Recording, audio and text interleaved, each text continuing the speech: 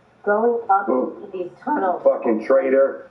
You fucking traitor. Don't tell people that we're fucking raping you, molesting you, and passing you around like a blunt on 420. You fucking traitor. Imagine that shit. She was raised in these tunnels and she made it out and she's being called a traitor. So, man. It's in the group chat, Anointed. Here we go. All right. They're still dealing with this right now to this day. Yes, there are millions just like me. There are millions worse off than me. There are millions that people cut off their limbs so they don't fight them back when they rape them. There are millions that they take pleasure in draining their blood and using it as a source of a fountain of youth. People have many sick fetishes, and the Hollywood elite, we sign their paychecks. We sign all of their paychecks every single day. This when you stream their music, when you buy something from their brands, we sign their paychecks. And these are the people that have put something in your face and made you want to believe that you are the one that are responsible to make them look the way they look. Their image is not what you think it is.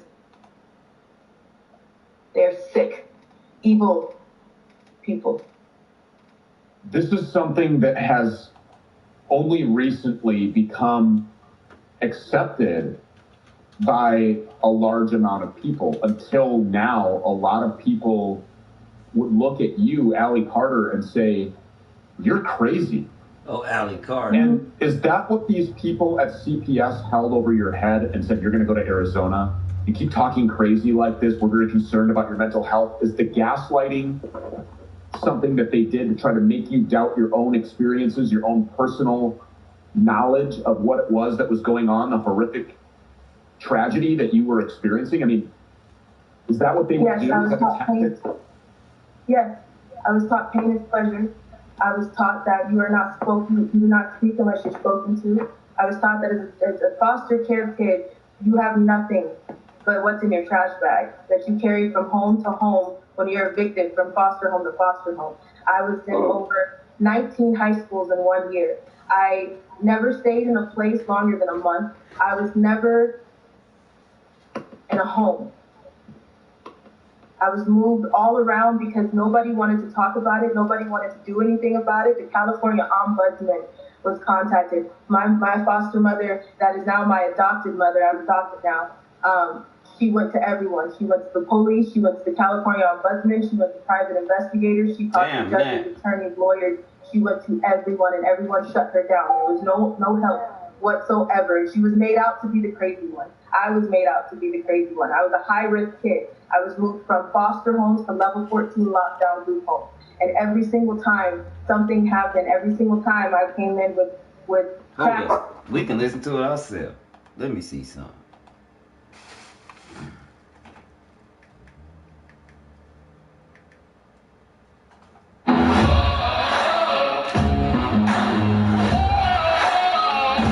November 10th, 2021. Welcome to the Stu Peters Show. My name is Stu Peters. The FBI's raids on Project Veritas prove what previously seemed insane and unthinkable.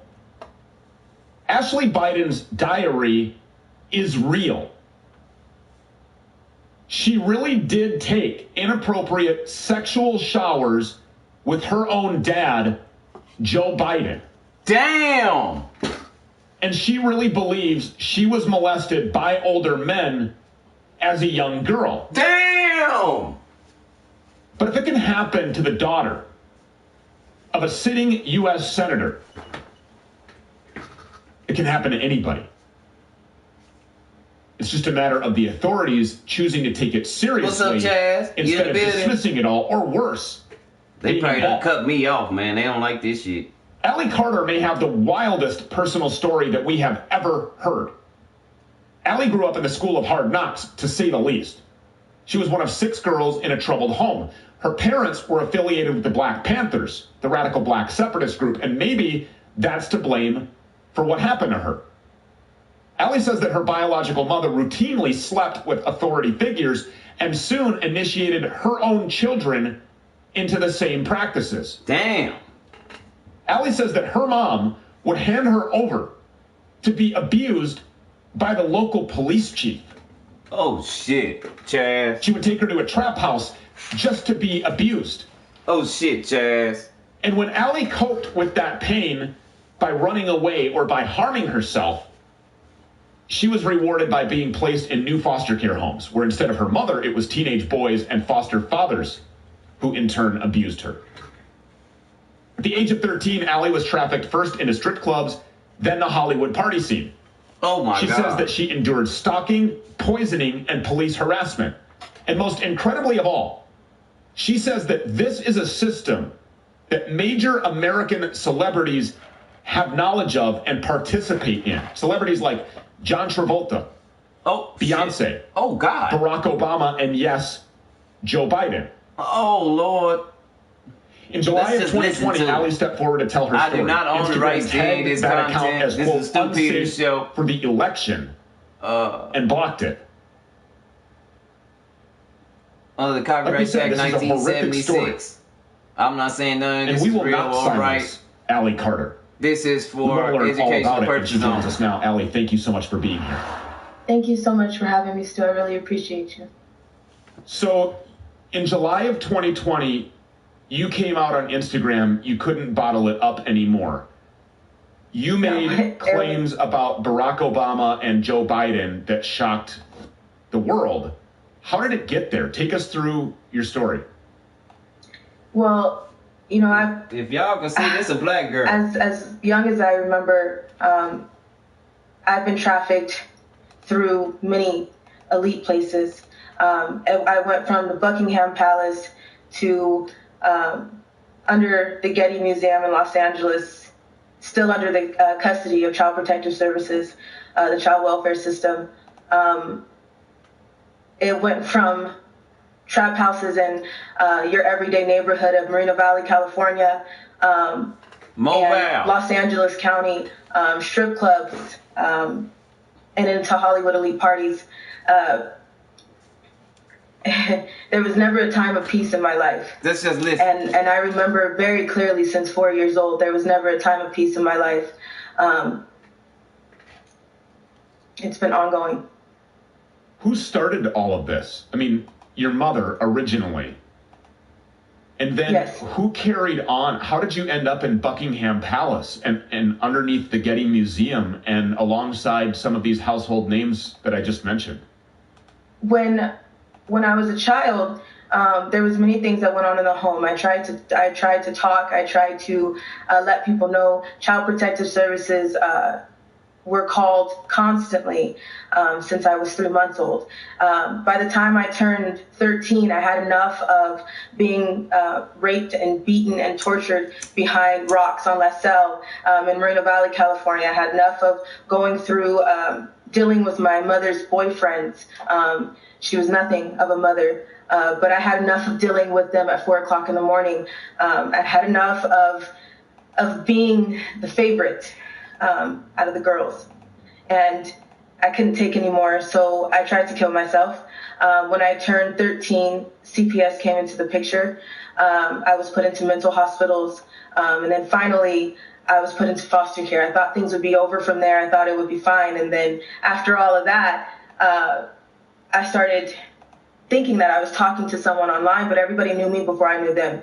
I was trafficked by a pimp who claimed to be 27 years old, and he was not. I found many passports, many different birth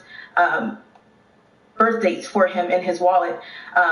And when I told CPS this, they put him down as a 27-year-old boyfriend, and he was a 27-year-old trafficker that was going in and out of my homes, paying off my foster parents, and taking me to Hollywood elite parties over and out of the country, which is, you would think, would be where the FBI would have stepped in. I was letting my social workers know, and they told me to stay quiet. They told me that if I told anybody else that I would be shipped off to Arizona and no one would ever find me again. So, you know, at one point, you learn that you have to deal with what you have to deal with when the people in authority are not there to help you. And everybody is so worried about the elite, and we could give those names of Barack Obama, Joe Biden. We know about Michelle Obama, that's a man. We know about Too Short. We know about Akon and Steven Tyler, and we can give those names all day, and everybody is so worried about that. But what you should be worried about is the people that are in between, the people that go as low as your grave diggers. I was trafficked to people within my schools. I was trafficked in underground tunnels that link under your schools, through your cemeteries, under your amusement parks, through Universal Studios, and into Hollywood elite homes, all over the place, all over the world. And people don't understand that, and they can't fathom that, and they can't put that together. But if you think about the things that have come out lately, and there's 200 children missing, and there's 300 children missing. What Amber Alert did you receive? How many times do you receive an Amber Alert every year? And if you think about that, how many children are coming up in your face that have been tortured and abused like this? It exists and it's real. And people don't want to face it. It happens in your schools every day as your grave diggers, your trash men. Everybody is involved, but everybody is looking at the top, and that's just a small percentage. And you really need to look at the people in between. So the names that you just mentioned, Barack Obama, Steven Tyler, Joe Biden, Michelle Obama. Chaz, I got another lady coming on in just a little while about with these 30 minutes. I got another lady. She gonna talk to us live. These people participating. She gonna talk to us live, Chaz. In sex abuse firsthand with you. Yes. Can you tell that story? Because that's important for people to understand and to know. And to this point, I don't think a national platform has given you the opportunity to say those things. No, because everybody is complicit. Everybody is complicit. It is covered up by your local FBI. It is covered up by your local police department. It is underground tunnels. There's a whole world. It's a different way of life. There's every source of transportation. When I met Joe Biden, I was rushed through many celebrities. Half of them I did not know. It didn't faze me to see them. It didn't. Some of them were actually very conceited and cocky that I didn't know who they were. Underground, under the Getty Museum in Los Angeles, there are many tunnels. Again, there's a way of transportation. There's every single way of transportation under the ground. I was sold to Joe Biden.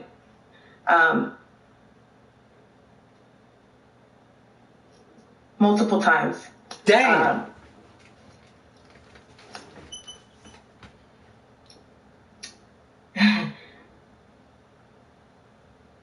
Sometimes people don't talk about it, because when you don't talk about it, it makes it okay. When you don't talk about it, it makes you bury it. When you don't talk about it, it's easier, and it kills that part of you. I was sold for blowjobs. I was sold for sex. There is many people who trade to eat, beat, and rape children under the ground. I have many friends that I've lost, and I have many people that I've met that didn't make it, that refer to me as a traitor. And that's because they're still dealing with this right now to this day. Yes, there are millions just like me. There are millions worse off than me. There are millions that people cut off their limbs so they don't fight them back when they rape them. There are millions that they take pleasure in draining their blood and using it as a source of a fountain of youth. People have many sick fetishes, and the Hollywood elite, we sign their paychecks. We sign all of their paychecks every single day. This when you stream their music, when you buy something from their brands, we sign their paychecks. And these are the people that have put something in your face and made you want to believe that you are the ones that are responsible to make them look the way they look. Their image is not what you think it is. They're sick, evil people. This is something that has only recently become accepted by a large amount of people. Until now, a lot of people would look at you, Allie Carter, and say, you're crazy. And is that what these people at CPS held over your head and said, you're going to go to Arizona? You keep talking crazy like this. We're very concerned about your mental health. Is the gaslighting something that they did to try to make you doubt your own experiences, your own personal knowledge of what it was that was going on, the horrific tragedy that you were experiencing? I mean, is that what they would do? Is that the tactics? Yes, I was taught pain is pleasure. I was taught that you do not speak unless you're spoken to. I was taught that as a foster care kid, you have nothing but what's in your trash bag that you carry from home to home when you're evicted from foster home to foster home. I was in over 19 high schools in 1 year. I never stayed in a place longer than a month. I was never in a home. I was moved all around because nobody wanted to talk about it. Nobody wanted to do anything about it. The California Ombudsman was contacted. My foster mother, that is now my adopted mother, I'm adopted now, she went to everyone. She went to the police. She went to the California Ombudsman. She went to private investigators. She talked to judges, attorneys, lawyers. She went to everyone, and everyone shut her down. There was no help whatsoever, and she was made out to be the crazy one. I was made out to be the crazy one. I was a high-risk kid. I was moved from foster homes to level 14 Chad, don't that sound like me on YouTube? And every single time something happened, every single time I came in with cracked ribs, with bruises, with bites, with rape kits beyond rape kits. No one did anything. I went from shelter to shelter, from CPS report to CPS report, and CPS is your cover-up. CPS is corrupt. CPS buys and sells and trades children. That is their major facade. There are some good social workers out there, and there are some social workers that know that they cannot speak on things, they cannot do certain things, and they have to abide by certain rules, because if you don't, you will be abused too, just like there is in the Brotherhood Freemason Cops. There is a secret society in the Freemason Cops as well. We are not safe. We have been threatened, harassed, stalked, and hunted down because I mentioned that I was trafficked under the Getty Museum. I have so much evidence. I have so much information, but I don't know who to give it to, and I don't know who to honestly talk to, because there's nothing that has come of it. I don't know if Trump is going to do something, because that's the only reason why I do have something to believe in Trump, because he has given money to trafficking organizations, but 501c3s are cover-ups too. So what exactly and where exactly is this money going, and is there any really help? Because there's not. While we're out here, our house has been broken into. I'm sorry. Our animals have been killed. We have been away from our home for a year. We can't go back without police coming out and asking us where we have been. We have been stopped and pulled over in 8 states without a ticket, without a warning, and without any logical reason. They just want to know where our car is, what time that we'll be back, where are we parked, and how long will we be out, and how much money do we have. This is not normal, and everybody knows that something is wrong. So when you say that Trump has given money to trafficking organizations, you mean organizations that fight trafficking, right? Human trafficking. I just want to make sure that I understand that. He's not participating in funding human sex trafficking. No. Pay attention. That's not what I believe, and no, that is not what I've ever heard. I believe that Trump has done something because he is the only president that has mentioned it, and Trump is the only person that I haven't seen. Wow. To be honest with you. So firsthand, these people were in a room with you and they raped you. I mean, there's no other, I want to be absolutely 100% candid. Barack Obama, yes. Joe Biden, these people raped you. And you say that you have these mountains of evidence that nobody wants to look at. What evidence do you have? We have police reports, we have rape kits, we have information, we have videos, we have so much. But again, there's so much that I can't put completely out there, and I have mountains of it. But I do understand that when I was 16, I ran away from CPS. This is how I escaped. I was auctioned to Russia. I knew that if I went to Russia with this man that I would not come back and I would die. So I ran away and I hid for a year. I did what I had to do, and I can't say exactly what I had to do because it would put some people in danger. But I'm here and I'm alive. During this time, my pimp sent fake FBI to homes to interrogate, to disrupt the neighborhood. But when the suspects that they thought were the ones that were guilty and called them back, they didn't want anything. They didn't want to talk. They just wanted to see exactly where I was. It didn't end from there. It hasn't ended at all. I'm 27 years old now, and it should be done, because if this was just about sex, if this was just about money, this would be over. But this is not what this is about. MK Ultra exists. DID exists. This hell exists. Explain that for people who don't understand what that really means. So what is this really all about? This is all about power and control. MK Ultra is a mind control programming. It happens to Hollywood elites. It is happening right now to Britney Spears, Lindsay Lohan, many celebrities just like them. But nobody understands and nobody knows, because it's a part of control.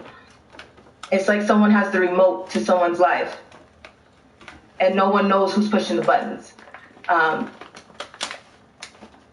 Dissociative identity disorder happens when you have nowhere to go with the trauma, when you have nowhere to go with the pain. So your mind splits and shatters into a million pieces, but those are people that have had to take a part of the pain and do what they have to do to stay alive. So a lot of your detractors, skeptics, would say Allie Carter waited until July of 2020 to come out with all of this on Instagram. That was conveniently just before a highly contested hot presidential election. This is a political hit job. That's all this is. To those people, what do you say? Human sex trafficking, human child trafficking is not an argument. It's not a political issue. It's not a religious issue. It's not a sexual orientation. It is a humanity issue. What's up, Sal? There are children that are black, white, blue, green. There is no one You already know. that needs to have an argument about this conversation.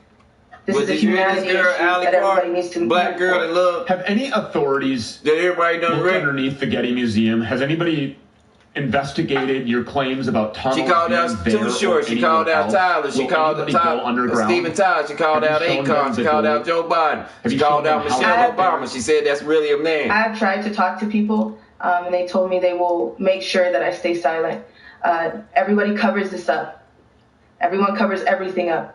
But it's not just the Getty. It is underground in your schools. It is underground in your cemeteries. It is underground every day where you walk on. Who's manufacturing, everything. who's building, who's creating these tunnels? I don't know. Do you have any idea? That's what everybody, I have no idea. I do not know who's at the top. Ain't this a bitch?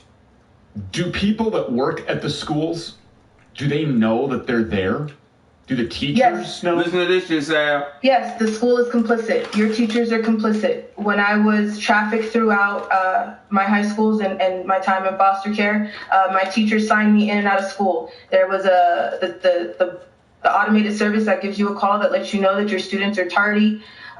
They were making sure that I was present in my classes, but I was dropped off at school. I was picked up by my pimp. I was returned before the bus got back, and I was placed back in my foster home, or I would not go to school for the day.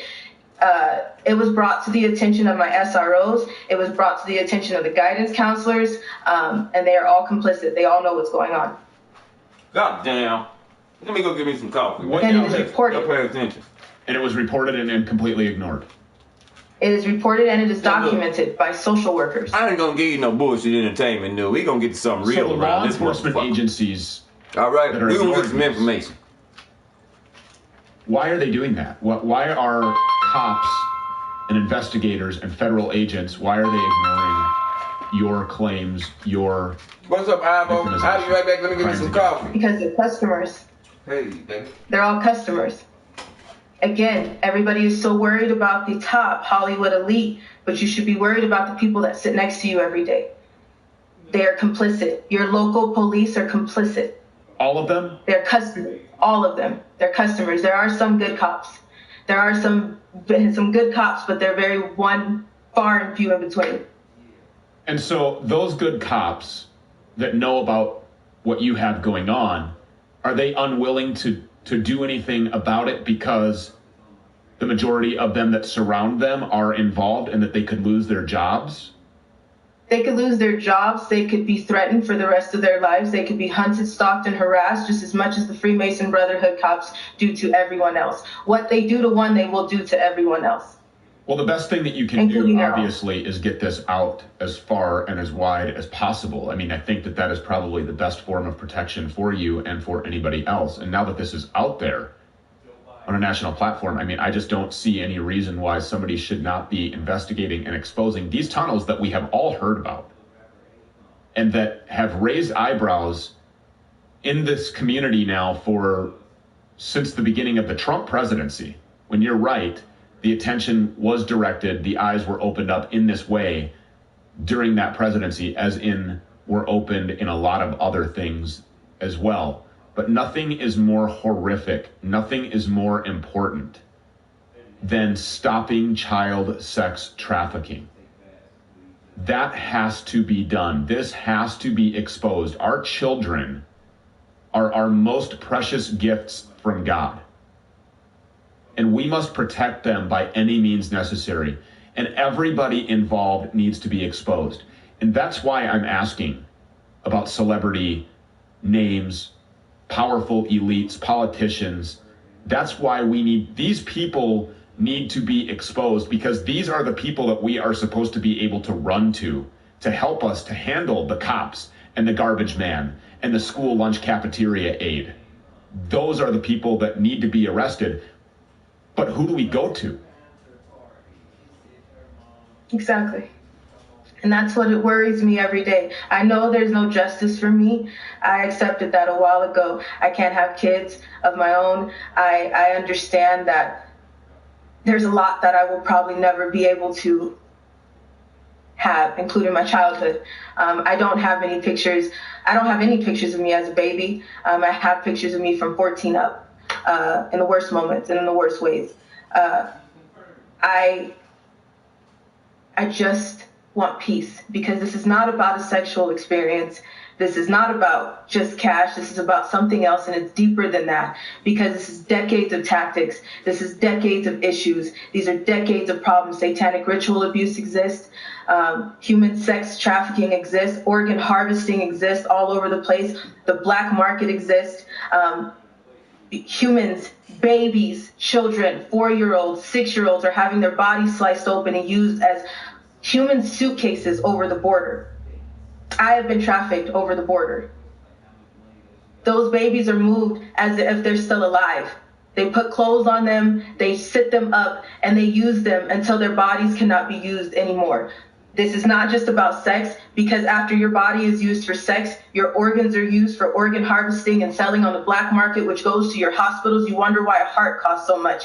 You wonder why a liver or a kidney costs so much. And because of that, you can go to Mexico and you can get it for a little bit cheaper, and you wonder why. There is so much going on, and this is decades and decades of tactics that people need to wake up to and do something about, because, again, our authority is not going to do it. Despite everything, it's going to take everyday people.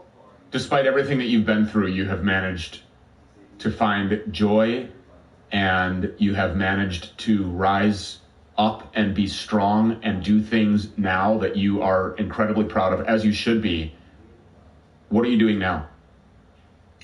I'm a dance teacher. I'm a cheer coach. I have been since I turned 18 and was able to live with my mom in foster care. I'm adopted by now. I'm a special needs teacher. I love my kids like my own, because I can't have children, and I miss them so much because I had to just walk away from it for a second to deal with all of this. The threats come every year, but I do what I have to do, and I keep a smile on my face, and I love to be that mentor for babies. I'm a birthday host and go to 4-year-olds parties and read books to them. On my time off, I braid hair for foster children that cannot get their hair done because they have to basically pay for it by themselves, because every foster parent is living paycheck to paycheck but using it for themselves to make Hawaii trips and whatnot. I love what I do. Yeah, you have a lot to be proud of. And I'm a college student too. Good for you. This is out there now and needs to be immediately investigated. And we're going to continue to follow up with this. We don't know who to go to. We don't know who's involved. But somebody somewhere is going to hear this that has the balls and that has the authority and that has the courage and that knows what is right. In Jesus' name, I'm going to pray that. I'm going to command that that happens. Allie Carter, for being here and for telling us your story and for your bravery. Thank you so much. We appreciate it. Thank you. God bless you. God bless you. Hello, I'm Mike Lindell. Cancel culture has not only affected myself and my pillow, but millions of you out there. Before all this started, I had already written in my memoir, I dedicate this book to anyone that's looking for hope. Well, right now, we're all looking for hope. I believe that my story is going to bring inspiration and hope to everyone. By the time you're done reading my book, you will believe that with God, all things are possible. To thank you all for your support, I'm offering some of my best prices ever on my pillow products, including this exclusive bundle. You get my book and these 5 My Pillows. They all have beautiful scenes and verses from the Bible, such as Isaiah 41:10. Do not fear, for I am with you. This 6-pack bundle is regularly $219. Now it's just $99.98 and free shipping with your promo code. Go to mypillow.com and use the promo code on your screen or call the 1-800 number below. Thank you and God bless. Well, yesterday on the program, 13-year-old Maddie DeGaray appeared here for the first time on a national platform to discuss how she was injured permanently from the Pfizer jab as she participated in that trial. They have tried to suppress her speech and silence her, remove her, and tell her that her injuries are all in her head. The normalizing of chaos. Uncle Bob just unexpectedly dies. People are experiencing adverse events, different reactions. This has nothing to do with the shot. And of course, the FDA, we proved just yesterday on the program as well, is intentionally hiding adverse events. But what about covering up for these side effects? Deanna Lorraine joins us now and says that this is actively happening, that you're being gaslighted, and that propaganda is coming your way to normalize the injuries that you're going to experience. Deanna? 100%. Well, as you know, probably there's nothing more that I love bringing to your masculine program than talking about women's periods.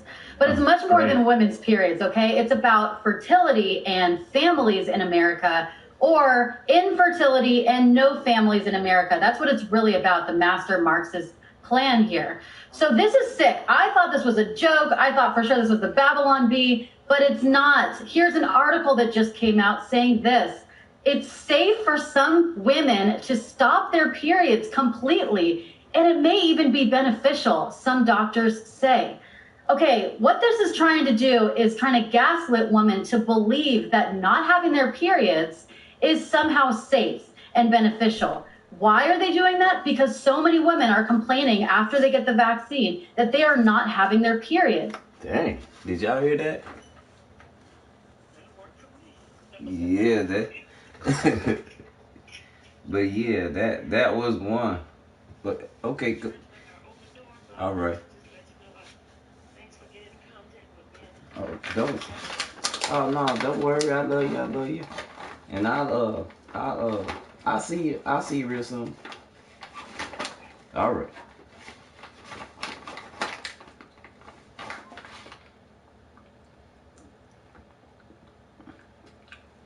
Yeah, in about 15 minutes. Did y'all hear that? You hear this? Man, if y'all still in here. A lot of people don't like hearing that. They don't like educational stuff, but so I dig it. But did y'all hear that? Did y'all hear what that girl? What the girl had to say? Don't worry. I got another lady on who brothers work for it. So certain people's handlers, certain big rap artists and rock artist handlers that we idolize, that we think are good guys and stand-up guys sometimes. You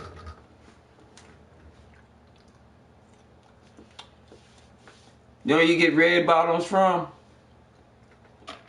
That's from when they sacrifice. These are bloody shoes.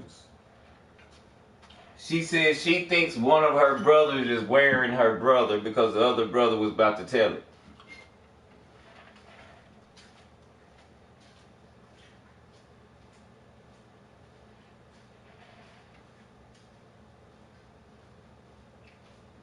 But the thing with this lady right here, though, the thing I'm gonna tell you about this lady right here that's coming up, she gonna be live.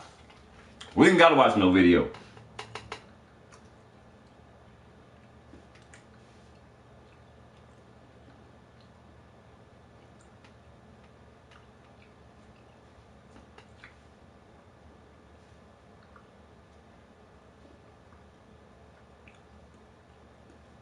That's the thing about this lady, she gonna be live.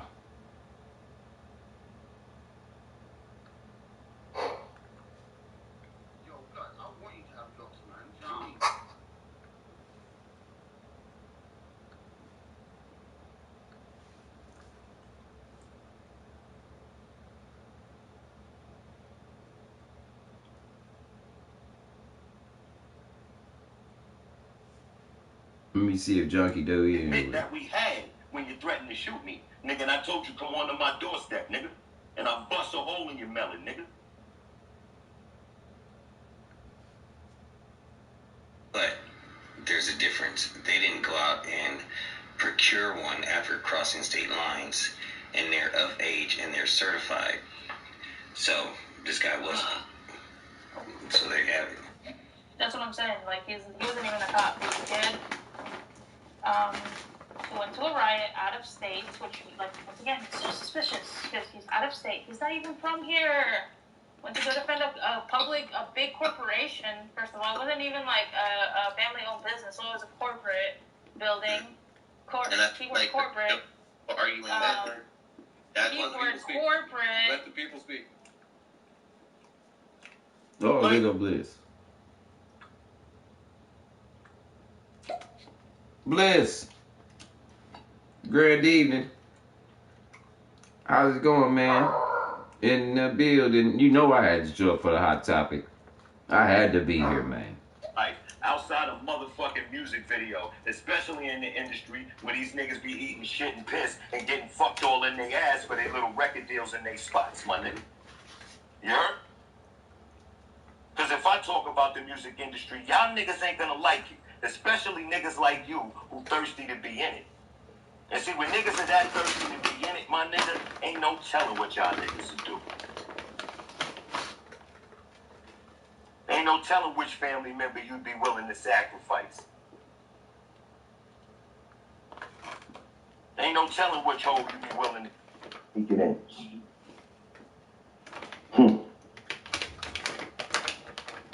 But I'm gonna go bring some real positive energy to this act and expose niggas like them sex industry and music industry and all of that type of niggas, my nigga.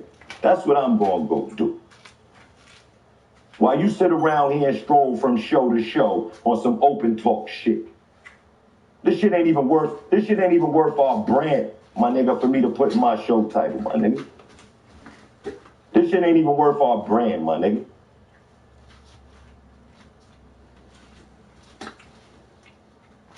But I hope when you go back to this, my nigga, you can listen to this and let this shit speak to your spirit. Nah, Trip, don't even come up here, my nigga, because I don't even want you to be, you know what I'm talking about?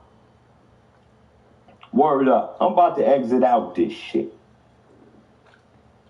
And I'm going to exit out on a note of motherfucking education, man. I'm not the same as niggas, man. Y'all niggas can hate me all y'all want. Y'all can talk about me all y'all want. Y'all niggas ain't a part of my mission. Y'all niggas ain't a part of my mission, my nigga.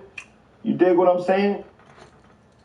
Y'all ain't even bumps or obstacles in the way of my mission, my niggas. You're not. Some people have understood that already and moved on. But the troll-like mentalities, my nigga, when they see you and they see the element that you resonate in, bro, they pick and prod and they want to look for your imperfections. You dig what I'm saying to you? They want to look for your imperfections. But the funny thing is when niggas point out your imperfections and then other people see you still standing in your motherfucking essence and on that square the same as you was before, during, and after, my nigga. It only exposes you even more. Right now. Because then now that has people looking at me like, God damn, how can this nigga still be sitting there on that square the way he's sitting on it? Why you not different and why you ran? And why like a real fucking king I'm sitting here? You see, this is why niggas like you can never be a leader, because the leader would leave his people to the slaughter. Why they hightail it the fuck up out of there? What'd you do, leader? You not here no more. I didn't leave. I didn't kick you out. You called me in this motherfucker. You called me in here and then left your shit. You called me in here and left your shit. Because you can't answer questions, what have you ever done for your people outside your motherfucking household, nigga? What'd you do for the lady down the block, my nigga, that barely got food in the house, nigga? What'd you do for her? Huh? What'd you do for that little boy that's nice as fucking basketball, my nigga, but his mama can't afford for him to play or decent sneakers for him to play in? Huh? What'd you ever do for that little kid, nigga? Nothing. Not never. Not never. Not never. See, I got a resume in that area, my nigga. Hey, let's roll in, baby. Never took one donation, motherfucker. All that shit came out my pocket. We my pocket, nigga. Like I said, I take care of my I'm talking about almost a decade, nigga, of donating, nigga. Boy, we are not the same, nigga. We are not the same. So until you catch up then, nigga, I don't give a fuck about no love and hip-hop, nigga. I don't care about you twerking in no music video, nigga. I don't care about you hugged up with no bitches, my nigga. Don't none of that shit make you no king, my nigga. And it'll never put you elevated higher than the elevated, B. Not never. Niggas done been there and done that, my nigga. You're living a life niggas done lived, my nigga. Niggas see that shit is whack and corny. It's 2021, nigga. The fuck are you doing for society, my nigga? Besides helping to pollute our women and yourself, nigga. And give a bad example, nigga, to the kids up under you, my nigga. Fix yourself, nigga, before you talk about somebody fixing something on them or in themselves, nigga. Fix your internal, motherfucker. That shit is a much longer haul than some cosmetic shit. You know what I'm talking about? You might want to rethink your strategy, homie. Homie. You might want to rethink your strategy, homie. He ain't talking to none of y'all. I know he's like talking my to me. man said, man, this is more of an education, my nigga. This is more of an education, my nigga. I'm not even saying none of this shit to put you down. So when you say you do shit for your community, just remember, you called another brother up here to try and put him down. You right. But again, my essence has me still sitting here talking But shit. he talking to a nigga. And your bitch-made essence made you run from a show. This dude ran from his own show. He called him into a show. Shit different. To try to front him out about the music industry that I just exposed. Bliss. Peace, King. Good evening. What up with it? How's it going, man? In the building. You know I had to joke for the hot topic. I had to be here, man. Oh, nah, man. That one goes down in 4 minutes, man. It's just some... I'm not even going to call it house cleaning. I'm just going to call it a lame-ass that was me talking trying to troll and give some attention to himself. You understand what I'm saying to you? Hey. But I keep telling these niggas, bro. You think you can stop me? I'm here for all that shit. You understand what I'm saying to you? Like, you can sit up here and crack jokes and all of that, my nigga, but you don't have no energy behind yourself. But 4 minutes, my nigga, Rice, it's going all the way the fuck down, man. And we're going to get into some real substance. What he call me? See, every now and again, what he call me? Wayne Brady got to smack a bitch. Damn. Oh, snap. Shout out to Elevated Bliss. Also support independent artists, JunkyDave.com. You know what I'm saying? Support independent content creators at ANNmerch.art. I don't know they're trying to call me up. They know me. I'm here for it. Let's go. They know Let's me. Get it. They know me. You can't scar me up, baby. They know me. Y'all already know what it is, man. Victim's voice going down in 3 minutes as this lame ass nigga comes back in the room to listen. Like, I can't with niggas, B. You see what I'm saying? This is what I mean about niggas. This is how, like, his energy had him so mad out the door, nigga, he had to come back in and listen. This is the crazy shit. This is the crazy shit. I guess his name New York Red. But yo, powerful interview tonight. Shout out to Penny. We definitely gonna get it in tonight. Penny L.A. Shepherd. I'm on my way. In 3 definitely, minutes. have Y'all there for it all. Draw dropping information that The she reason was why I sharing do this a lot morning, so I can have the information myself. And I kind of had to cut her off. I'm gonna call them and tell them, hey man, I was recording in that moment there was so much but I had to that story. You know what I mean? But not only that, I just wanted to be enthralled in it. I didn't want to rush through it. You know what I mean? I wanted to receive every bit of that. You know what I'm talking about? The truth always hurts more than funny. You see, you can crack jokes on a nigga. Make a nigga mad. But the truth now, shit, that shit the truth is going to eat at your soul. You can't be a nigga out here trying to expose the industry and a nigga being exposed by it. That shit don't work like that.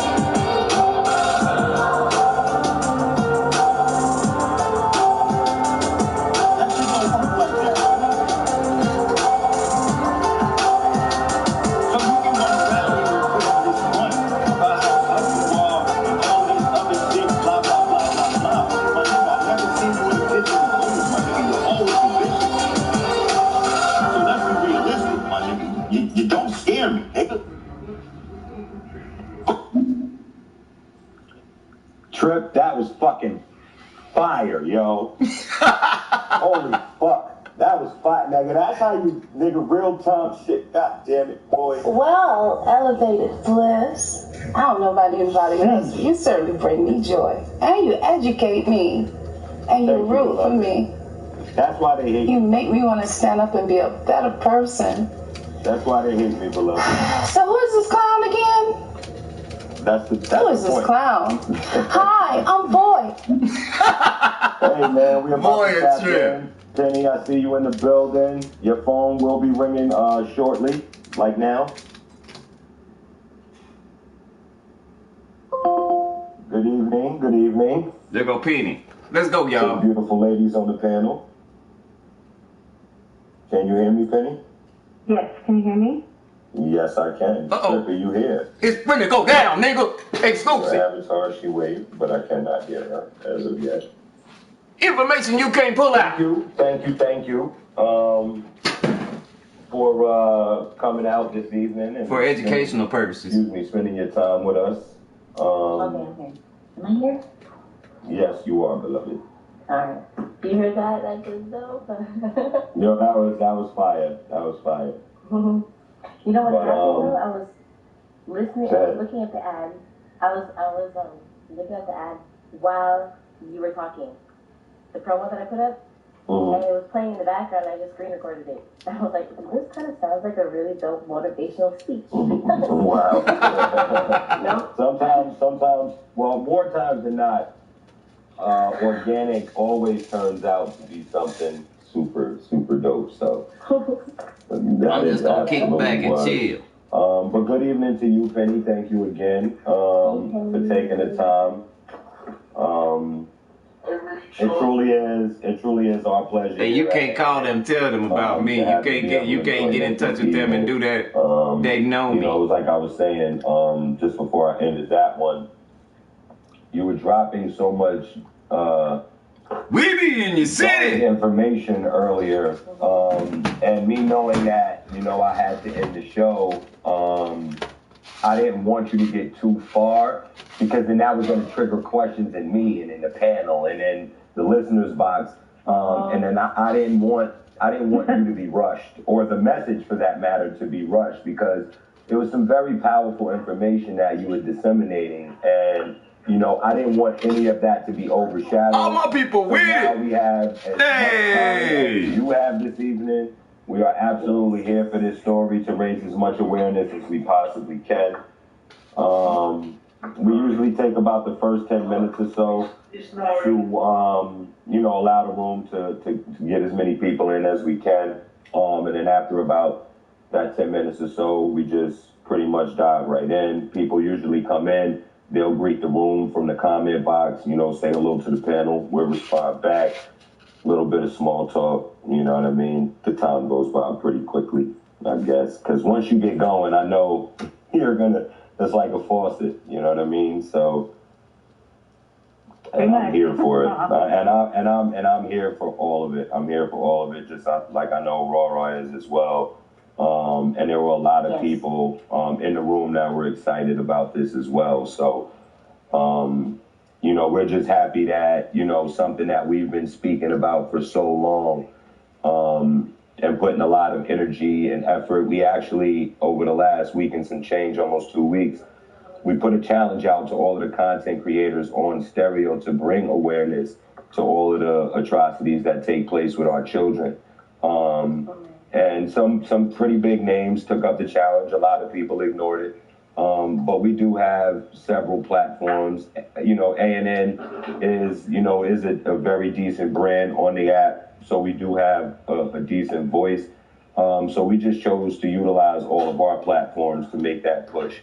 So, it was interesting that I was playing that video this morning, and then you happened to come in. And it's like I said to you, we don't normally allow people up on our panel. We ask people to leave a message first, so that way we can kind of feel that person's energy out. Or sometimes I'll just flat out ignore them and X that person's request out. But for some reason, I don't know, like I read your profile and I'm like, shit seems interesting. I'm intrigued, you know what I mean? I've had a lot of that. People that come to me on LinkedIn and they're like, you have a very interesting profile. I'm like, so what seems so interesting about it? Because my main goal when I first started writing, because I've been writing since I was in 6th grade. I wrote a children's book in 6th grade. But my main goal was to unerase myself because I'd been erased. I'd been given essentially a chemical lobotomy. And when I left San Diego in March of 2015, I started writing. Mute.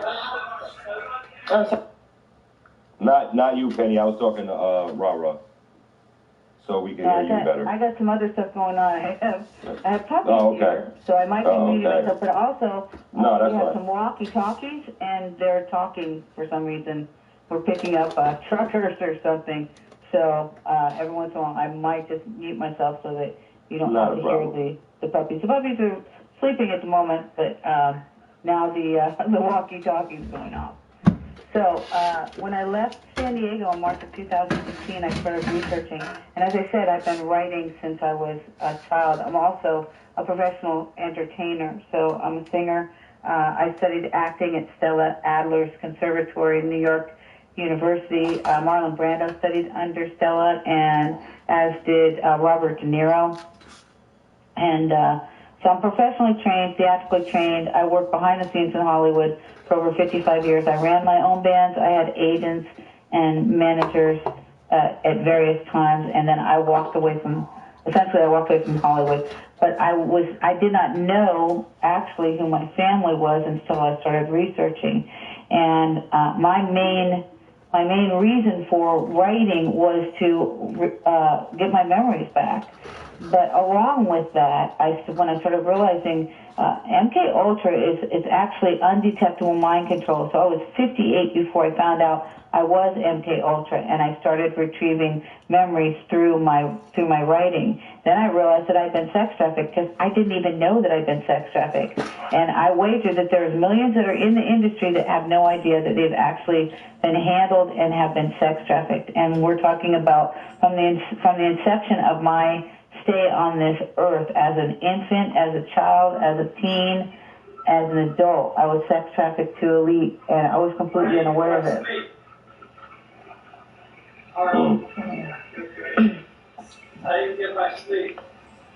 Sheesh. I mean, well, I'm absolutely thankful for you. That you were able to, escape that life, number one, and number two, find a voice to be able to be a voice, you know what I mean, for those that are voiceless. And you understand better than any of us on this panel and in this room, for that matter, I'm sure, what living in a voiceless type of environment is, you know what I mean? So I just want to thank you so much, again, for being here and, for being such an advocate for these children, because as somebody who's been a part of that, to make it out, so many people live life damaged, as a result of it. And we all are damaged to some degree.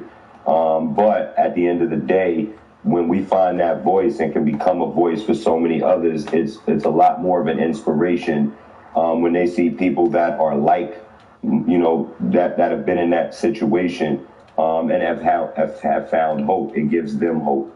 So I just want to thank you for being hope for so many. There's another girl who I'm acquainted with. Her name's Allie Carter.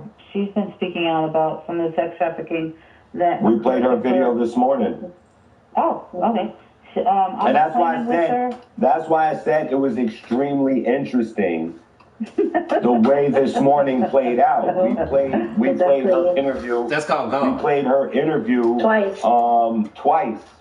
And right after the second time, we just listened to her interview. Sent the request. Like, I think you said, we sent the request right at the end of it, and I brought you in toward the end of it, and then we greeted you within like the last 2 or 3 minutes of the clip. But we played her interview with Stu Peters this morning. So when I tell you that we're aware, now I can't say we know everything or we know every intricate part, but we know a lot more for the regular, average, everyday person. Oh, don't kill him now. Don't kill him now. Then we should. It's not even close. Like, we know way more than we should know. I tell people I now have 35 chapters. I just am writing my chapter on Travis Scott. I'm also working with Megan Walsh. She's the daughter of John Walsh of America's Most Wanted. He's taken her children. He's using corrupted CPS and his ties, his intrinsic evil ties, which lead to the presidents of the United States. When Megan was like 2 years old, she was presented in front of Reagan. John Walsh got his fame from the murder of his son Adam, which is still the sacrifice of his son. Correct. Which is still in question as to, was he sex trafficked like Johnny Goss? Was he in fact murdered? I'm talking to several authors who've written books about Adam, and some are very, very stayed in their position. Willis Morgan says that he was indeed murdered by Dahmer, and then they had him murdered by Otis Toole and Henry Lee Lucas, which they did not commit the murder. And I'm doing shows with Dave Zublik on Friday, so Megan and I will be on Dave's show, Dark Outpost, tomorrow, 11 Central Time, my time. And we're discussing all of the various ties for these Save the Children organizations, which are not Save the Children organizations. No, they are not. Sex trafficking organizations. Absolutely. And so we're examining all the ties. So I've created, Cheers on some real shit. If you want to send me on my phone, send me your email address, and I'll send we don't want to hear about no whole bunch of niggas telling on each other or no niggas. That's right in my bio. Like a mom. You just got to tap on my head and it's right there. Okay. Even though that's popular. The PowerPoint that I Let's help the kids though. In regards to let's see who I'll be talking to. Walsh, to the president, to the head, to the CIA. Where I get my information from. To I think it was either Casey or it was Casey, not Colby. Casey was the head of the CIA under Reagan, and then we had the Finders cult, which is still ongoing today. The Finders cult was sex trafficking and selling children to the United States embassies overseas, and in Vietnam, we were also sex trafficking children. That's part of our currency. So we sex traffic, we drug traffic. America actually establishes regimes in other countries. For instance, we put the Shah of Iran in place. So when the Shah fell, then he ended up where John Walsh was. John Walsh was on Paradise Island. Paradise Island was created by Huntington Hartford. Huntington Hartford was the heir to the A&P grocery store chain. He had over $90 million. So Huntington Hartford, his sister married a man named Ivor Bryce, who was British intelligence. Ivor Bryce's best friend was Ian Fleming, best known for 007, but Ian Fleming was actually a British spy, and their exploits of 007 were written upon their actual exploits in espionage within the global arena.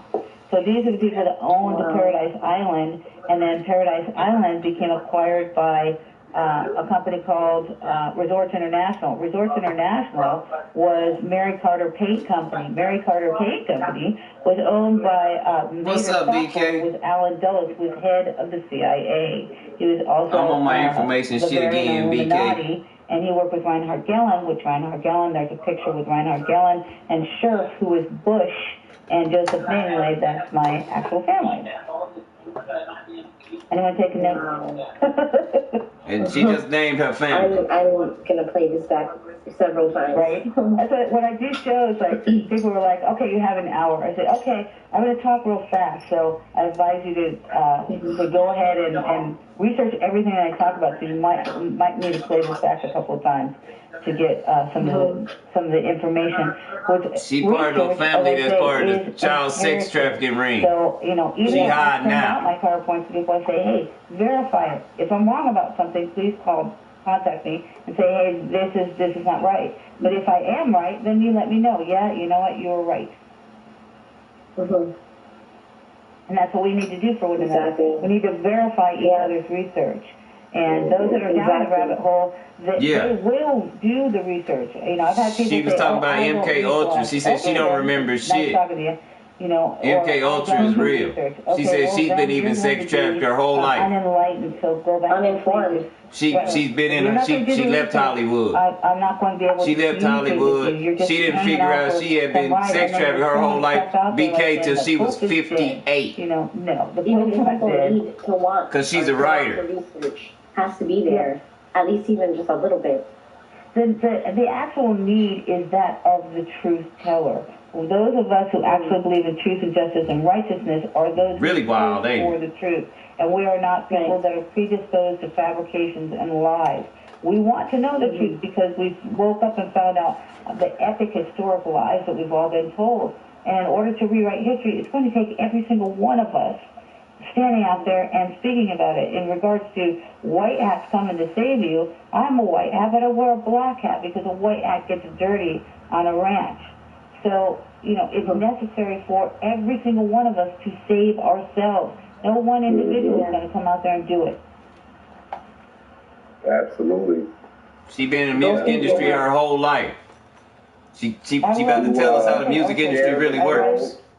To share the show? I did share it. Oh, okay, all right. I just saw the text now. I know. I was like, how do I share this? Let me share this show on Facebook. And hey, the promo was supreme. Facebook. I sent it to an ex-bass player friend of mine who does post-production, and he said, wow, did you do that? I said, no.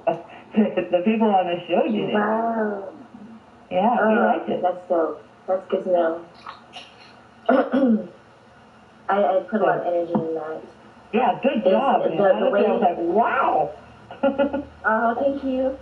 The way that this morning went, it just went from that, and then I paced myself throughout the day, just like, adding this, adding that, and then it's always like this, 3 hours before show, I just post it. It was awesome. I was like, how do I save this?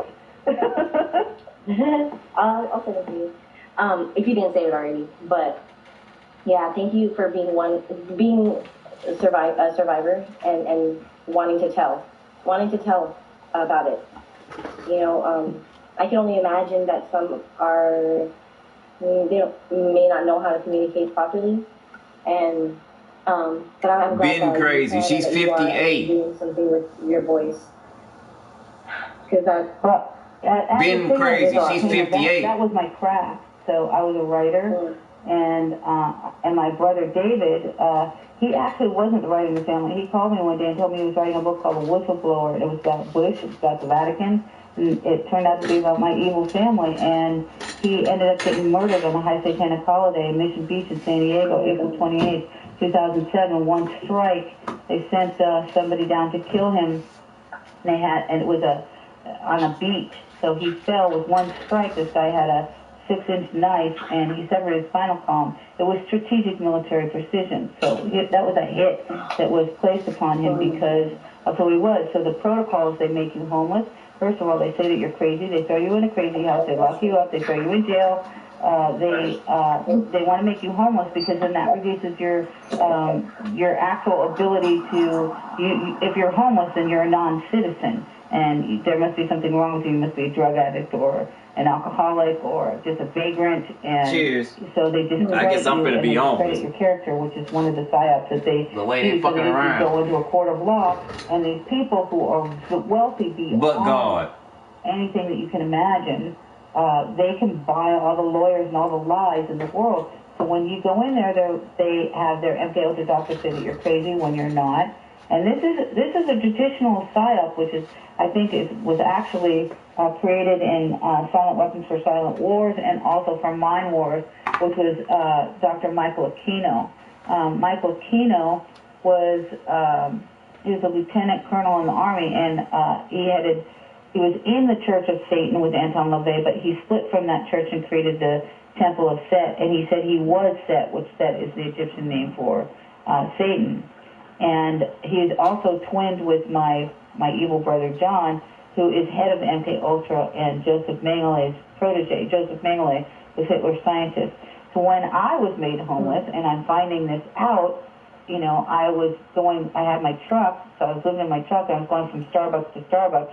And, as a singer, I traveled on the road. Sometimes you had to sleep in your car. So this wasn't anything that was, foreign to me. I mean, we were booked in hotels and venues such as that, Hilton hotels and stuff like that. So that wasn't something that was foreign to me. So when I was homeless, I had no fear. I knew that I was protected by God.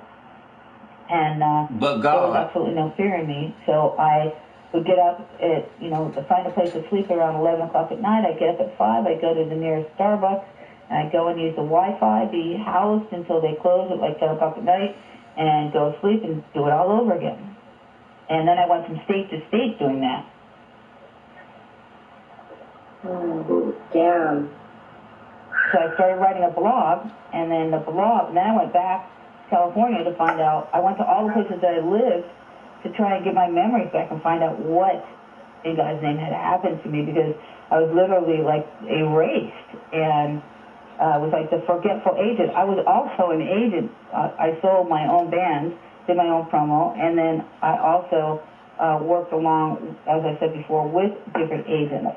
And as it turned out, my agent John in the 90s, I found out from my first husband, Steve Zenos, that John was my brother, and then he died of a heart attack 3 weeks later.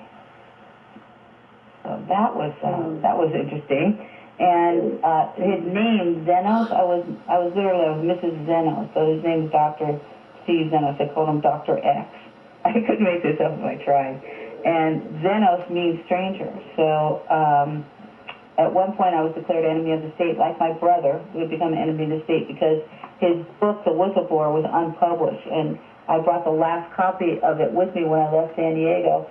And an agent that was working in Bill Hybels' church, who knew my other agent, Jarrell, who is Albert Speer's son, Hitler's Minister of War, took my briefcase, my leather briefcase, from me, which had the only copy of my brother's script.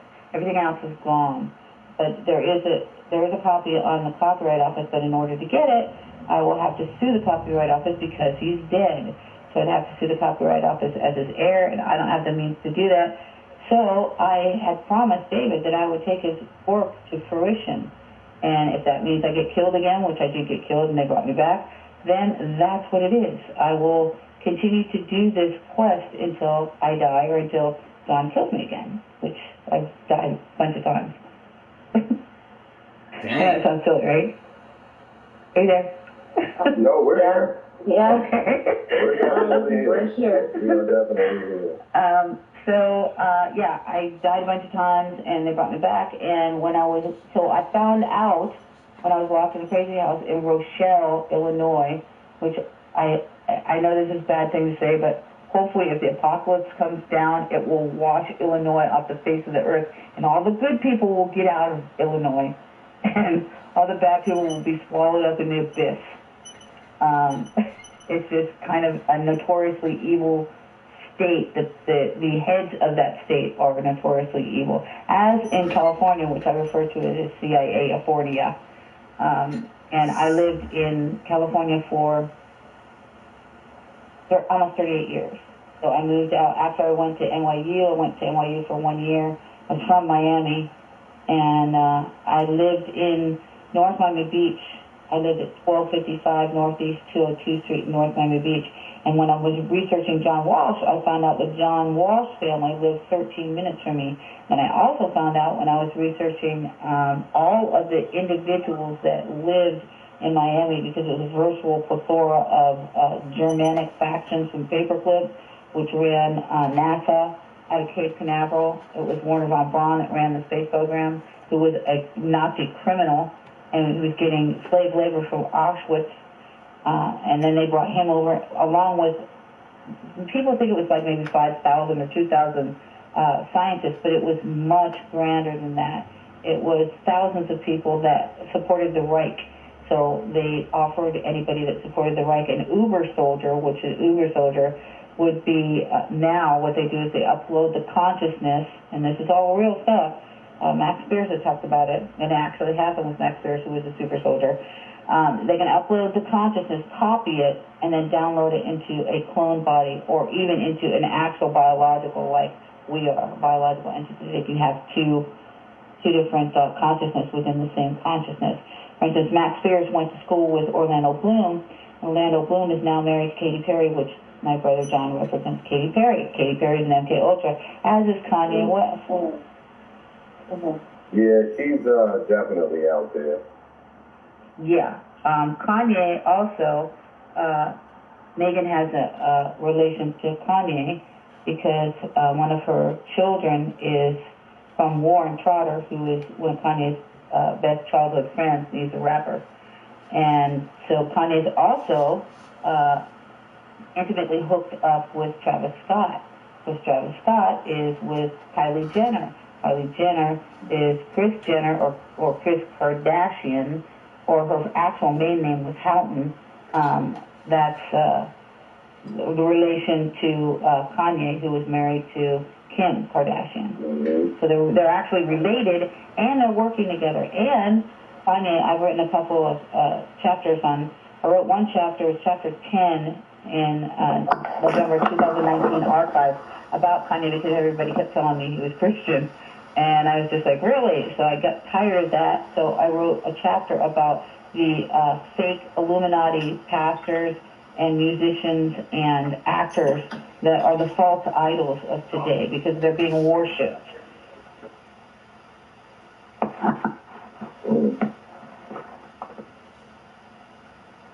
We still here? Am I still here? Okay. Oh, okay. I mean, I could pretty much go on ad infinitum. So when I started writing, when I left, and then I started realizing who my actual family was, I wrote to my brother, I wrote him an email, and then I wrote to my first handler, who's Albert Spear's son, Hitler's Minister of War, and then I started saying, why does John look so much like Joseph Mengele? Why do I look like Irene Schoenbein, who married Joseph Mengele? And why did my murdered brother David look like Rolf? And there was no answer. Everyone was silent. And that's when they figured, when they made me homeless again, then Darrell asked me to go out to his place in Lake Havasu, because they wanted to know what I knew. And because I'm a trained covert asset agent, assets are referred to sometimes as agents.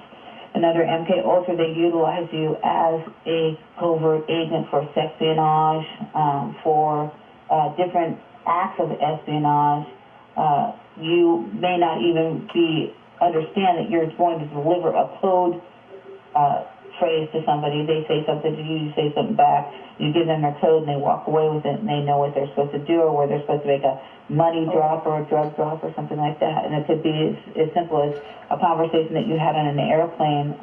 I remember I was going to do a country gig in a band called Way Out West, and I do all kinds of music. So I've done jazz, R&B, pop 40. The last venue that I crossed was country music because I never actually liked country music. I did more soulful R&B stuff. And when I was flying out to the Dakotas for Way Out West, one of Prince's bass players sat next to me. He said he'd been working, I think it was Michelle O on, it was either Manic Monday or something like that. And so, in retrospect, and I didn't recognize him until Prince died, and I was like, that's the same dude that sat next to me. His dreads look the same, and he doesn't look like he aged. It's been 20 years. And, and then my memories started coming back, little by little. When I first went out to see my brother, I could not speak for 5 minutes at a time. I had no memory retention, no short-term nor long-term ability to remember anything. And now, because of the last 5 years, I've been researching 24/7, I have been able to retain names and dates and places, historical events that I didn't have that ability before. So I try to tell people you can get your memories back, and I have a unique methodology which worked for me. So I do have a master's degree in education and a minor in psychology, but I am not a licensed practitioner. So when I tell somebody something, I just say, as a friend, this is what worked for me. So I would suggest maybe you might want to try it. See if it works for you. See if you're able to get your memories back. And one of the things that I utilize is I found out that movies are real militarized strategized intel, and I found that out the hard way. And when I was locked up, one of the girls that cleaned the toilets said, you should watch Stranger Things. So it's like, really? I just found out my family are Hitlers, Eichmanns, Mengeles, and Spears, oh my. And I'm locked down in a place with 60 drug-crazed psychopaths trying to kill me. And you're saying I should watch Stranger Things. So I did watch it, and I cried because I realized right then and there that little girl is actually me. And I'm not talking figuratively. No, I'm not the actor Millie Bobby Brown. But the character that they actually wrote me. So the character's name is 11, and I was born August 11th, 1958. I was born Penny Lou, my last name was Fortner, and I knew that was not my name. And then my baptismal name was Anne, so that's where the L.A. comes from. And Penny is short for Penelope. Penelope, the AKA or nickname for Penelope is L, and that is the character's name. But what they do is they take your birth date. So they took my day of birth, 11, and that's what they called me, was 11. And I was utilized at different bases. And I know my brother and sister, because everybody lies, but my brother and sister had told me that I disappeared for like a month, almost 2 months when I was 8 months old. They said I had pneumonia. I don't think so. I think I disappeared because they were experimenting on me in the hospital when I was 8 months old. And I don't know what they were doing. I don't know if they were altering me chemically or, what the experiments were, because I don't remember. But I do know that throughout my life that I had a whole period of time that was missing.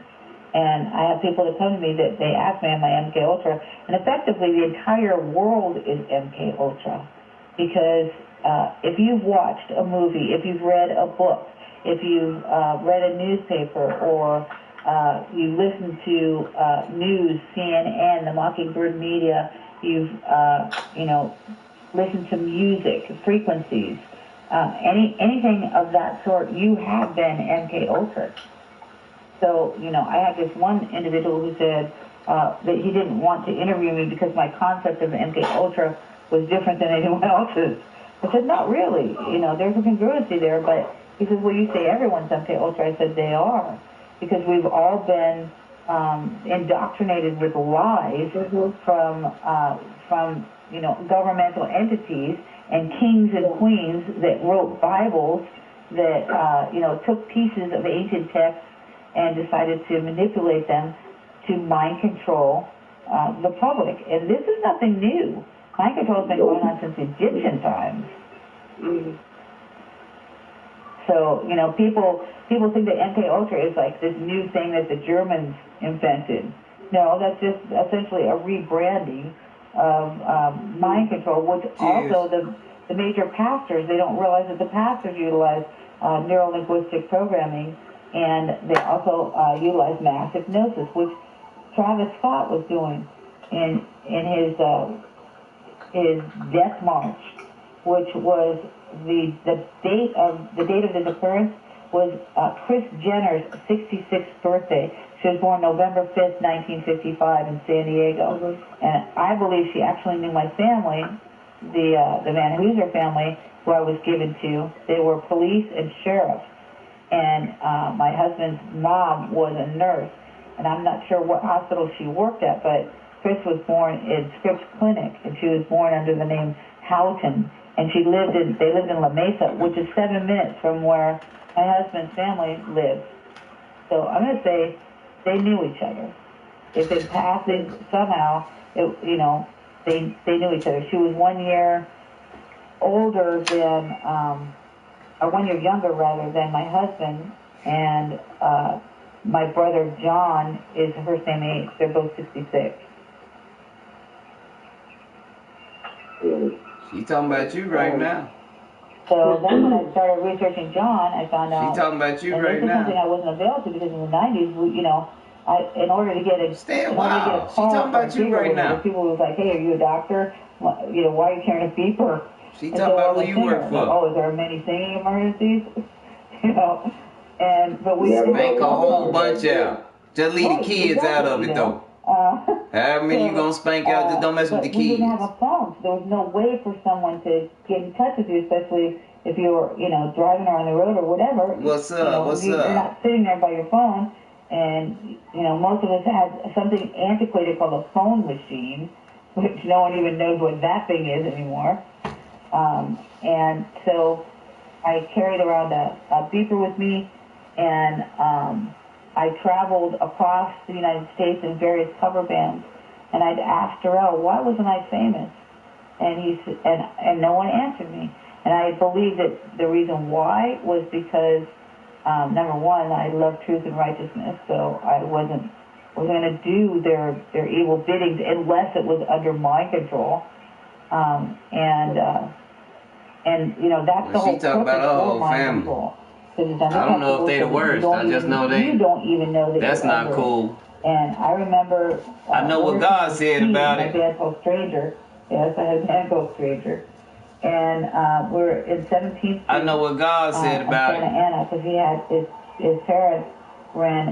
They were MSCC's marriage family. God said you'd rather tie a rock around your own throat and throw yourself in the sea. And so we were rehearsing there in a boiler room across from the office, and I remember losing time, and then I had a glass of water in my hand, and all of a sudden it was like I woke up and I threw the water on my husband, and he was plugged in. Now that's uncharacteristic of me, but when I start reading some of the MK Ultra experiments, because they wanted me to kill somebody in Mexico, and they wanted to make sure that I was compliant. I start reading the MK Ultra experiments. That is the experiment. The scientist puts her under MK Ultra, puts her under hypnosis, and then sticks her hand in an acid, and then takes it out, puts it in alkaline. And then he says, when you will awaken, this person over there on your right is responsible for your pain. And he replaces the acid with water, and he says, you will throw this acid in their face. But it's now replaced with water. When she awakens, she throws the water in his face. That's what I did. So I know that they were preparing me for an assassination, which occurred when I was in New Mexico with my brother David, who was also MK Ultra, and he had voiced the skull in him. And of course, we're oblivious to the fact that we don't even know that we're, an experiment. And I went down to Mexico to Rosarito Beach. I disappeared out of a club, and my brother comes out and he says, "You need to come back inside. We're in Mexico. This is not America, Penny." And I said, "I'll be in a second." He said, "No, you've been out here for like an hour." I said, "No, I just been out here. I just smoked one cigarette." No, I was gone for an hour. So what happened to me in an hour? I think I was picked up by a black limo. I was taken somewhere, and I think I killed somebody. And then they just got rid of the gun and brought me back and dropped me back off. And Damn. I wrote a song about it. Because I'm a singer, right? I'm a singer-songwriter. So I wrote a song called That's the best way to let it out. Well, because that's how we do. So that's how I help people. I say, look, you need to write. And then also, because I know that the movies are real militarized, strategized intel, and there's another hierarchy above what we normally speak about, which would be an extraterrestrial faction, which is blending the secret government. Which, people have to be raised to the level of awareness in steps. Because when I first looked at a reptilian faction, I was like, what the fuck is that, right? I was like, nah. And I walked away from it. And then I went back and said, what actually is that? Now I'm looking at it with new eyes. And I remember going back to see, I was in a band that Darrell put me in called Big Business, and apparently my drummer, Bob, is related to me, brother from another mother. And I went back to see him when I said that I knew that John, my other brother who represents, all the big, huge Illuminati, I said, Bob, you and I are related to the Baumgartner name. You're a Bowman. The Bowmans are the Baumgartners. And because I studied the genesis of names. And I said, I told you we were related, and you never got back to see me. And then I tell him, hey, Steve, who you grew up with, you went to school with, Steve told me that John's my biological brother. And at that time, I said, you work for NASA. And he says, well, I did. I said, nah, it's like saying you're in the CIA, right? I was in the CIA. Once you're in, you're always in. That's right. So you work for NASA, Bob. And I said, I said to him, I don't believe in aliens, Bob. The only alien here is Satan. The only illegal alien here is Satan. And then I found out that I was right about that. But what we refer to as Satan is an actual species. And they're legions. And they are the Draco-Reptilian faction. So we have Draco-Reptilians, and then we have Greys. And I believe that Darrell is a Grey. I believe that both of them were created by Joseph Mengele.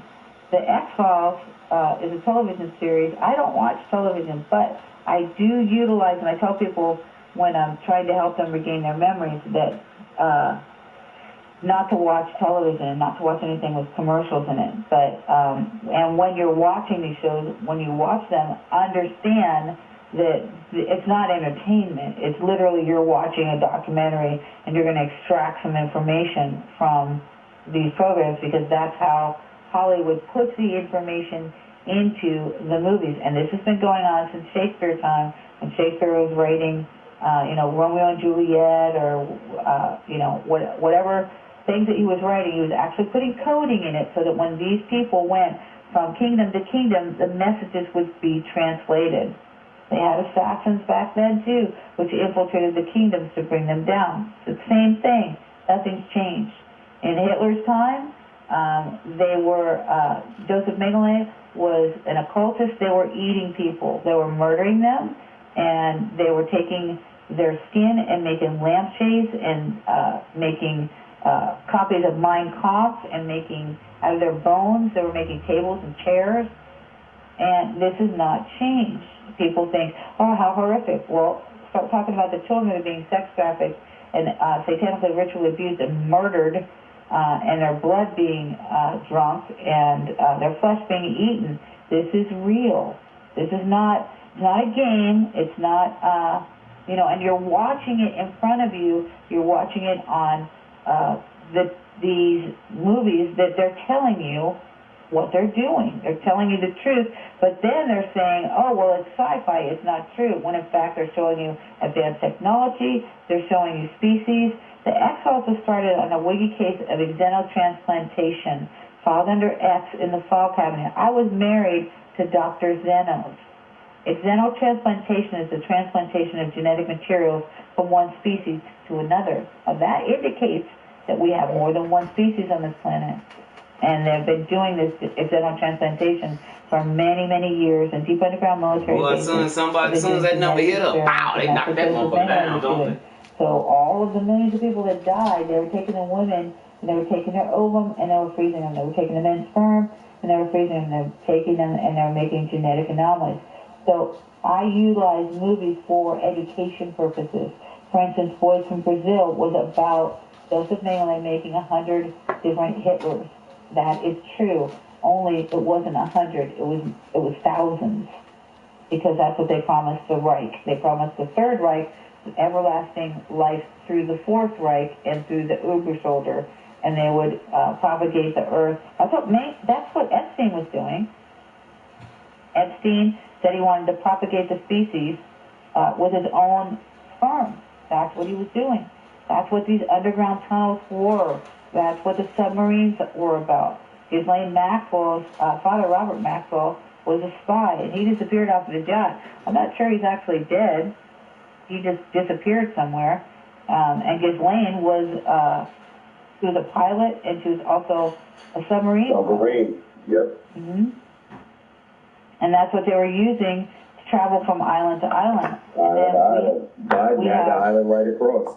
Exactly. What was that, Water Island? Yeah, I believe that's what it was called. It used to be an old submarine lookout point. And, yeah, it had the submarine engines in both of them. Submarine ports in both of them. Right? And actually, the way that Snopes got around that was they're like, oh, Biden never owned the island. Well, actually, technically, you're kind of right. It was his brother. And they said, well, his brother doesn't own the island. Well, actually, that's kind of technically right as well. He sold a portion of it. He bought the whole island, and he sold a portion of it for what he bought the whole island for, and now he has use of it. So if he doesn't retain the ownership of it, he still owns it because he's owning it under someone else's name. And this is how Snopes gets away with, they partially, say a bit of the truth. I had a girl come on my IG. Her name was Mackenzie something. She worked for USA Today, and I had posted off the cuff, I posted a thing about Baden being on the Petito case. And because of the fact that John Walsh was all over the place with the Petito case, I believe that's why this girl was sent to me. And also we contact Veritas, how do you say it? Veritas, I never say it right. We contacted James O'Keefe, and so James O'Keefe said that USA Today came to him and were messing with him, and then they came to me. I'm nobody. Nobody knows who I am. They come on my Instagram and say, the girl says, can you prove that Baden is actually the ME for the Petito case? And I'm like, okay, it's pretty much on the web, but then I go on the web and I'm like, oh, isn't this interesting? This is your story that's on there as a fact checker saying that this is incorrect, which she was right. It's semantics. So while Baden... That's wordplay. That's what they use, though, right? Wordplay. Semantics, because the average person's mind isn't going to pick up on the double and triple speak that these motherfuckers use. And then what they'll say is that you're spreading disinfo and you're lying. And then when I look at this, the USA Today was given a grant to fact check from Facebook. Yeah, and so I basically gave her some healthy explicatives and said, get the fudge off my page, and I don't know, thank you. I said, thank you for your diligence and your reporting now. Get the flock off my page. And I blocked her. But I know she was sent there by Walsh, for sure. Let's pop through a few of these bubbles quick, and then we'll let you keep going. Elevated Blaze, Triple Deuce, Penny, let's get it started. I'm ready to learn something tonight, you heard? Get your pen. That is my man, Jay Varg. Jay Varg, he's a good guy. Good young guy. What up, Jay Varg? Hey, what up, what up, what up? Shout out to the whole ANN. You're now tuned in to Victim's Voice. Triple Deuce, Elevated Bliss. What's good? This is the story of Penny L.A. Shepherd. Shout out to y'all here, shit. You already know we tuned in. It's your favorite music junkie, Dave, sliding through, setting up peace, positivity, and blessings your way. You know shit? That's you don't know. Appreciate you, Brody. Appreciate you. Grand evening. Peace and blessings, y'all. What's good? Beautiful evening. I'm Lady B. around. I'm back in the house now. That's Lady B. Sitting down, let me get my medicine right, get my herbals together, so I can sit back and chill and let's listen to the topic at hand. Salute to the panel. Much love to all y'all. Kiss on the cheek. Salute anointed. Yum, yum, yum, yum, yum, yum, yum, yum. What lovely That's people. anointed.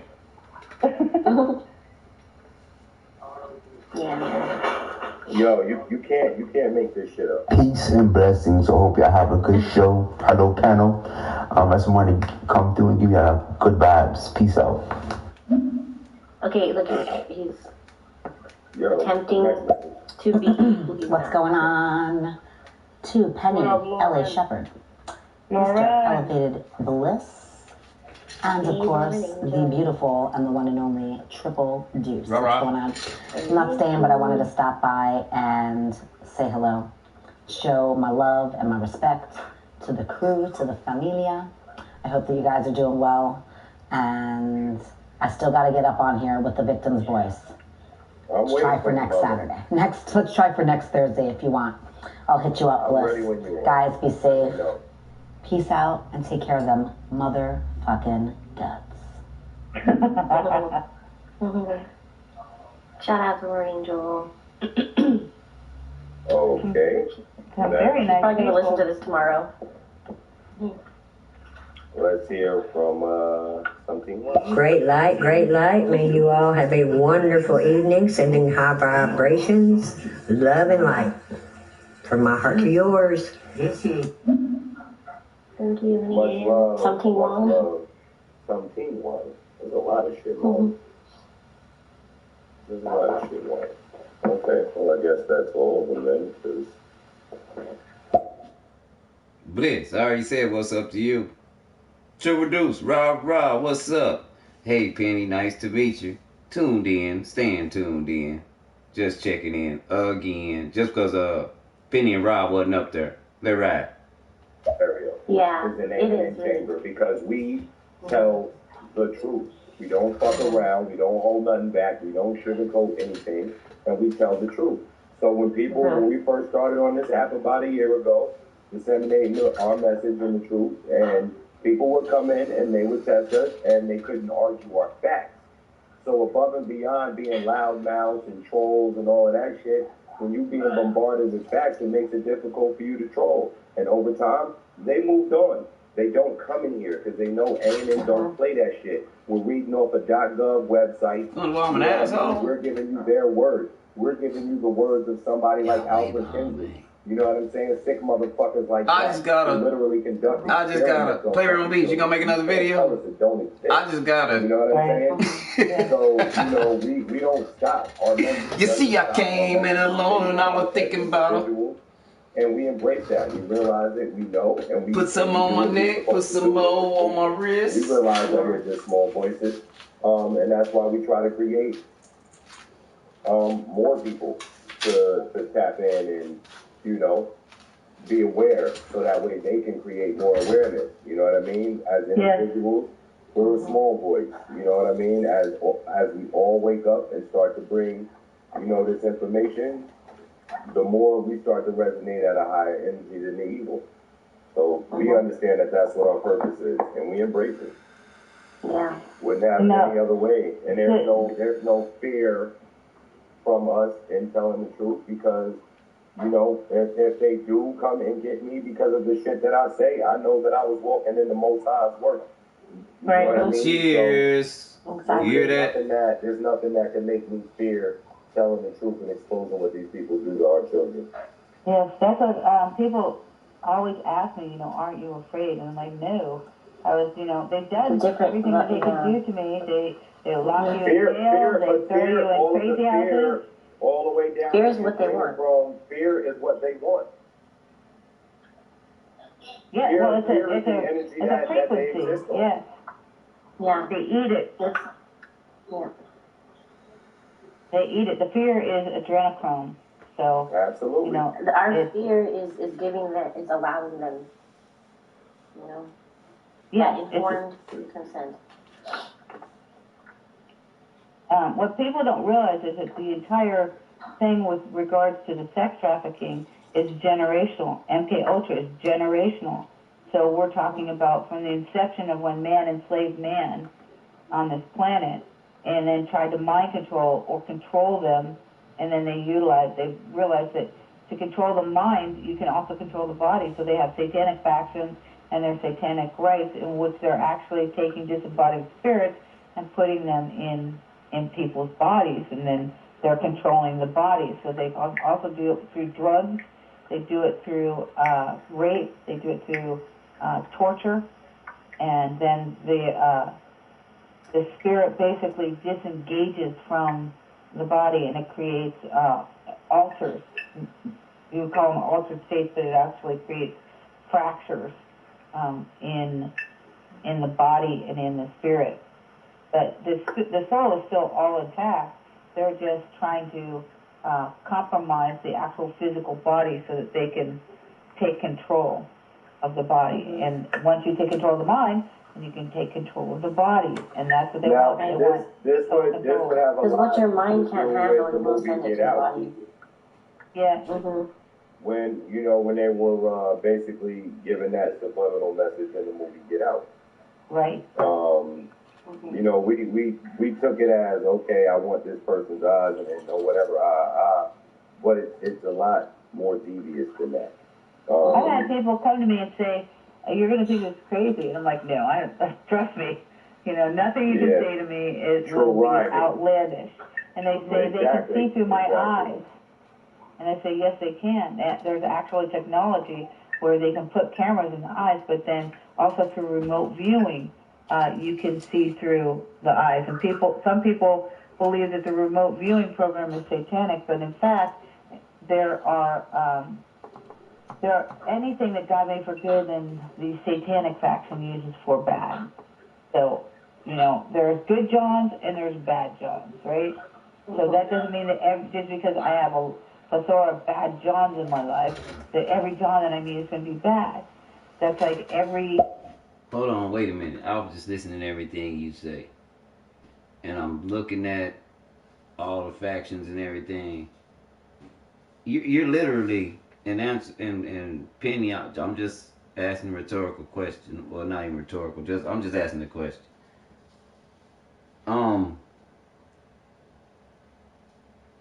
The Matrix is actually a documentary.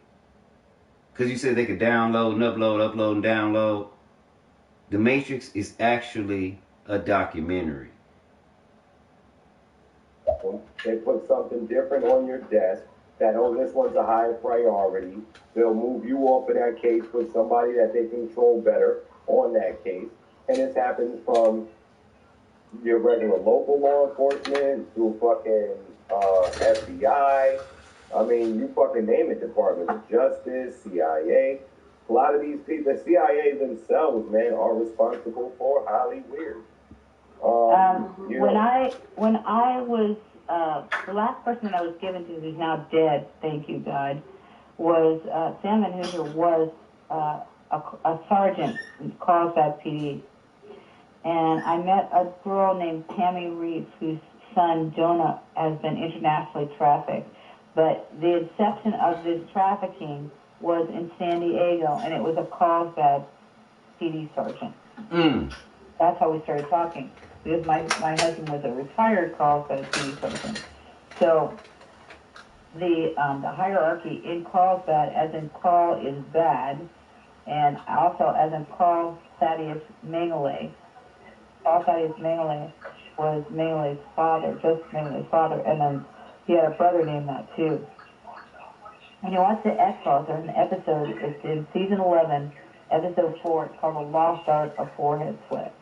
In there is a gentleman, you have to watch this because when I saw it, I lost it and I started tweeting out to David Duchovny, who my husband looked like David Duchovny because he was a composite of Duchovny, and Gillian Anderson looks like me, only she's 10 years younger than me. So I was born August 11th, 1958. She was born August 9th, 1968. And they made composite characters of various intel people within the deep state. I'm not sure if they know that they're doing it, or if it's a satanic faction, or how it comes about, or epigenetic knowledge. They actually utilize writers. For instance, John D'Souza said he wrote for the X-Files, and he was in the FBI for 28 years.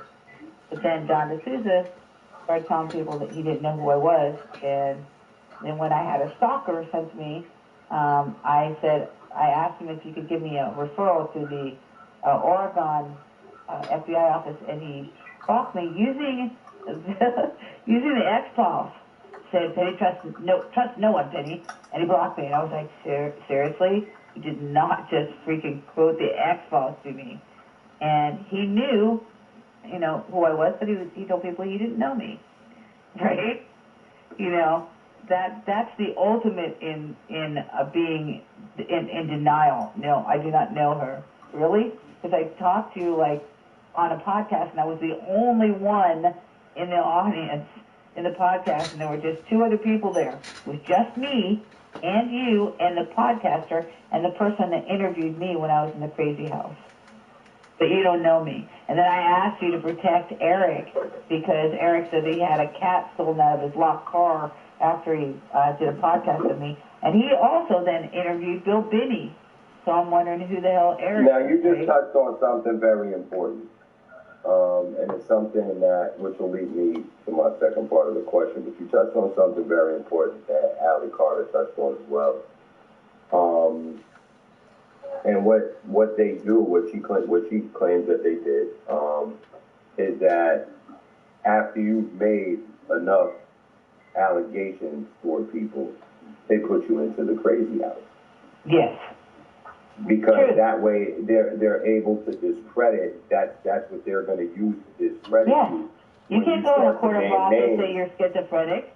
Right, and also to try and reprogram the MK Ultra. You know what I mean? Because you're obviously, falling to the wayside. So, for their agenda. So it's interesting that you say that because this is a lot of what they do to these children. Okay. Yes, at these very young ages and these teenage years, and you've gone on for God knows how long making these accusations about your school guidance counselors not doing anything, about your caseworkers not doing anything, and so on and so forth, to the point where now they put you into these crazy houses, into these asylums. Now that shit goes on your jacket, so anybody you try and speak to, they say, oh, this bitch is crazy. You know what I'm saying? And immediately you're discredited. And that in itself is going to discourage more people who were able to escape like you guys. And when they see you guys being made an example of, it becomes scary to them, where it's like, okay, no, I'm just going to live in my bubble. I don't want shit to do it. I made it out, I'm good. You know what I mean? And they literally called Allie Carter a traitor because she was able to make it out and they weren't. So. And that's crazy too, right? Insane, which the second part of my question, but I didn't want to cut you off. You stated earlier that you have a connection to Allie Carter. Are you able to go into, what type of connection that is? No, it's not a very. Or you made connection as far as the similarity of the story. No, apparently her mother had followed me because when she first came out, and I found her on Instagram, and I said, her mama the one sold out. I was compelled with her story, and I gave her my phone number. She said, "Oh, I know." Oh, not this mother. Not this mother. And I said, "You do?" And she said, "Yes, my mom's been following you." So she knows that I am the real 11 from Stranger Things. Right. Damn. And, that's not something that, I'm not going to, that and $5 will get me a cup of coffee at Starbucks. But, I'm not selling anything, I think just from listening to your story, and some of the things that she was explaining in her story, obviously there's differences, but there's also a shit ton of similarities. Yes, because this is actually, it's called a protocol. It is a side-off protocol. Okay, so the first, and I noticed the pattern, because it's happening to Megan right now. It happened to my brother before he was murdered. They disengage you from the workforce. It happened to me. Okay, they kick you out of the workforce so that you don't have any viable means of income. They isolate you. Then that way it looks like you're not, you're incapacitated either physically or you're like you're having a hard time in life. Right. You are now not part of the workforce, so it now discredits you from that, right? Then you're solely relying upon someone else for a state of income, your family members or whatever, and then your family members can go ahead and incarcerate you and throw you in the crazy house if they so desire. They can make up whatever they want about you. Then they traditionally send you from childhood. They start sending you to all these different psychiatrists, which the psychiatrists are MK Ultra psychiatrists. They will drug you. Yes, they will drug you. They will misdiagnose you on purpose. And then they will torture you, erase you, because this is an income for them. They will send you around to all of their friends. And make sure that that everybody gets a piece of the pie, and then this builds on your jacket for future incarcerations because you're not compliant, and then you're done 7:30 already. You're 7:30 now. It's not, you know what I mean? You have the stigma. You know what I mean? Like, okay, that's on your jacket now. Right. You know what I mean? And so they did that with my brother when he was writing when he was in Mammoth Lakes. He was in the Army. He was a water reclamation expert. So he worked at Mammoth Lakes in the water district. And then they sent an NSA or CIA agent there because he was speaking out, and they crushed his face. So he called me and told me that he was going into surgery. They had to reconstruct his face. And I believe at that time they actually put more technology in him and put weights of skull in him. And then when he came out to California, he lived with me for a little bit. Then he bought a condo. Then he started working at the Hyperion Water District.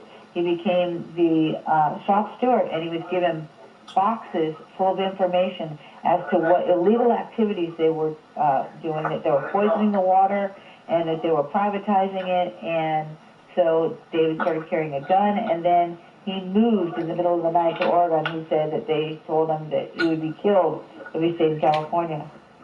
And at that time, they sent him to their CIA doctor who said that he was schizophrenic. He wasn't schizophrenic. My brother Rob told me he was not schizophrenic. And my brother Rob is NSA, and he's an evil prick. And the day will come when justice will be served upon him. And I won't have anything to do with it. It will be, the power of righteousness and truth crushing down upon him for all the evil deeds that he's perpetrated in his life.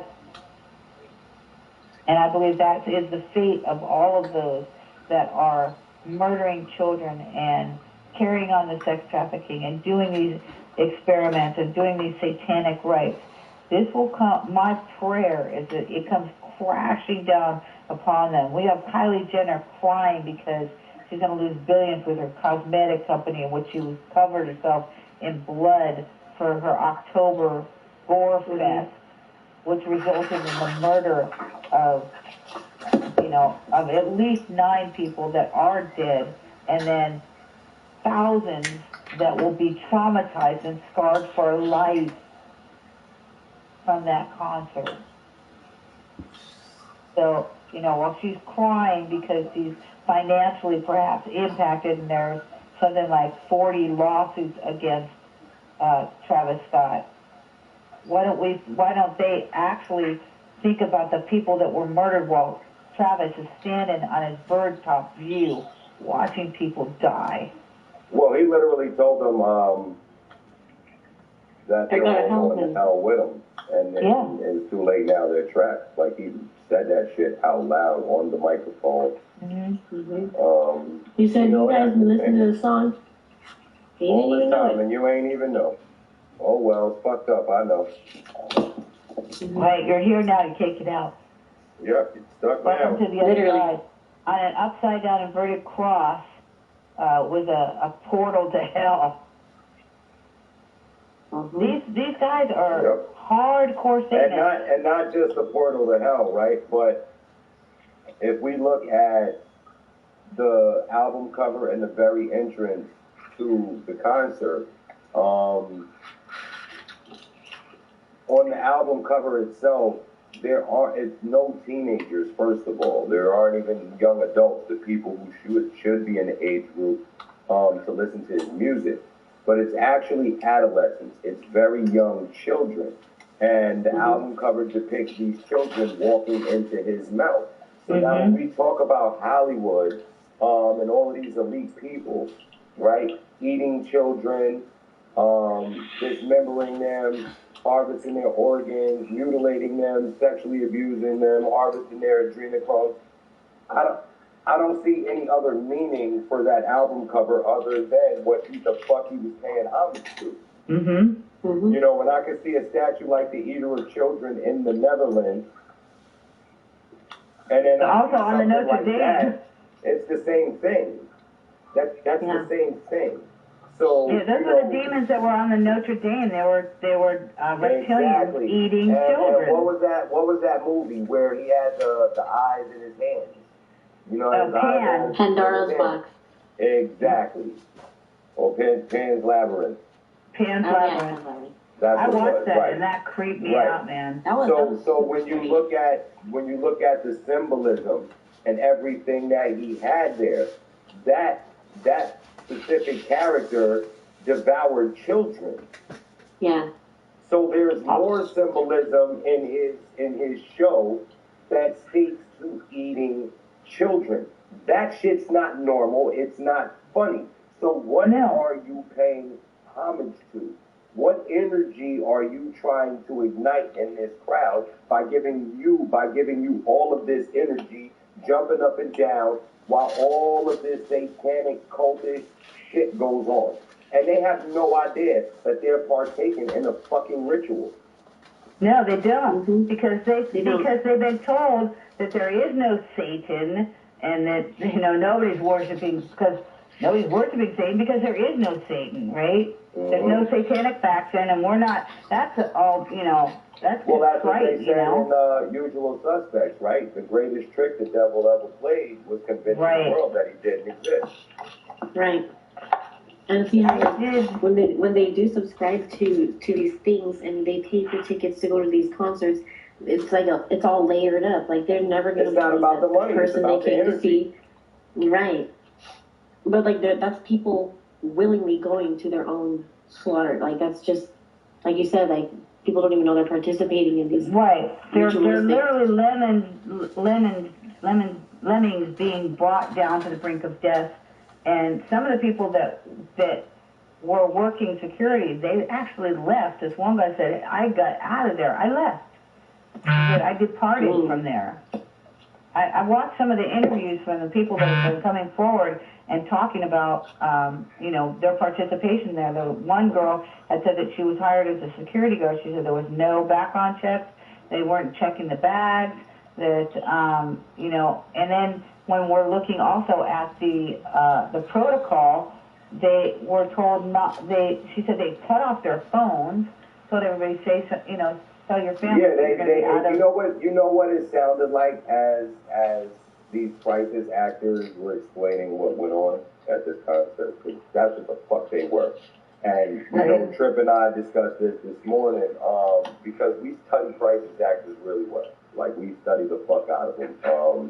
On down to the crisis acting website. What the fuck was that website, Tripp? Crisisactors.com. No shit. It was that simple. .org. And it was that simple. And like you can literally call up They tell you we got fucking amputees depending on what kind of crisis you want. We got amputees that we work with. Like, oh, it was fucking amazing. By the busload. It was amazing, like how elaborate and what they were willing to do to help you create your very own crisis. And they boast on their websites how they've worked with governments, local and state officials, and like it was amazing. Crisis events. Oh God, it was amazing. It was amazing. But I've never experienced I didn't get that feeling from Allie Carter. No. Not at all. I did a cipher on Astro World, and it's SRA, or in the letters, satanic ritual abuse, right? Because it's Astro. So SRA, and then you have a TO, and then world. And the world and the O look like a little man love swirly in the O world. And it's also New World Order. And then I was looking at my notes to see if I could figure out the TO meant something too. So I looked at the military acronym for TO, and I can't find it in my notes readily. But it was there was a military acronym for the TO, which belonged to. I mean, you could say, you know, that it would be the O would be for New World Order. But there was an actual military acronym for it. I'll text it to you later, because I remember looking at. I'm a cipherist, so one of the training tools that they gave me was as a cipherist. So I decipher ciphers. I see things in pictures, but then also I decipher numeric ciphers. So people will, you know, send me stuff and say, what does this mean? And I did an entire cipher that I got from a lady in Denmark that pointed to the Philippine Islands, and on my birthday, it was actually the 11th. It wasn't my birthday, but no, it was my birthday. They had an earthquake right there, like where this cipher that I deciphered. It's in one of my chapters, and I think it came from like some kind of an extraterrestrial faction. And it basically, the way that I validated it was in one section of it, and I had another person who's been an abductee help me with the one section. It was talking about, it was like EL40. So I look up EL40, which is an element that's used to create rockets. It's used to create rocket fuel. It was also used for CERN to create hydrogen colliders. Let me just say this. You have no idea how refreshing everything that comes out of your mouth. To some people in the listeners box, right? They're hearing a lot of this shit for the first time, or they're hearing a lot of this shit as confirmation from what we have said. So I cannot tell you how refreshing it is for us as people who literally work our asses off, on and off air. You know what I mean? That's all I do. Make sure we're disseminating the right information, that we've vetted it and actually studied it and passed it around between each other and took each other's opinions, or like we dive into shit deeply. You know what I mean? And we look at everything from both sides of the spectrum and discern for ourselves. Sometimes, more times than not, we'll resonate in the same space with something. But sometimes we're bouncing different things off of each other just to see what space, you know what I mean, we really resonate in. Because when there's still questions to be asked in the situation, then it's not a definitive discernment. It's still right. That's one of the reasons why I give my information to everyone. I give my phone number out to everyone. I say, hey, if you want to contact me, I talk to everybody. Mike Smith he did Out of Shadows, and I still don't know how he found me, but he calls me this one day, tells me who he is. He doesn't tell me he's working on the documentary, but he says he's working on the documentary. He doesn't say what it is. He tells me his story about being in Hollywood and he said he was a stuntman for David Duchovny. So that initially I was like, really? So that didn't go over well with me, because I still am angry with David Duchovny, unreasonably so, because every time I see him, I want to punch my phone because he looks exactly like my ex-husband who's not dead. So let me ask you this. What do you think about Allie Carter's accusation? And obviously not so much the lower level, but more so the names that she mentioned. Do you think that there's any validity? When she first started coming out, I was like, she said that her mom had followed me, and I disclosed those names because John represents them. Oh. So the names that she's saying are absolutely true. Beyonce and Jay-Z are, Are you familiar with Kathy Pondexter? Ultra. Who? Kathy Pondexter? No.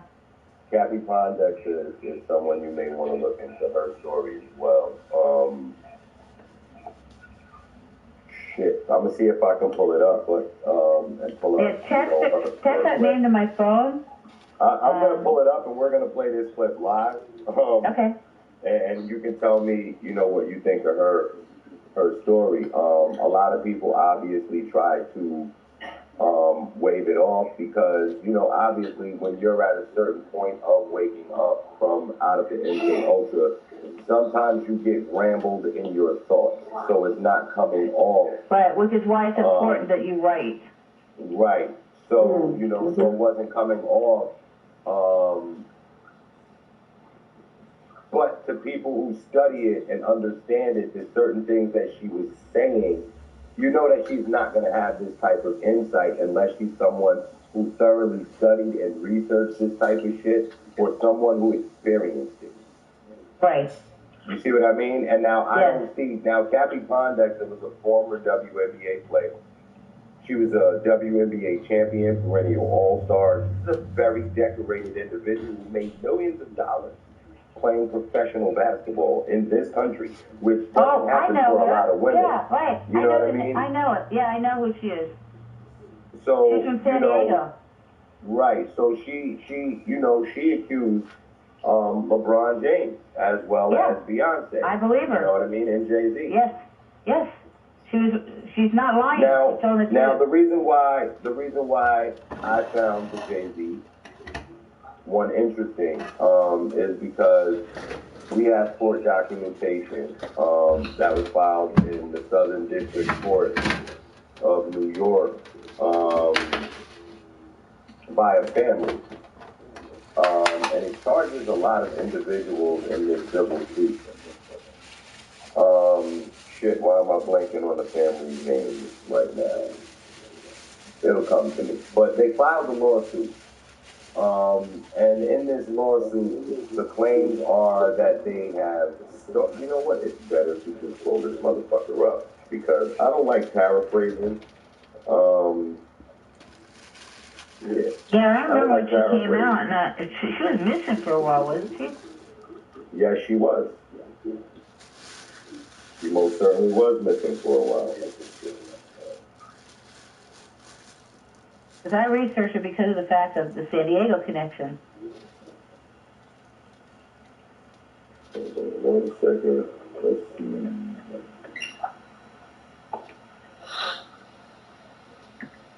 I mean, when these names are consistently brought up over and over and over again. I think the problem that I have with it is the fact that nobody's coming out to claim their innocence. Right. And for me, you're not going to accuse me of stealing, especially if I haven't stolen. It's about my character.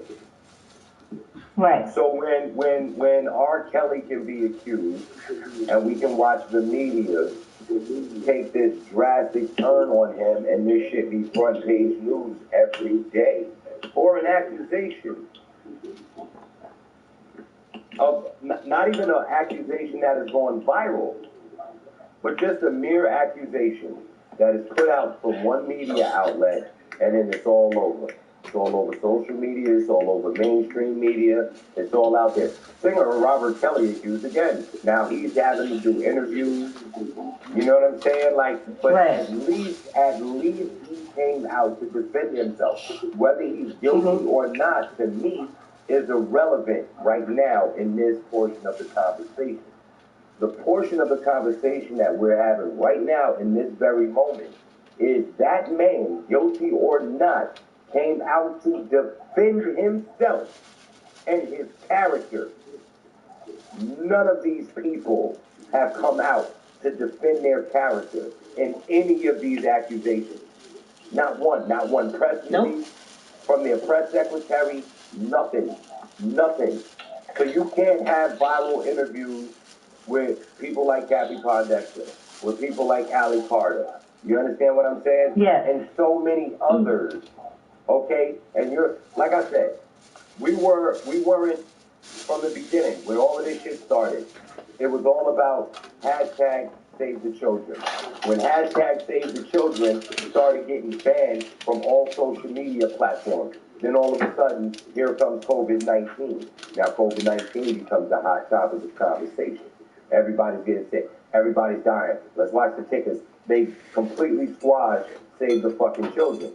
Or the real Save the Children movement. So what we did on this app, we said, okay, organically, we transitioned and we fucked that whole COVID narrative up and completely destroyed it. We weren't allowed to talk about that shit. We were getting banned. We were getting chopped off. Yeah, no one was allowed to talk about it. Right. So now we created the point to where now on this algorithm, they'll put that shit in their talking topics as a suggestion. So we broke the algorithm. I don't care what people say. I know we did it. A&M, we did it because we refused to stop. No matter how many times we got banned, when nobody wanted to talk about it, now everybody wants to talk about it. Now it's a talking topic. So I saw that. I said, okay, we was able to fuck the algorithm up on a fake narrative. Now we're going to fuck this algorithm up on what all of this shit is really about to begin with. And we're not going to be silent anymore. We're not going to fall into any other false narrative. There's nothing else to talk about. Because every narrative that people want to talk about, as Lady B says, all roads lead back to these babies. It is all about that. All of them. And this sex trafficking rolls back to MK Ultra. Facts. You know, MK Ultra is the foundational. If you look at just look at, okay, MK Ultra means many things. One of the things, it's an acronym. It means manufactured killers utilizing tradecraft requiring assassinations. Okay? So it's manufactured killers utilizing tradecraft, as in spycraft or whatever, requiring lethal tradecraft requiring assassination. There's some manufacturing killers. So this is starting with the inception of babies. They're indoctrinating the babies and making them mind-controlled sex slaves. They're making them, killers. They're utilizing the populace for slavery, for the elite, for those who have managed, and that's the goal. You start off with nothing. You raise yourself through the Illuminati rights, like Elon Musk gets higher and higher and higher until you become, the world's most wealthiest individual, and like Musk, who's crazy, and has a company called Neuralink where he creates implants, brain implants, which I'm told that those implants are, they will eventually, they're not good, and when you put them in your brain, you're probably going to suffer some brain damage down the line, so he can hook you up with a hive mind. And then he was on Jimmy Fallon, and Jimmy Fallon was like, wow, that's like really Dr. Evil, when he said, it doesn't cost very much to create a killer drone army. And Jimmy Fallon's like, wow, okay, that was like way Dr. Evil, because that's who he is. He's Dr. Evil, and he knows my brother because he funded a movie of his, which I'm not going to say what the movie is on the air, but I will tell you off the air. And it's about a bunch of ventriloquists. And everyone in that movie does a cameo. They're all Illuminati elite, and they're working in the industry. And I'll just say one of the individuals who I know knows my brother's family, because his father is buried in the same graveyard in Riverside as John's father, is David Hasselhoff. David Hasselhoff has a huge following. He started with Knight Rider, and Knight Rider, I think the very first show he did is about Knights of the Phoenix. So you have to look at what was Knights of the Phoenix. I mean, the protocol that we're, and he's also very well known as a singer. He's also very loved in Germany. So most of this current rights that we're under right now is from Germany. James Clapper was born in Indiana, but he was raised in Nuremberg, in Germany. He attended the Nuremberg trials. How does he end up the head of the NSA?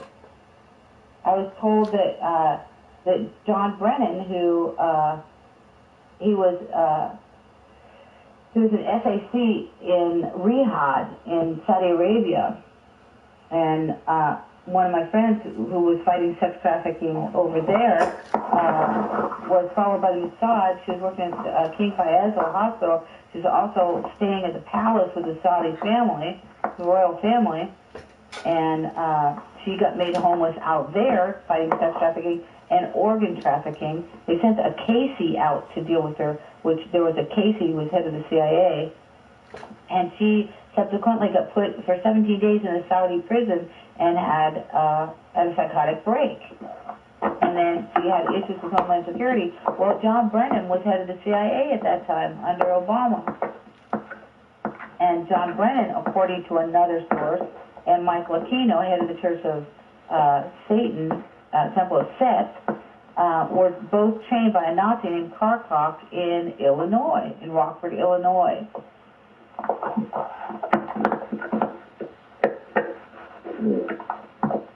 These are people that are trained by Nazis that are in the Germanic Reich. Also, we have all the people that came over during the paperclip, which there were thousands of people that came over, and they brought them and put them into our government and into our military. Yep. Additionally, at the end of World War II, Ishii was a Surgeon General. Hirohito Ishii was a Surgeon General who basically was responsible for creation of the Manchurian Candidate when Japan became the puppet state. Manchuria, China became the puppet state to Japan, and Ishii, during the Sino Wars, was experimenting and killed probably over 50,000, maybe more than that, 50,000 that we know of people doing Joseph Mengele experiments. And he also worked with Verschuer, who that was Mengele's mentor. And Verschuer was head of the World Eugenics, which became Genetics Association. So while Joseph Mengele is doing all these experiments on people, he's reporting to Verschuer. Well, Mengele becomes a virtual, criminal hiding out, but he's still working with the United States and with the CIA. Just, only the CIA knows that he's working for him. But he's reporting to Verschuer this whole time with all of his experiments. Nothing happens to Verschuer. After the war, Verschuer goes on to teach at the university level, and nothing happens to him. Verschuer and Ishii were about the same age, so Ishii was going to drop biological warfare on San Diego in an operation called Cherry Blossom at Night, August 15th, 1945. But September 2nd, we signed the treatise, and Prince Philip is there at the signing. And then Ishii, he disappears. Like in 1947, he disappears. We bring him over. Oh, my dogs are all outside howling. We bring him over to. Can you hear him? Yeah. We bring him all over to Fort Detrick, and he's working with the American government and Joseph Mengele, and they're creating biological warfare and clones. Okay, you're just gonna have to. I can just silence myself, or you can just listen to the dogs. No, you're good.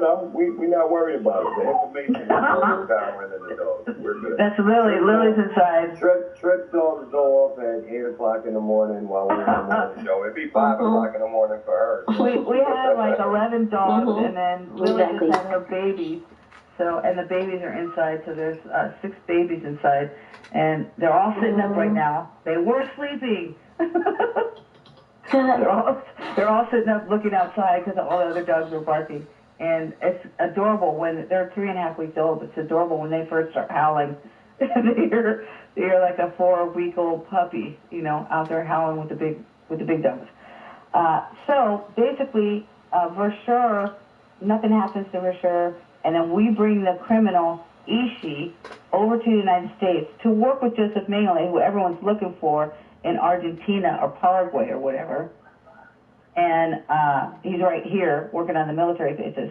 And we've brought all these people into our military. We've given them different names, and and now they've raised through the ranks, and eventually they become someone like James Clapper, who becomes head of the NSA, and Mayor Emanuel was Obama's chief of staff. Mayor Emanuel was the mayor of Chicago. And he was Obama's chief of staff, but he leaves that and then he becomes the mayor of Chicago. It's incestuous. And these people are all sex trafficking. And then we lead the CIA, the FBI, the NSA, the PDs, the sheriffs. They're all complicit. In the case of Adam Walsh, they said that this individual, Otis Toole, and his partner were responsible for killing Adam Walsh.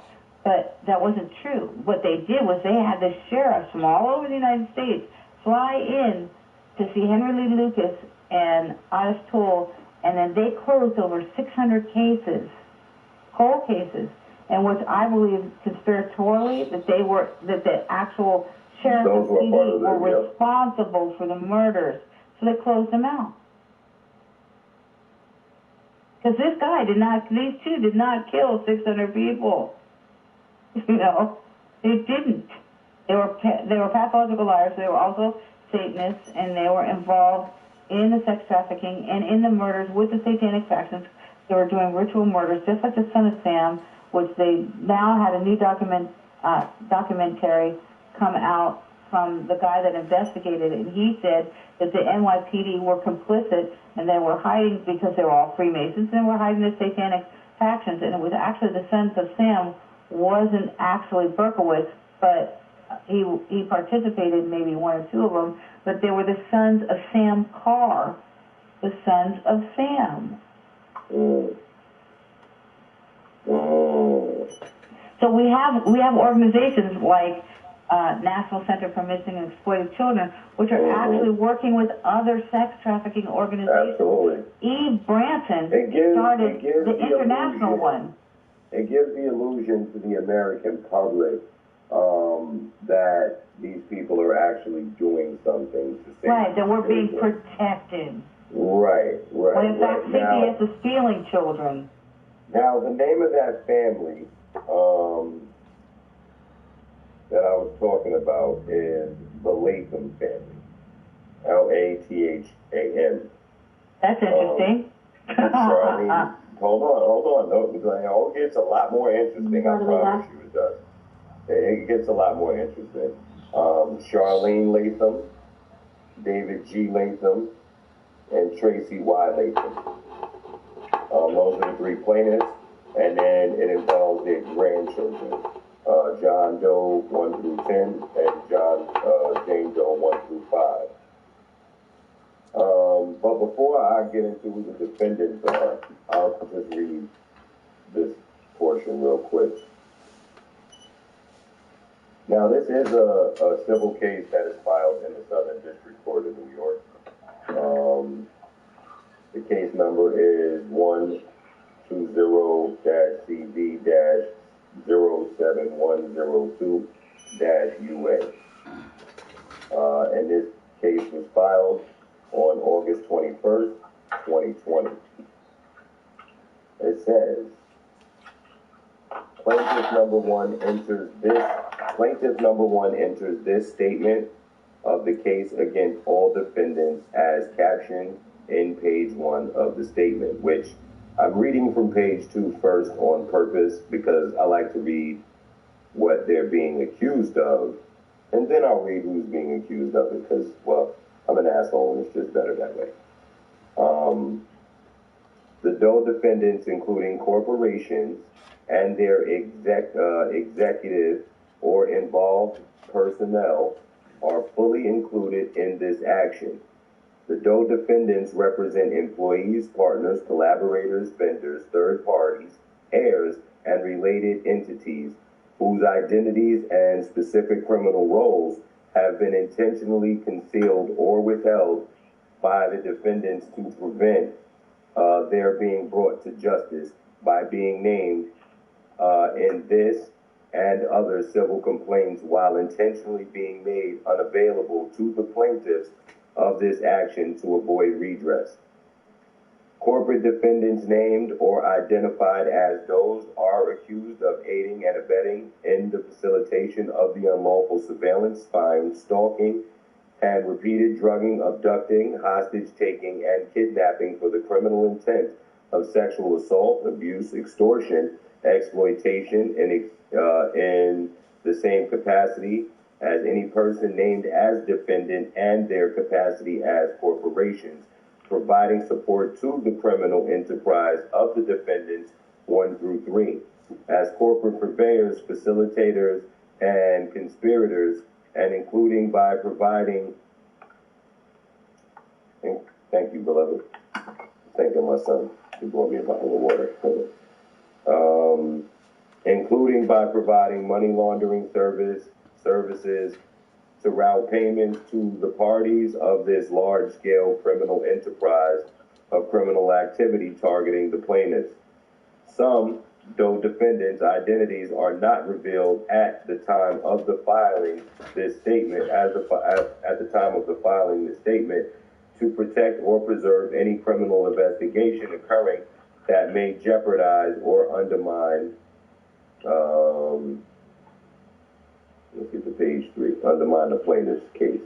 The defendants engaged in this criminal and psychopathic conduct as a form of specific criminal intentions designed as sexual harassment, extortion, physical torture, psychological torment, and revenge, targeting plaintiff number 3 for her refusal to sell her child.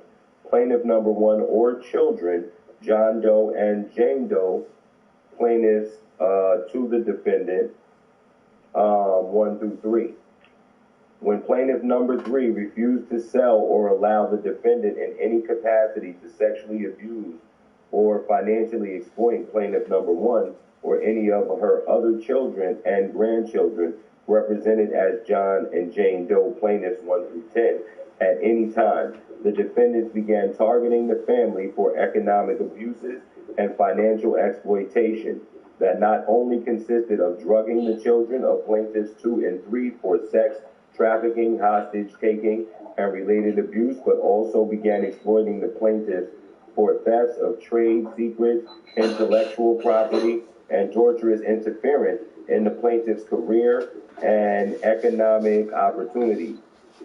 The extensive scheme of the defendants was initiated by Jeffrey Epstein, the descendant represented throughout this action by his estate, the 1953 Trust, as revenge against plaintiff number 3.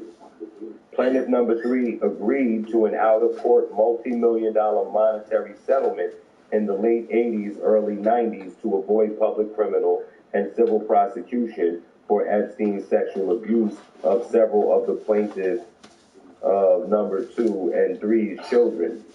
Plaintiff 2 and 3 share 6 children together, 3 sons, 3 daughters, and approximately 14 grandchildren. After misappropriating Leslie Wexner's money to pay the settlement, Jeffrey Epstein devised a scheme of revenge and recovery of the money, targeting the plaintiff for drugging and trafficking children for continued abuse at his various orgies around the world, where he made his large sums.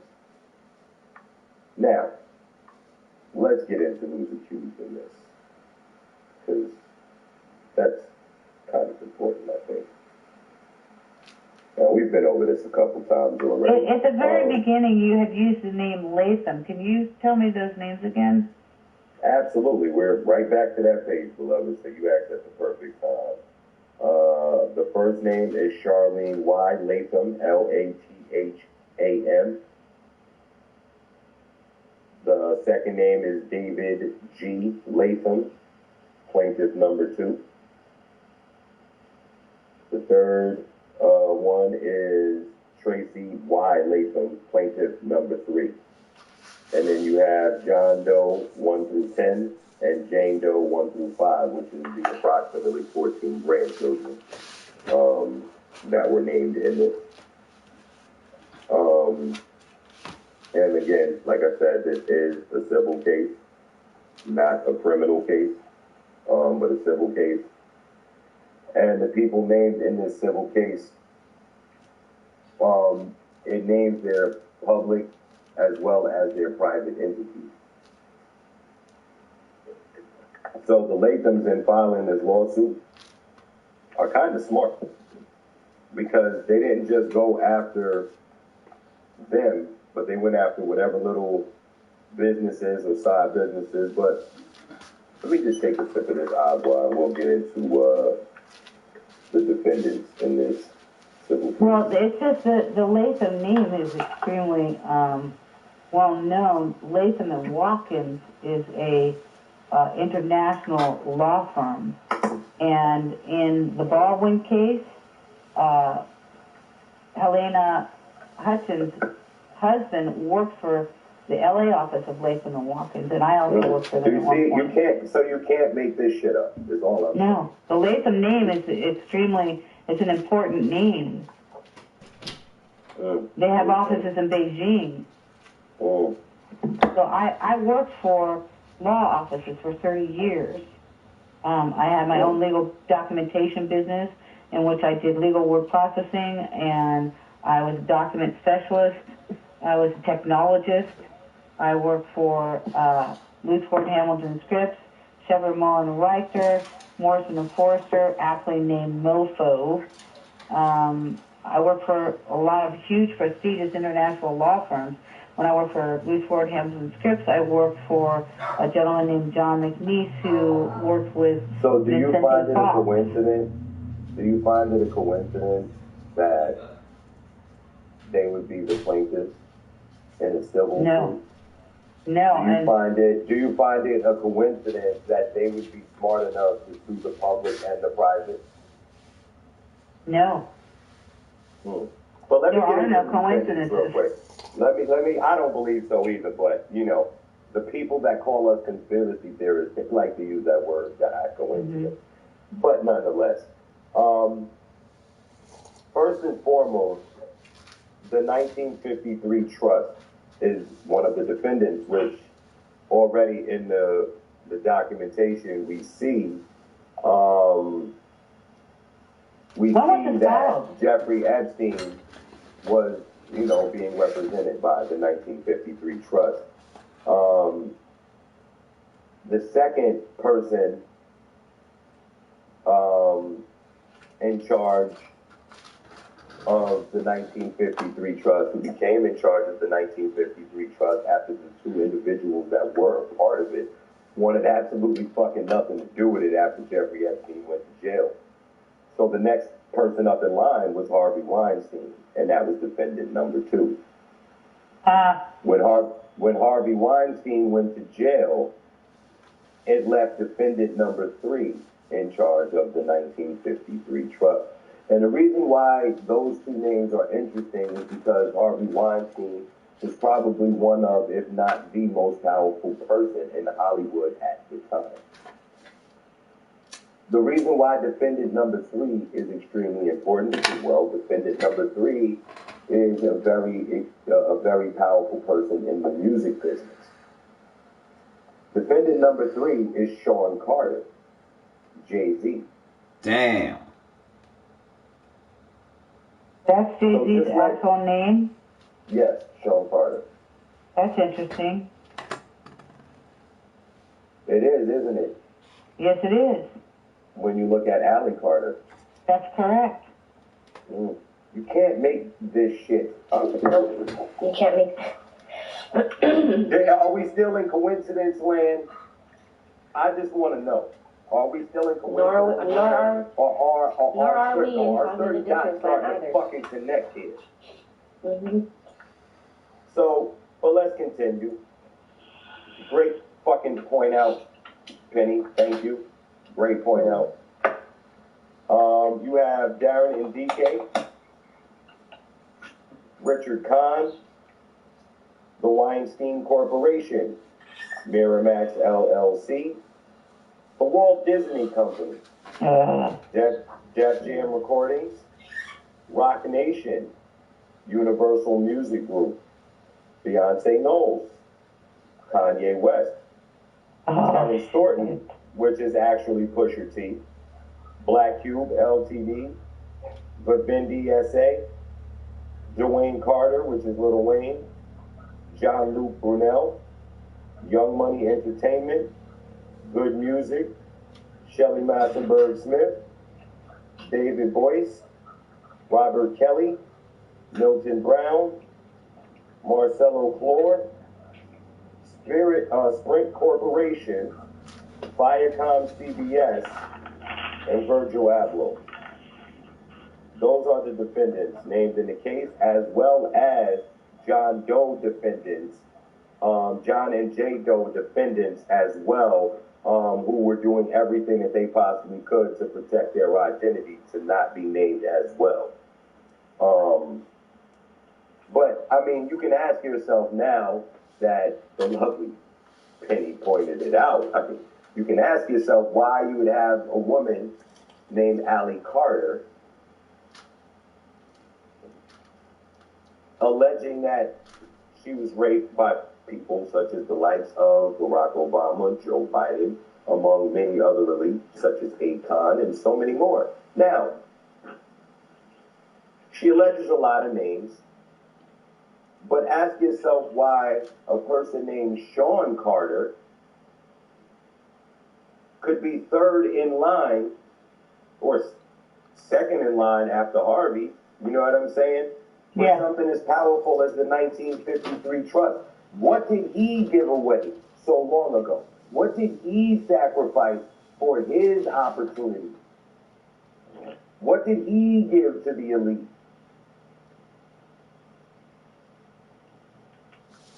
The whole neighborhood.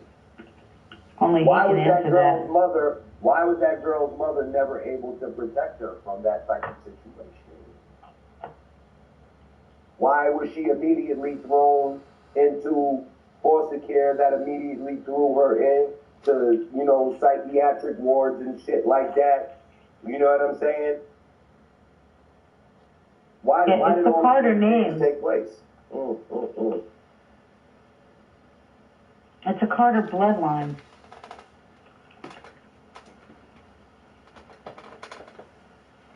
I didn't know Jay-Z. Bliss. Way back in the 80s, Young Run DMC had a song called Dumb Girl.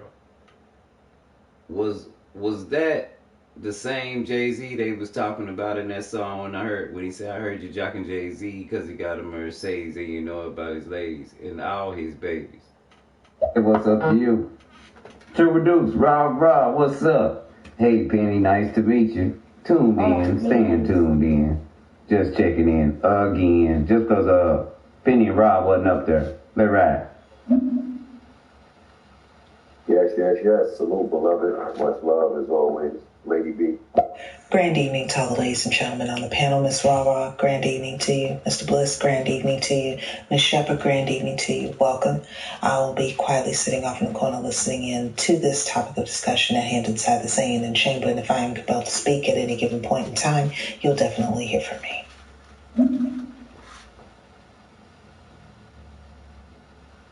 God, I love your Appreciate you, Lady B. Appreciate you, Lady B. And they're so informative. Lady B is, out of her terms, the oracle.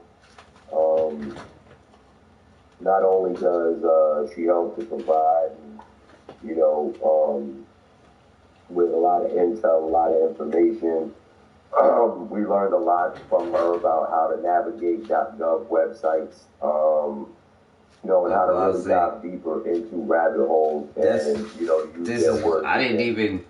and always to have a back. I have documents. With your information. Y'all just being y'all feeling. So we've actually learned so much from Lady Bomber. And then how she disseminates her information in such a pleasant way. All of our audience members, for the most part, are loyal listeners. Like I said, we do a lot of different shows. You saw us on this morning. And tomorrow will be a very busy day for us. We start out with a morning show with Anointed tomorrow. I'm on with the guys and girls. Junkie Dave, Anointed, and Triple Deuce Monday through Thursday, and then Friday is Anointed show. And some of us join Anointed on Fridays. Then you'll have American Fuck Shit, which is more exposure of the truth, with Triple Deuce and the OG LBC Rise. And then we go into Moving with Purpose with Triple Deuce, which is an amazing show. Walking in the light. Oh yeah, Sundays now. I forgot. I'm so used to it. I'm programmed. But yeah, so and then we have Strange Truth later in the evening at 9 p.m. Eastern with myself and Mr. Meatballs. And that we really get deep. There's no one spectrum on that program, but we expose whatever the fuck we possibly can to these pieces of shit. Whatever we can expose, we're gonna expose it. And then obviously here you have the victim's voice, which this is, this moment right now is resonating so phenomenally. I'm truly thankful for you and your energy and the presence that you bring, not just to this panel, but the movement as a whole. You know what I mean? It's definitely, a breath of fresh air. And let's keep popping. We got a couple more in here to run through. Hold on, wait a minute. I was just listening to everything you say. And I'm looking at all the factions and everything. You're literally an answer, and Penny, I'm just asking a rhetorical question. Well, not even rhetorical, I'm just asking a question.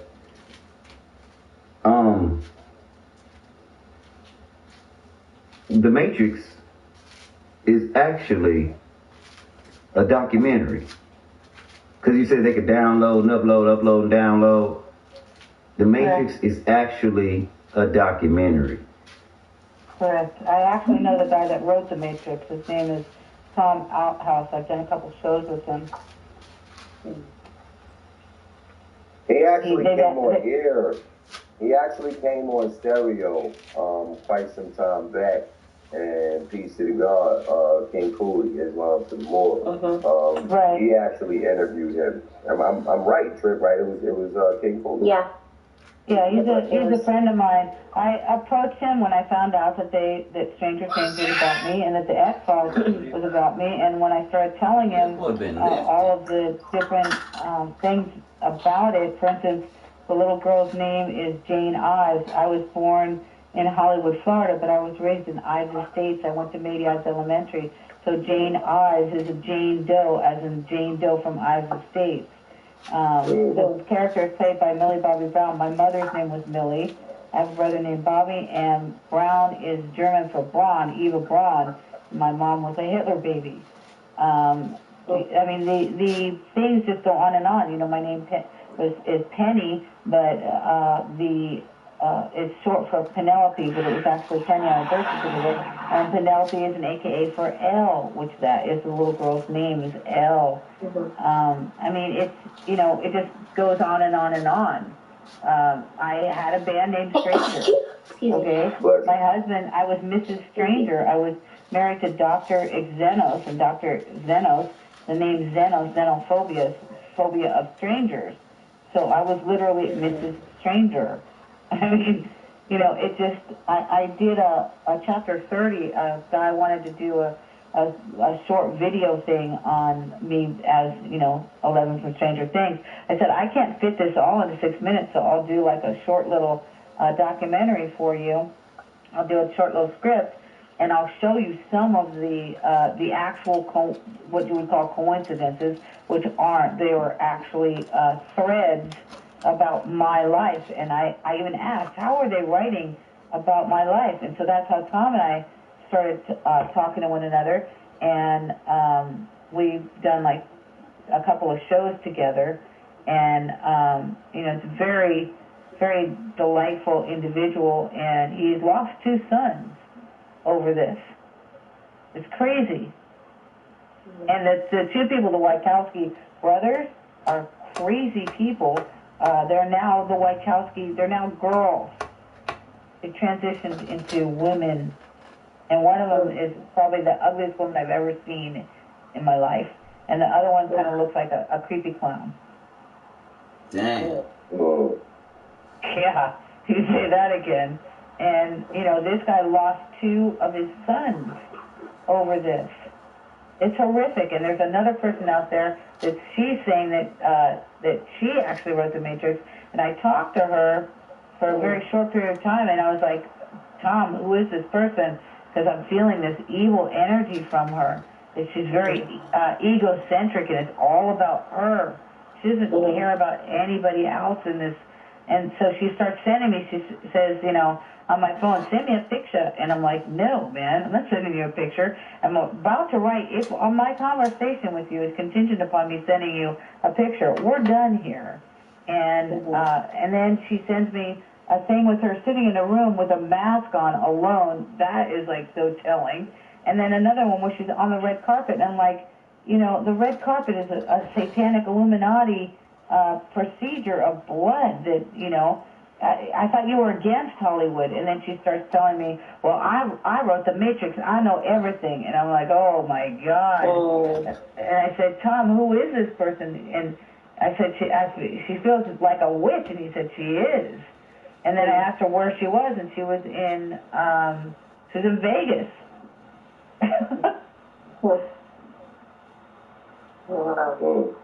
The movies are real. They're writing them about all of us, though. They didn't just write movies about me and about Tom. Tom actually wrote The Matrix, and they wrote him into his own movie. But I didn't write Stranger Things, and you know, I had 2 twins that they took away from me in 1983. I was pregnant, and they took the fetuses after they were viable. The Duffer brothers were born 9 months to the day of my pregnancy. They were born in February of 1984. And they were born in Durham, North Carolina. I think they're my actual DNA children. Somebody asked me that, are they your twins? I said, oh my God. I never thought of that, because I kept asking, how do the Duffer brothers know so much about me? My sister Susie went to Walmart, and she brings this book home about Max, who's a character in, they do a prequel of the little girl Max. So Max's mom's name is Susie, right? And Susie married Sam and moved to San Diego. I married Sam and moved to San Diego. And then Max is living, her and her brother are living in Mission Valley. San Diego is huge. And I was Mrs. Mission Valley International. And then her brother hangs out at Sunset Cliffs. Well, my brother David was murdered on Mission Beach. Now, you explain to me how they knew this about me. Mm-hmm. Let's hop back in these bubbles, though. They starting to pile up. Let's run through a few. Pardon me, is your guest speaking on targeted individuals? Because I'm a targeted individual, and I can tell you many horror stories about what happens, the torture that we go through. Yes, I am. This is something that's really hard to speak on, and I don't speak on it much, because when I do, I get targeted more. Understood. I talk to targeted individuals and MK workers all over the world. I'll give you my phone number. Feel free to text me and say who you are, because I won't answer unless you're in my contacts. My number is 779-9771. I run 4 MK Ultra groups. It's for MK Ultra, mind-controlled and targeted individuals. And I speak on all of the technology, voice to skull, the implants that are put into you, the Illuminati bloodlines as to why you're targeted, why they're taking your children and selling them. And I have 2 MK Ultra groups, one on Telegram and I forget the other venue, but the 2 that are on Facebook are MK Ultra, See Me Now, Agent X11, and MK Ultra Stranger Things, Agent X11. And I have maybe like almost 3,000 people in one of them and 2,000 in another one. And it's their research groups.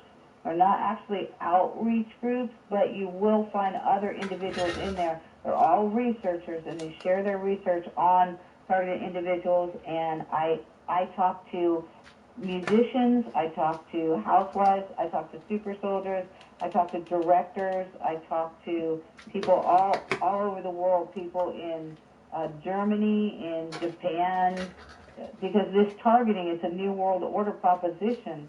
And I encourage everyone that is a targeted individual, if you are so disposed, to start writing and start your own blog. Blogspot is free. Wix is free. Medium.com is free. Write your story. You can write it anonymous if you feel that you're going to get targeted even further. But please feel free to contact me.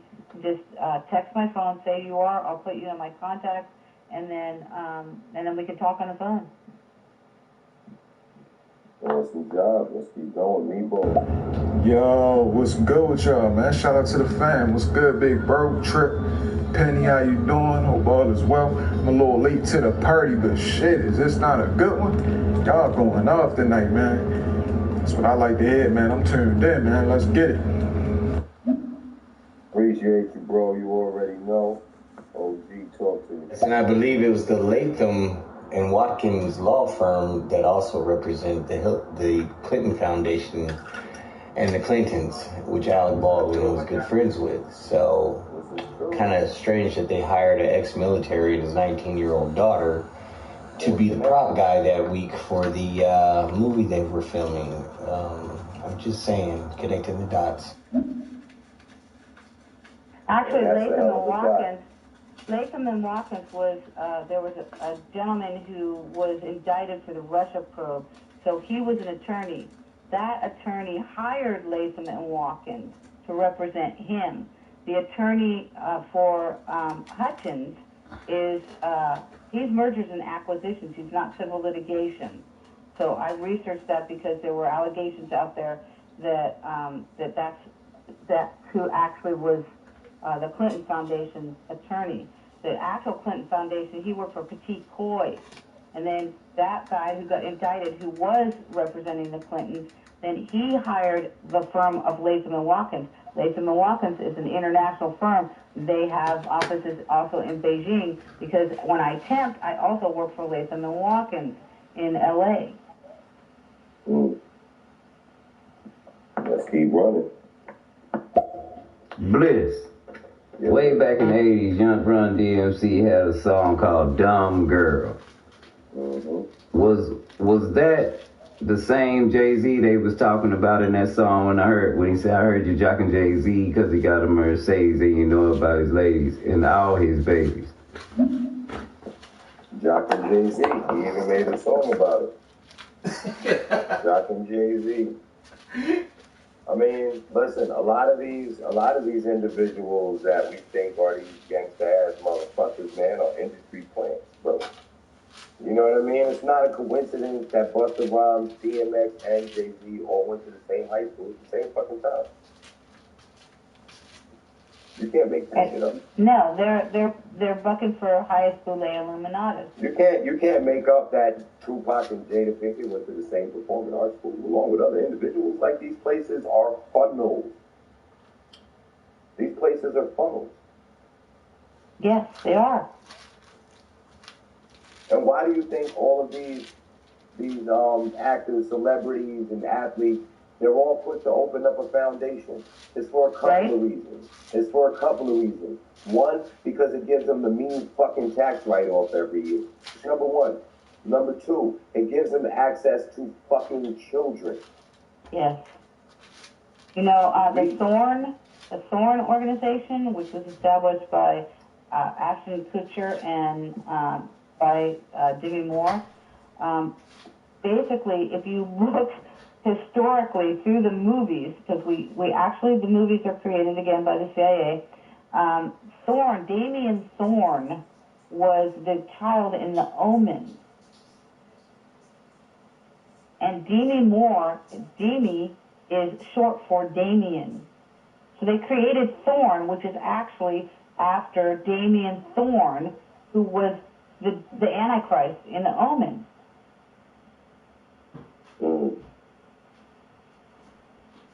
Can't make this shit up, man. Nope. And then he also is blowing kisses to McCain, who a friend of mine outed McCain, went to Trump to tell him who McCain was. She was working at she was working for National Guard in Phoenix, and she saw some hinky stuff going on there, and her actual general was General Salazar. I'm like, that was your general that you reported under? And she said, yes. And I said, the Salazar, started the cartel. It's one of the Salazars that started one of the Mexican cartels. So she goes, and there were trafficking bodies. There's a whole thing in Arizona where they said that they broke into this. It was when you die, you give your body to science, right? And they're parting out the bodies and selling them commercially to like Japan to eat. They've got buckets of penises and hearts and right, and they're parting these out. So when there was a raid on this place, which people thinking that they're giving their body to they're giving their body to be parted out and eaten or used in some satanic ceremony, and they broke into these places in Arizona and found all of these body parts. So what do you think happens to you when they say that the mob's going to kill you? They part you out. They're not going to do DNA samples on you. Rather than bury you in the desert, they're just going to part you out, sell you, and eat you.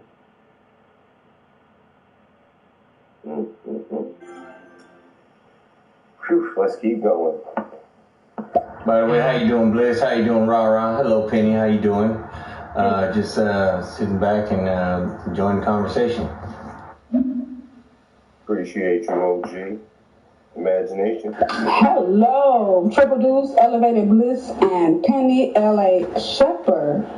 A&M Victim's Voice. It's imagination coming through. And, I'm sorry that I didn't say hello earlier, but Penny just literally captivated me with all of this information.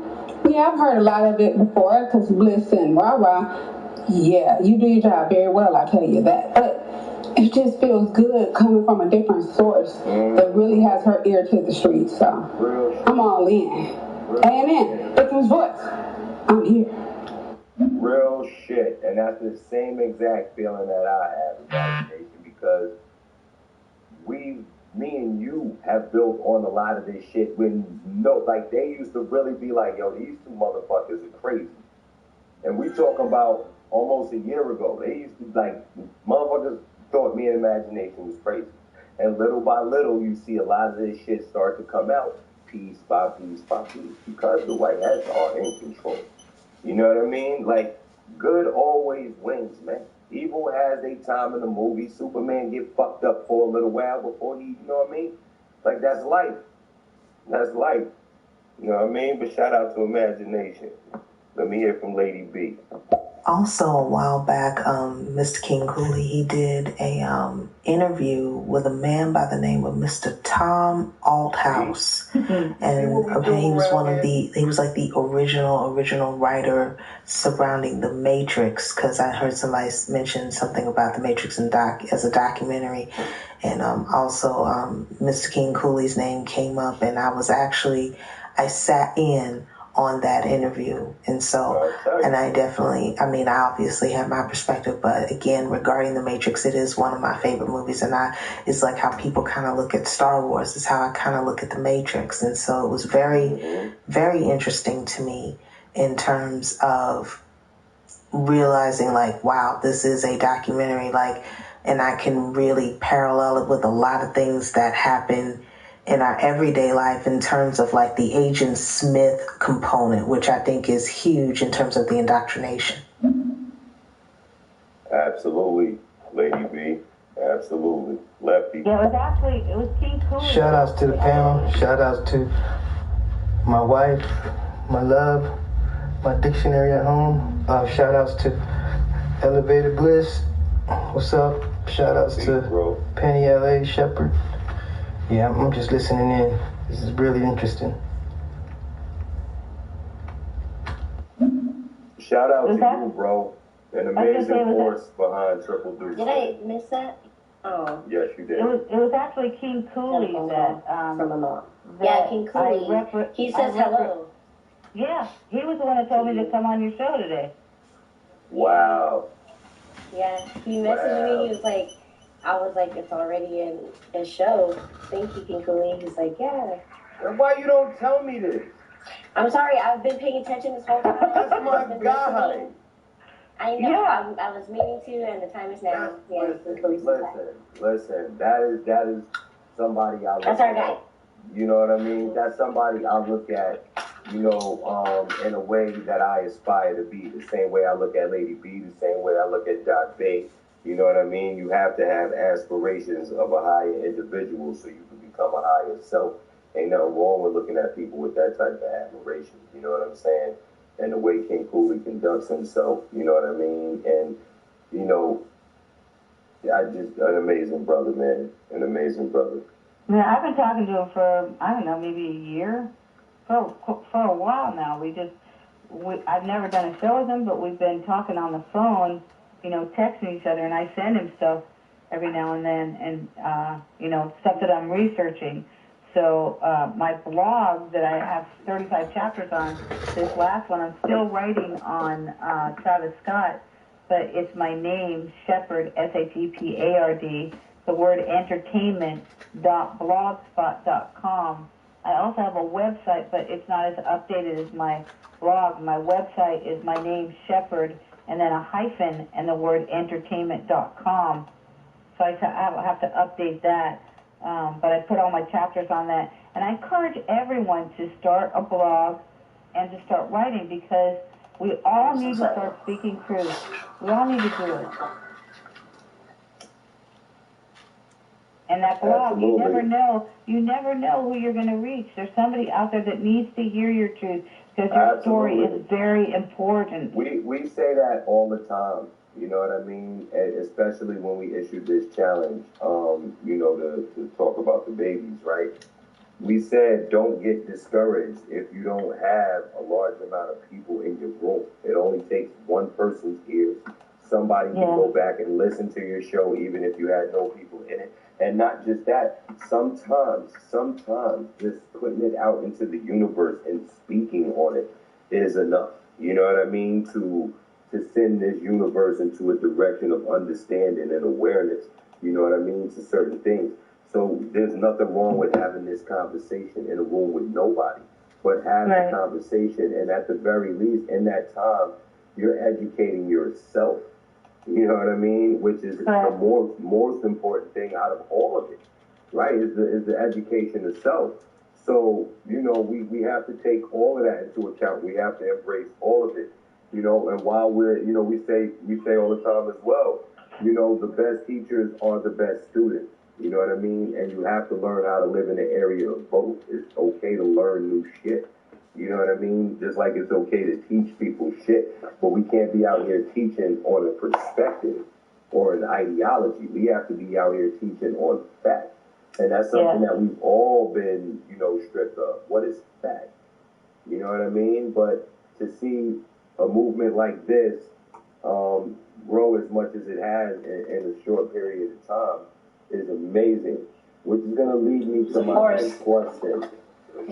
She said something, Allie Carter said something that was very interesting.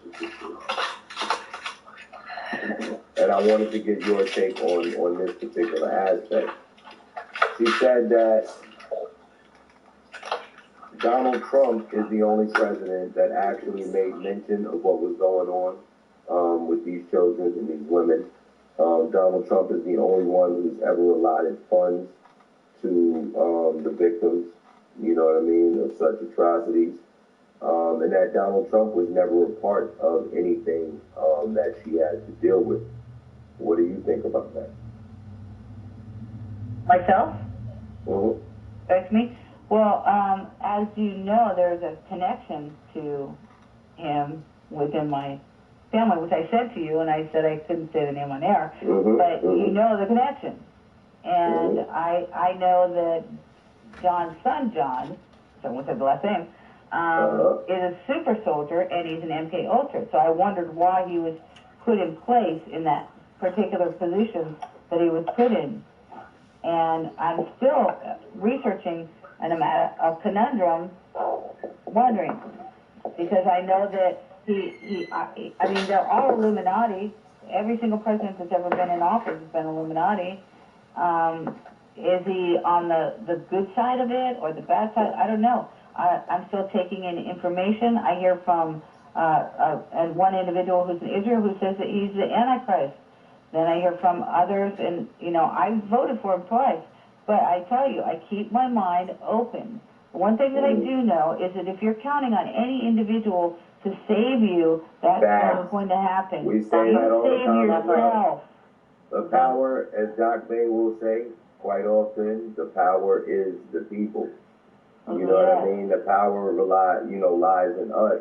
People forget that the president represents you, the people. I too supported, Donald Trump, and solely based on his efforts in regards to child trafficking and sex trafficking as a whole. That was my major support behind him, as well as him mentioning God, as well as him not being afraid to say Jesus. Now, I do also see him throw up hand symbols, symbolism as well. Correct. So, you know what I mean? And also, he was surrounded by, when he was in office. Antichrist, I also see a lot of, like you stated earlier, not just the manipulation in the way these transcripts look now, because a lot has been omitted. But I see a lot of biblical prophecy being orchestrated to make it seem as if these things are taking place. So they're being reported as if. So if I was a motherfucking Chester child molester, right, and I knew that my entire organization, my entire family lineage, my entire family history, and all of that shit was about to be wiped out, I would call the motherfucking Antichrist too. You know what I mean? Right. So as I would say, keep your mind open. Don't without a doubt find any possibility, and because we don't know. And come up with your own discernment. You know what I mean? Whether you believe yes or no is irrelevant. You know what I mean? What is most important is that you at least and you have all the information. Trip, I think you have and also don't sit back and let the laurels of others' deeds stop you from moving forward. That was the thing about the Q movement. There was a certain individual that was my brother's son, that was on Air Force One doing a Q sign, which is why I said, is John, my brother, Q? Because I had questions about everything, right?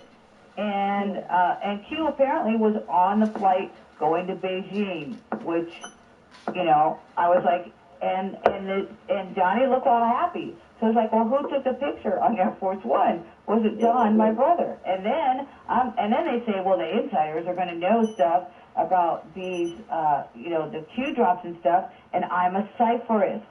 So I am an insider, even though I didn't want to be an insider. And then they said this one thing about Save the Best for Last. I was like, fuck it, I'm not watching Q anymore because I sang that song to John when he was my agent.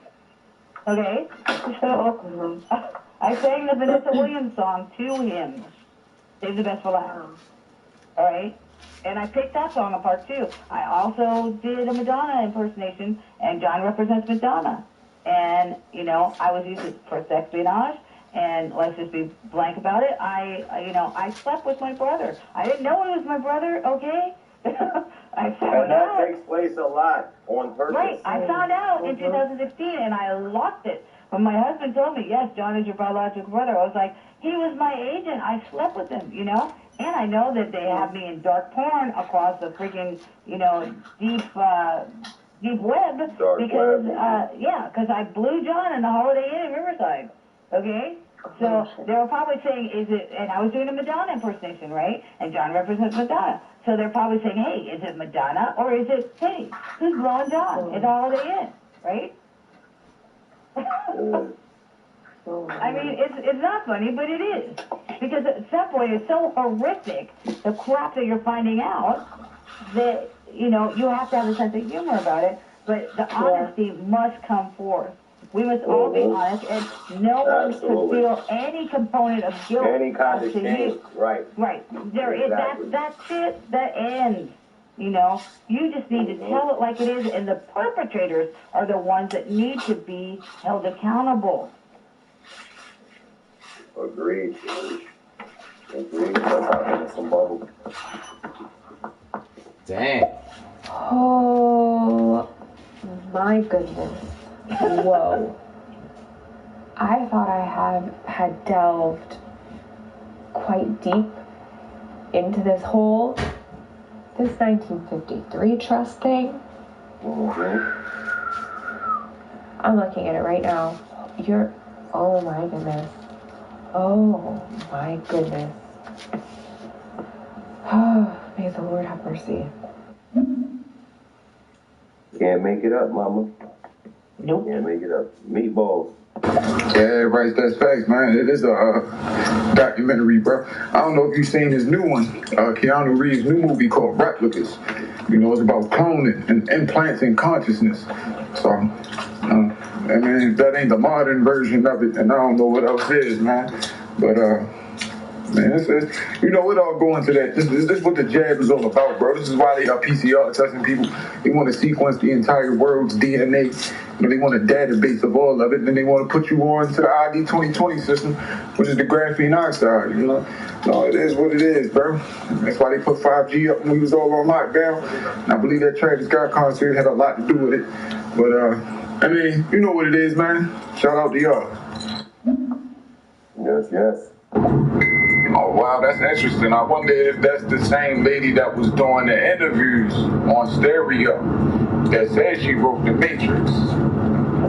I don't know if you know that, y'all know that happened. I think it was on Jerry Carl. The brother Jerry Carl, he did an interview with her. And, she was pretty much saying that she wrote The Matrix, and they took it from her. But I wonder if that's the same person. Yep, it is. Sophia. It is. You can't make it up. She did an interview with a friend of mine, and then she said she got all this money, and she wanted to charge her $200 to do the interview. 200, huh? Yeah, and also when she kept asking me, I want a picture, give me a selfie, is what she was saying. I said, lady, I don't do selfies, all right? I don't do selfies. I go, if you want pictures of me, you can find them on the web. There's lots of pictures of me, and she's like, no, I want a selfie. And I'm like, that's what I was starting to type, if my conversation with you is contingent upon me sending you a selfie, we're done here. And because what they do is they take a recent picture of you and they're going to do some witchcraft on you. Don't be sending people your selfies, by the way. Shit, in this day and age, people give them away freely on social media. Don't do it. And don't be posting pictures of your babies on the web either. It's like food porn. Yes, it is. Let's keep popping. You know, yeah, man, one of the best interviews I listened to about their targeted individuals ordeal is from a guy named Byron Kofron, Kofron. His first name Byron, Byron. But you know, he worked for a company that, you know, pretty much was, he knew that they was doing this shit, and he blew the whistle on it. But man, that's why I started putting my shit in aluminum foil, bro. My phones, I made a shoebox with some heavy duty aluminum foil, and I put my motherfucking cell phones in it, me and my girl phone, and I take that bitch outside, you feel me, and I got me a little old alarm clock to get up, because we usually use that shit to wake up, so it's like by my bed, bro, but I've been noticing I can't sleep at all, bro, so they fucking with us, man, EMF, bro. Nigga, when I lay down, I'm calm. I be high as a motherfucker. Lady B. This is one of the biggest reasons, and I've always said this, and I've said this to a lot of people. I said, don't ever, ever, ever put yourself down as an organ donor, because I know that's usually like whenever you get like a state issued ID or a driver's license, they'll ask, oh, well, do you want to be an organ donor? And I tell them, I said, don't you dare. Don't even do it, because what happens is, like, if you put yourself down as an organ donor, you go into, and please correct me if I'm wrong, Miss Shepherd, but they put you almost like probably in a national database or of whatever type, and they could easily set you up it's almost like signing your own death sentence. Little do you know when you put yourself down as an organ donor, because when you're selling your organs on the black market, there's a lot of money to be made in that. She's correct. Also, the X-Files is a documentary as well, because everything we're talking about is true. But they speak to this because we are already in databases. In the deep underground military bases, our DNA are in databases. And you'll find some, frozen file cabinet where your DNA is. They took my ovum and my fetuses, and they froze them. There's a clonate in Riverside. John's office is in Anaheim, but there's a clonate in Riverside. That's where it started. And Project Eve is a cloning project. So I was born in Project Genesis, Sub-Project Eve, which is a cloning project. And I believe that Genesis was actually some kind of a level that they reached where they could actually reproduce cloned individuals on a mass basis, which was what the Boys from Brazil was about. And I believe that John and also Bruce Willis are from that batch from Joseph Mengele, from a Boys from Brazil, because they're born on the same day, May 19th, 1955, but Bruce Willis was born in Germany. Interesting, right? The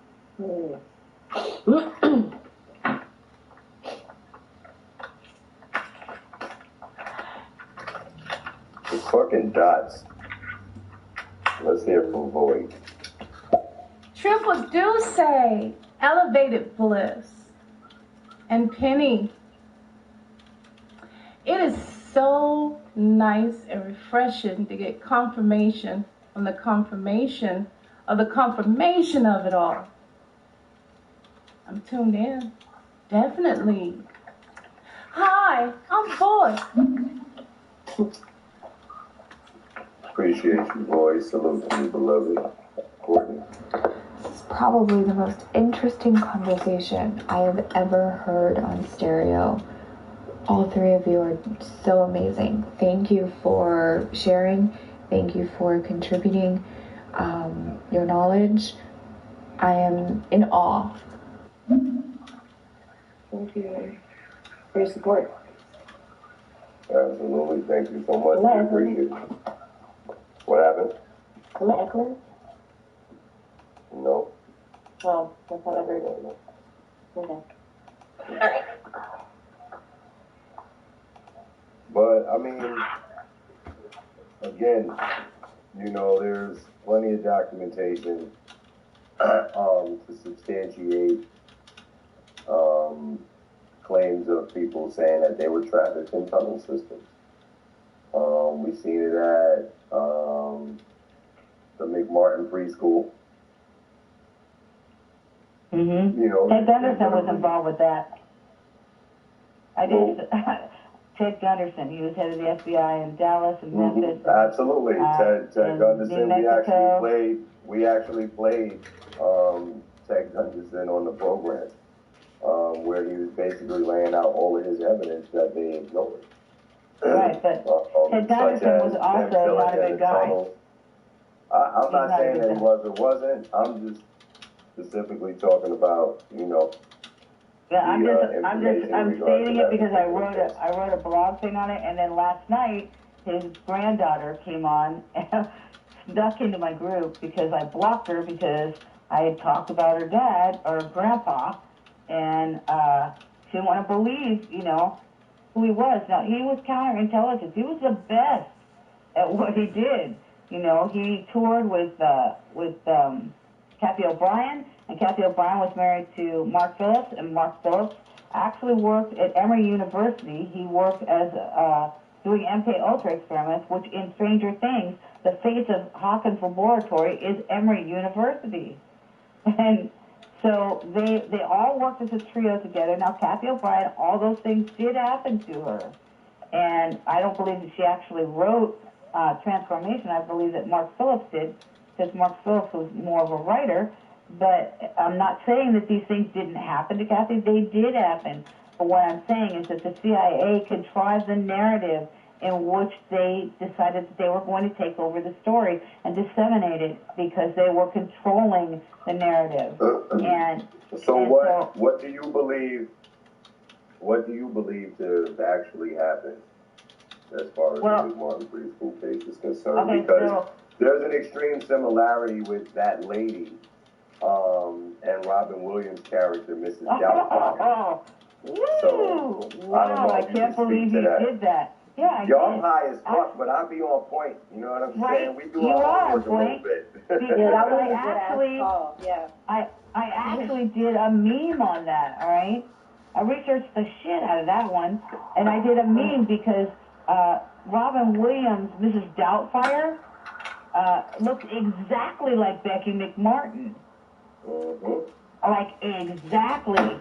And they played the naked movie star game, and I'm going to say that Robin Williams was in those tunnels because those tunnels led all the way to L.A. And also, my research on Gunderson as counterintelligence, Gunderson worked directly for J. Edgar. J. Edgar was raping little boys in Hollywood. And Gunderson also worked on JFK and the Monroe cases. So I researched Gunderson a lot. And so for his granddaughter comes and attacks me because I'm writing about her grandfather. Now, when I first started talking to her, I talked to her for a couple of months, and she was open to the possibility that maybe there was some wiggy crap with her grandpa. And then she starts on this thing where he's a hero. And I said, no, he was not a hero. Then she goes on my phone and says, I'm a Satanist. And I'm like, really? Because Ted married Anton LaVey's widow, Diane Ridley, who wrote the Satanic Bible and was eating people and drinking blood. And you're going to call me a Satanist because I said that your grandpa was a Satanist because he actually married Diane Ridley? So I blocked her. I said, don't ever fucking come on my phone again. And then I wrote a blog about it along with, it's a chapter 27, and it's about CIA Rose McGowan, and I said Ted Gunderson rises from the grave just in time for Halloween. And then I post all that stuff on there. Well, just last night, she infiltrates one of my groups, and then she starts saying, I'm the queen of disinformation. I said, I go to her on a sidebar on Instant Messenger and say, excuse me, but I did not appreciate you saying that about me because my whole life is about disclosure of truth. And then she says, well, you're smearing my grandfather's name, you know, Ted Gunderson. And I'm like, oh, my God. I said, I know exactly who you are. and then I blocked her again. And she snuck into my group. And she says, I like the things that people are posting in your group because they're telling the truth. Really? So I had to block her again. So it's just a little bit of a sore spot on the Gunderson realm because I am a truth teller. And she says, oh, well, you can't just get the information off of the internet. I say, no, I actually went and did interviews with people that knew him. I also went to the FOIA request for people and found out about his divorce from his wife. And then I went to one of the relatives who told me that Ted Jr. was schizophrenic and that I wouldn't be able to talk to him. I mean, the family's in extreme disrepair. But we're talking about an individual that also, according to Ed Opperman, he was couch surfing on the home of one of the victims from the McMartin case, who she funded him. Ted didn't spend a penny of his money, and she funded him to go and go into the tunnels. And then also she said that he was calling Michael Aquino on a daily basis. He also defended an individual that murdered his wife and his two babies, stabbed them like 25 times. His name was McDonald. And McDonald, this happened 6 months after the Manson case. So I wrote on that. Why did they send him there to then get this guy off? Because it was the Church of Satan, because he was working for the Church of Satan. As they all are. Sorry, I'm just getting a little hot on that one. Nah, not at all. Not at all. You in the wheelhouse. Look, you right now wheelhouse. Like I said, this entire conversation and everything you're saying it all in one show, but we literally touched on every aspect of what you're talking about over the last. For us, it feels like confirmation and validation. I'm not gonna lie to you. Yeah. It definitely does, and it provides me more hope that there is a lot more work out there being done in regards to this movement than any of us know. When you can be placed in these types of situations organically, you know what I mean? You're meant to be in them. You're meant to be having these conversations. I mean, personally, you know what I mean? I was a singer. Okay? It validates that trust that you need to have in yourself. I never would have thought I'd be having conversations. Because I got in an argument with John about Ted Gunderson years ago, like 5 years ago when I was talking to him. And I thought that was odd too, because why would I be talking to my entertainment agent and arguing about Ted Gunderson? Because he's not an entertainment agent. He's a deep state operative above the president. He's got his picture with Bush Jr. He knows everybody, because he's above the president. He's working with the presidents in the deep underground military bases. Elon Musk produced one of his movies because they're pals. We're talking about the Illuminati, and we're talking about the levels of Illuminati that are so deep down the rabbit hole. When I was talking to him when I was out in Illinois, and he said, hey, you want to see what I'm working on? I said, yeah, sure. He sent me that he paid this girl $3,000, which when I worked for him 7 days a week for $600 a week. I went bankrupt after I was working for him because I had to produce my own show. And so he says, want to see what I'm working on? And I say, sure. And he pays this girl $3,000 to do a song from Jefferson Airplane, The White Rabbit.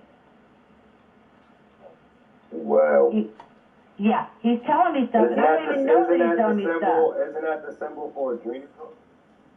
Yes, it is. And not only that, but I believe he's Joseph Mengelé's protege, and Fiona Barnett, who I've only talked to one time, but Fiona said that the people that worked on her were Nicole Kidman's father, Anthony Kidman, Dr. Gooderman, Dr. West, Dr. Michael Aquino, who was a doctor, and Dr. Mengele. And I think that my brother John was that Dr. Mengele.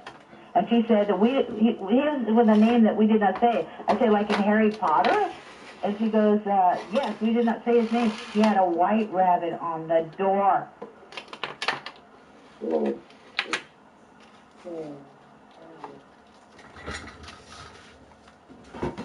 I mean, this is a difficult road that we traverse.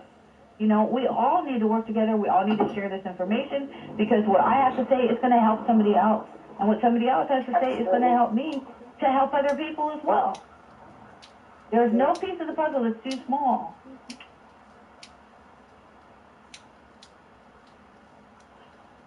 You're right. And I like your graphics, man. You're awesome. Those graphics were just, I was like, wow, what kind of software is he using? Freaking awesome. Thank you so much. I literally did it on my phone. Yes. The whole thing. She is absolutely amazing. Yeah, I sent it, like I told you, I sent it to one of my former bass players who I'm talking to right now. Who's, I knew him from 30 years ago in a band with John. John actually represented him from the 80s, but I didn't know John was my brother, you know. They hid all of it from me. And then I find out when, you know, I say, hey, I'm praying for you and Johnny. And, you know, Johnny's on Trump's campaign. Probably he went in there when Roger Stone was coming out. We all know who Roger Stone is. You know, there's allegations that Roger Stone was on Epstein's Island with his, you know, the ram's head on, raping women, because the one guy who worked there said there was a guy with a tattoo of Nixon on his back. Really? There's not a lot of those guys running around. And he was working with the people on Watergate. So he worked on the re-election. It was called CREEP, the campaign to re-elect Nixon, right? And he worked with the Watergate people. And he put a tattoo of Nixon on his back. What kind of a man puts a tattoo of another man on his back so he can look while he's raping people and, you know, having orgies because he and his wife are swingers, so he can look in the mirror and see Nixon? I mean, just how tweaked are these people that are in positions of authority? And when I first saw Roger Stone, it was another person that I was speaking with who is affiliated with That's what I said, Playroom Kelly, who I blocked. And you gonna make another video about him? He worked with Roger Stone. He's a good guy. I'm like, no, he isn't. And I get it checked. I go on his face page like the day before. We love you, dog. That's how I do it. It's the 11 thing. Look, and so I don't even watch him no more. I don't know which Stone he is. So I say. But you about to buy me a club. And I say, why are you asking for money, Stone? What happened to all that money you made off of JFK, off your movies, right? Wrong Stone. That was Oliver Stone. And the next day he got arrested. The FBI came to his house. I think it was in Fort Lauderdale. And I lived in Fort Lauderdale.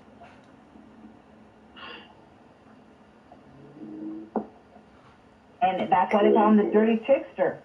You know, Richard Nixon was called Tricky Dick, right? And I believe that Nixon was one of my perpetrators when I was a child. Because Nixon and Gleason went to the Air Force Base down there, Homestead, and I believe they held me in Homestead. It wouldn't matter as long as I got your attention. Erasing me. I had periods where I was like really smart and then really stupid, really smart, really stupid. But they were erasing me. As long as I got your attention.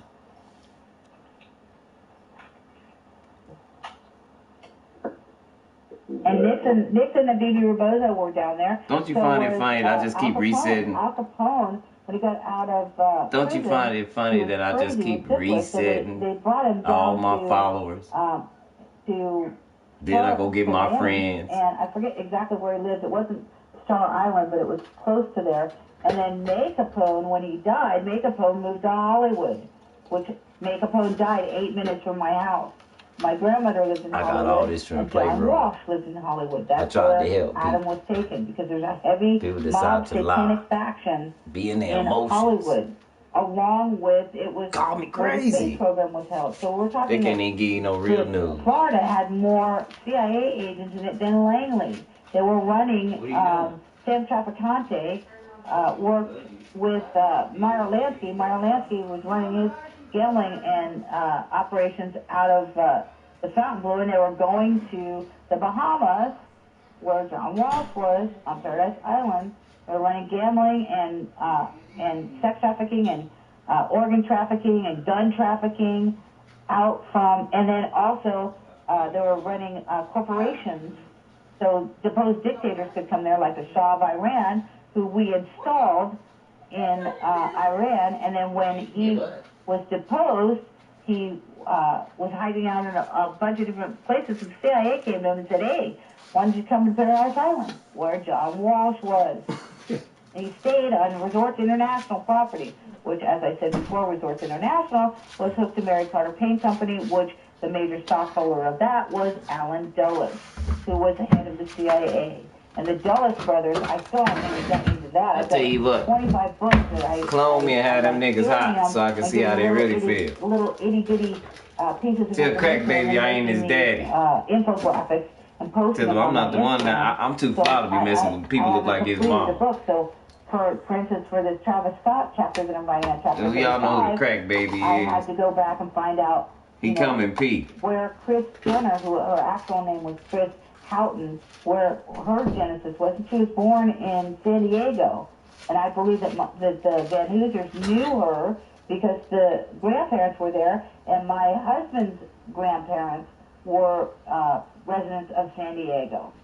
So it was a very small community, and they lived in Mira Mesa, I believe it was, which is 7 minutes from where my husband lived. It was a small community there. She also hung out at La Costa, and my husband, when he was older, he worked at La Costa doing security. And La Costa was Frank Sinatra. All the same people that were in Miami at the Diplomat Hotel were in California and in San Diego, in La Costa, and all the venues there. I wondered why when I worked at one gig, it was called the China something, like the China House or something like that. It was in San Clemente. And I remember looking on the wall and saying, why is there a picture of Ike Turner and Tina on the wall, signed by him? And the next thing I know, and we're playing the wall, there's nobody in there, next thing, Ike Jr. walks in the club. I'm like, what the hell? Why is Ike Jr. here? I just looked at the picture on the wall. I was wondering why that picture was on the wall. Now Ike Jr.'s here. Because they're all out, they're all throughout California. And Ike died in Temecula, California. I forget the exact region, but it was like San Marcos. He died in San Marcos. Oh, he's died. My brother lived in Oceanside. Who says that my brother has a suit that I gave him. He lives in San Marcos. When you're researching something, you need to go to the very beginning of it so that you can determine how things started. So, where was Kris Jenner born? What kind of an individual is she? She was always a gold digger, money hungry, and she worked her way up the. She worked with a golfer first, and she cheated on the golfer with Kardashian, who had more money and influence, and it was OJ's best friend. Mm-hmm. This is true. That's why the daughter looked just like fucking OJ. Mm-hmm. Yeah. Cheers. She looked just like fucking OJ. I mean, she was friends with Nicole. She got that whole Scooby-Doo head and everything. Yeah, she said she didn't actually like OJ, but who knows? I mean, she was all about the money. That's what she wanted out of life. She wanted money and prestige. And then you see her daughter, after this debacle where people are murdered, and she's worried about losing billions of dollars for her cosmetics company. That's where their heads are at. Oh, yeah. Easily. And she also, for Halloween, she doused herself in blood for her cosmetic company. Who does that? Naked in a pile of blood. No, she knows she ain't invisible. People who want to show the satanic faction that they're in control, and that they're actually doing what they're doing. There's no shame in it. But yet in the public, when they're saying that Kanye is a Christian, is the puppies. Puppies are all awake now. When they're saying that Kanye is a Christian, Kanye isn't a Christian. Hell no, he just had Marilyn Manson as a fucking son. No, I don't want you to just tell him. I want you to clone me. Go in there and clone me. Him, Marilyn Manson, and Justin Bieber all had fucking servants. Like, right. And what kind of prayers are they saying? Who are they praying to? Because that damn sure ain't my God. Mm-hmm. They're praying to Satan. Absolutely. They're doing sex magic and, You know, John also represents Bieber. He also is one of the Yummy. Look at the Yummy video. Everything about these people is just, you know, I mean, you're with Marilyn Manson, and then Johnny Depp's also with Marilyn Manson singing Stay 10 at the Roxy. I played at the Roxy 3 times.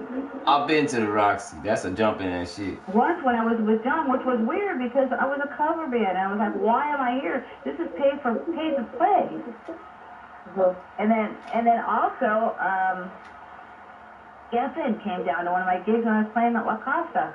And he asked me to like sing some birthday song for one of his people, and we're doing a show, and I'm like, I can't actually do that right now. And he says, do you know who I am? And I'm like, you know what? You know what I know? I know that I don't know who you are, but you're extremely rude. Go away. Oh, that's touchdown. And then he sent somebody else down there, and they said they were Geffen's son, and they got the band drunk. And that pissed me off. And I said, it's not who you are, it's how you are. I don't know who you are. I don't know if you're actually Geffen's son, but I'm pretty sure you probably was one of Geffen's lovers. You said something earlier this morning, and maybe you did. Maybe I'm just thinking too deep. But didn't you say something about the red bottom shoes and I'm talking to Miss Shepherd. Did you say something about the red bottom shoes and your brother was wearing your other brother? What's up, Mike? On my educational stuff today. Geffen, I think, also has he has like some kind of a hospital. Watching the game on my Eminem's record label, Shady Records, they're all part of Geffen Records. Every last one of them, 50 Cent's record label. She's an MK Ultra baby. Yeah, he's a psycho. Dude is a psychopath. He dated Cher for a while. He's gay. Well, they all put up these stunts, you know what I mean, in the public. And asked her to marry him after she left Sonny. Who Sonny died. Well, we'll never know what Sonny died. You know. Well, they said he was skiing and hit a tree. Right. Yeah. Watch out for that tree. Yeah. George of the Jungle. They hit him with the George of the Jungle shit. George Bush of the Jungle. Watch out for that tree. Yeah, exactly. George Bush of the Jungle.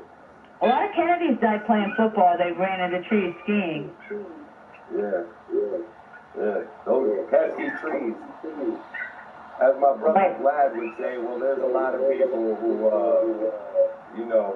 get tax evasion and end up committing suicide too. So don't get caught by that tax man.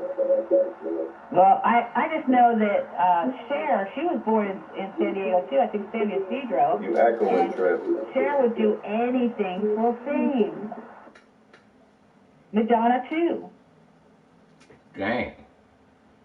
So when you start with the premise that you would do anything for fame, there enters Satan. That entire Like a Virgin video. I mean, every one of these ultra famous artists, they all have this one signature video or song that pays respect in that moment publicly to the God that they've chosen to honor, which is the God of this earth to them, and that's the devil. I knew her whole portfolio. I mean, of course, they all get into it a lot heavier and they start to open up more, but they all have that one signature one that's their transition song. And it's kind of like the death of that newbie artist that's being broken into the business to the one who says, you know what, I'm going to take this ride all the way. And see, here we as the like when they make a comeback? Yeah, not just a comeback, but we in the public will look at people who have these amazing songs and then we'll call them one-hit wonders. All the while, these people refuse to sell their fucking songs and then they got show. You know what I'm saying? And then they got fucking show. You know, back then, people weren't able to, do what people like Junkie Dave do and be as independent, you know what I mean? Right. And have streaming services be able to aid you. You know what I mean? So distribution was everything. The music game now is a lot different. The music game now is a lot different. Like, you really needed, and that's a benefit for true artists that have genuine spirits, because you don't have to deal with these people. You know what I mean? If you sell your album, 100,000 copies at $10 a pop, how much money is that? Right. But if you sell 1 million copies as a regular artist, you make $700,000 because you're making like 7 cents on a fucking album. Right. So who made more money? The person made more money is the person who didn't have the record label. And they're not going to be whored out as a fucking result of it at every little party that they have. You think that these people are being invited to these parties or these inaugurations and ceremonies to perform? No. You're going to sing a fucking song, you're going to be entertainment, and then we're going to put you on a spigot like a rotisserie chicken for all of these elites. And these ceremonies are more egregiously evil. There's a reason why Whitney Houston is seen singing at fucking Epstein Island for these people. I really like Whitney. She was gay too. I didn't know that until I was at a concert. She came up to us and smoked a wild joint. It was whatever it was really good. And then my bass player said, "You do know she's gay?" And I was like, "No, I did not." I was with Steve, and she was with her bodyguard. She sat in front of us and smoked pot with us. And then I invented this microphone, and Bob made the microphone and sold it to Whitney. It was some kind of special microphone, because the one that I had invented was it would moisturize your vocal cords when you breathed in. They said, they could use it for nefarious purposes, and they could kill somebody because they could put a toxic neurological substance in it. How would I know that when I was in my 20s, Steve? Seriously. I knew this stuff. How would I know this?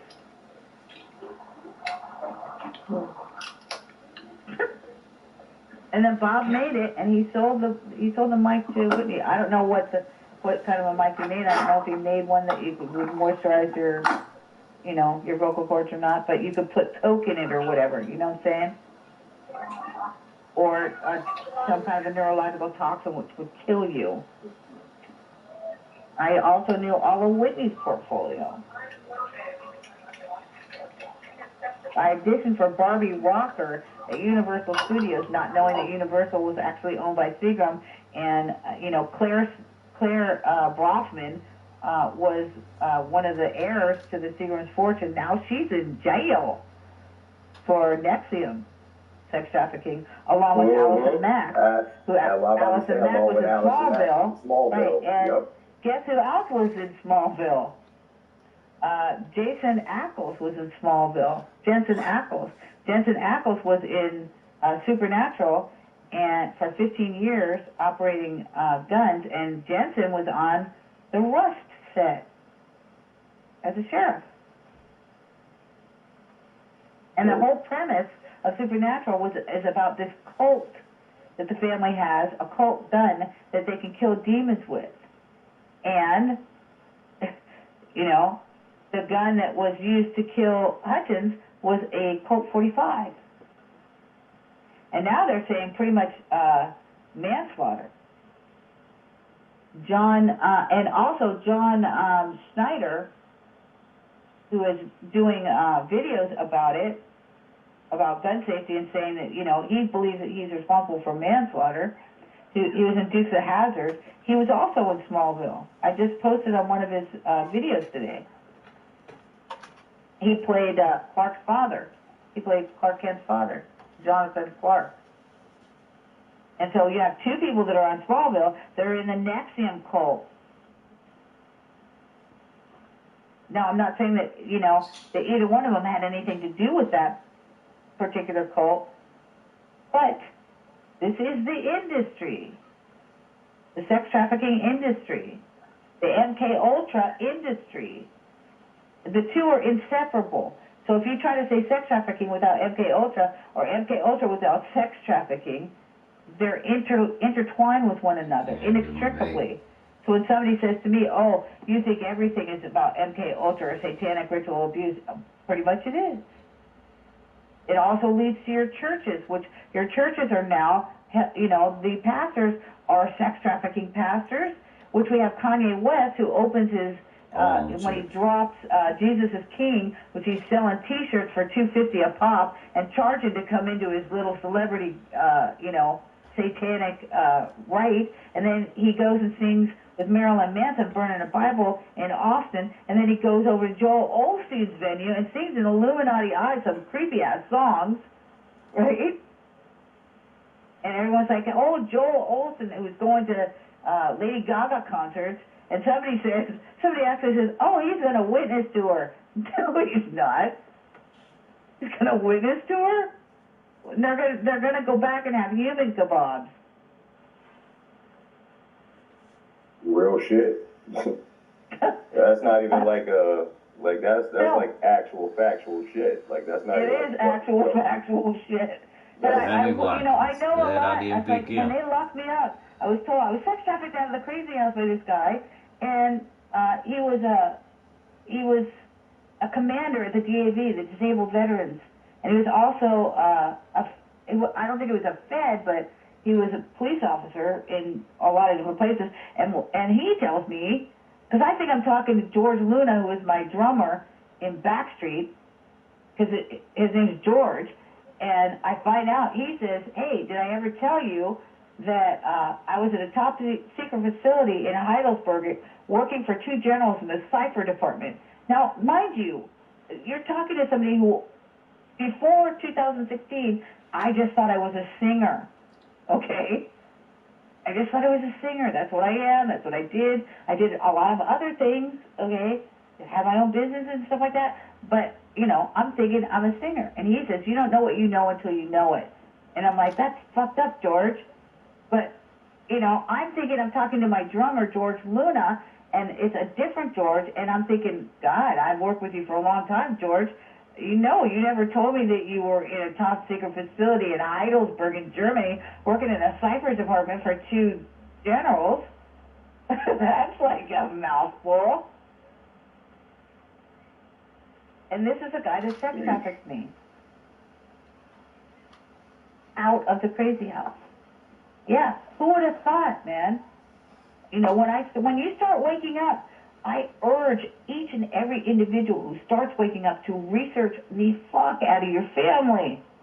Look at your family name and then find out who in your family was the evil ones, because it is literally good against evil, and it's in every family. It wasn't just in mine. When I woke up and found out my family was Joseph Mengele and Hitler's, and, each time I found out something, and I was at a Starbucks, the barista was like, are you okay, man? I'm like, yes, I'm a researcher. I just found out something copiously evil about my family. What can you say? And these people are in every single family. They're hidden uncles, and they're your teachers, and they're your doctors, and they're your lawyers.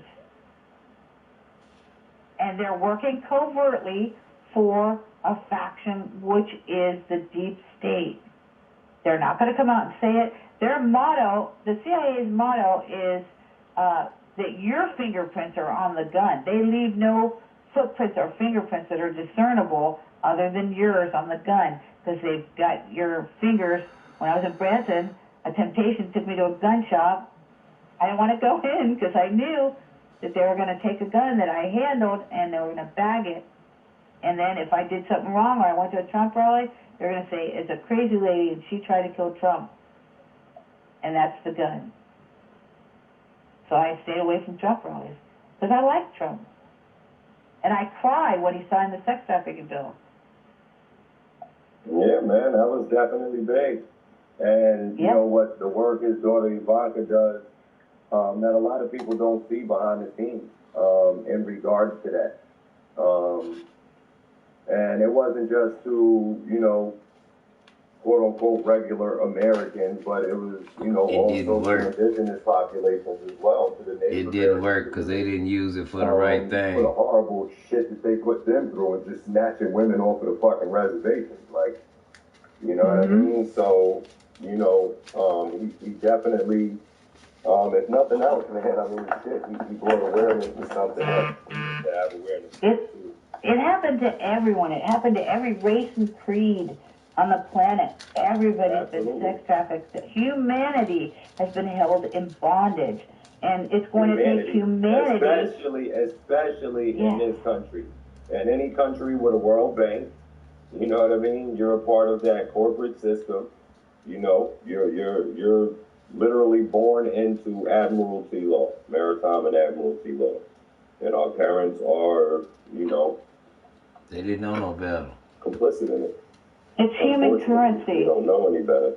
Absolutely. The currency of from day one. Mm-hmm. From day one. So when people say, hey, what, you know, how'd you get into MK Ultra? I said, I didn't get into it. I was born into it. It wasn't like a choice.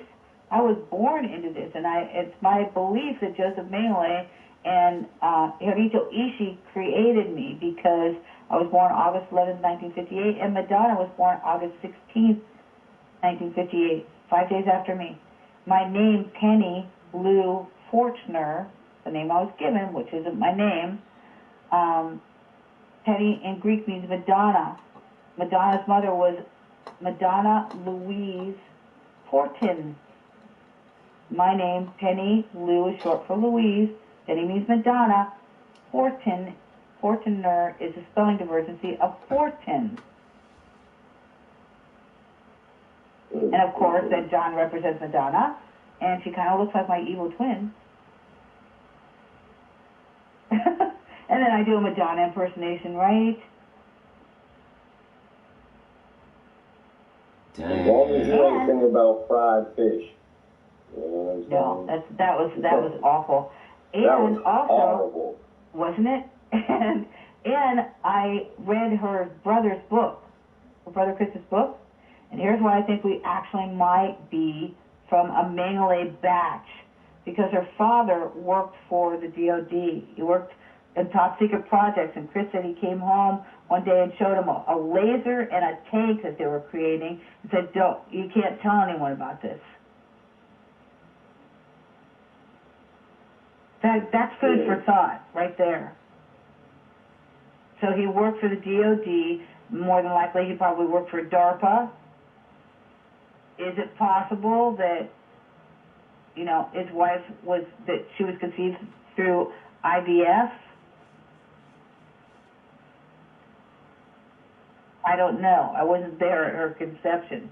But these are things that I wonder about because the ties are too close. And also, Ishii disappeared, so he flies to Maryland, and he's in Fort Detrick, and he's working on biological warfare. We even thank him for his work with us, and I believe he's also working with Mengele, and they're creating clones and genetic anomalies. So he disappears in 47. He reappears back in Japan the day after Madonna's birthday.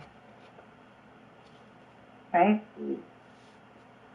So I'm born, and then Madonna's born. And I also found out twins can be born on different days. Well, depending on what time the clock is, yeah. No, I mean like different days, like, you know, days apart. Well, depending on how long the mother is in labor with them, yeah, that's what I mean. So if she's having one at 8:30 at night, and then she doesn't have the next one until 7:30 the next morning, that's technically 2 different days. Right, but I'm saying like days apart, like 3 days apart. I didn't know that was possible. That's crazy. But also, if you're talking about, let's just say that they came from different wombs, you know, is it possible that I came from hers? Because I look like Irene Mengele, who Irene Mengele was Irene Schoenby, and she married Joseph Mengele. I look like her. Now, when Joseph Mengele divorced Irene, I don't think I thought she died, but I think she died like in 2000 something. She didn't die in the 50s. So she divorces Joseph, and then he marries his brother's widow. He marries his brother's widow July 17th, 1958, and I'm born August 11th. Did he implant Irene, and were those babies distributed? You follow me? Because that's what he did. He created a whole twin city in Argentina.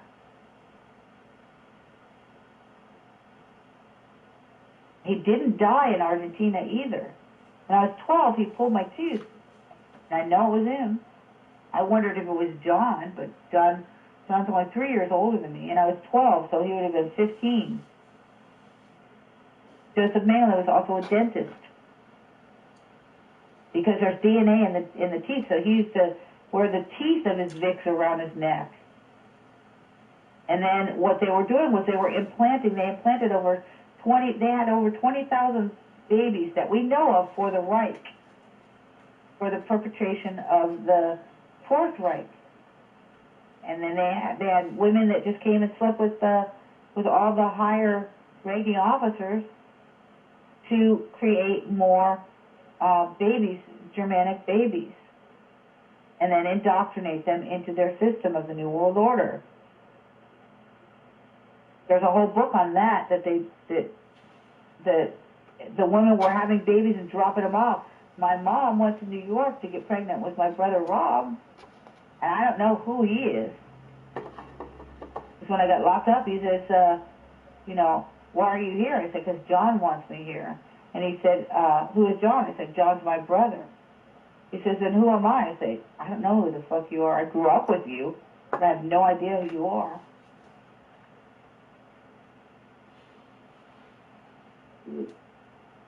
Dang. This is in a lot of families. People come to me and they're like, hey, I was adopted. I don't know who I am. So I try to figure out who they are through a unique methodology which doesn't employ using some kind of a, eHarmony or whatever, using some kind of a genetic database. It's a different methodology in which I researched the genesis of names, how they started. Like John's son would be the sons of the clan of John. And John's son, John Sin, the S-E-N is just a spelling divergency because names are geographic, from the geographical region that you came from, or they're occupational.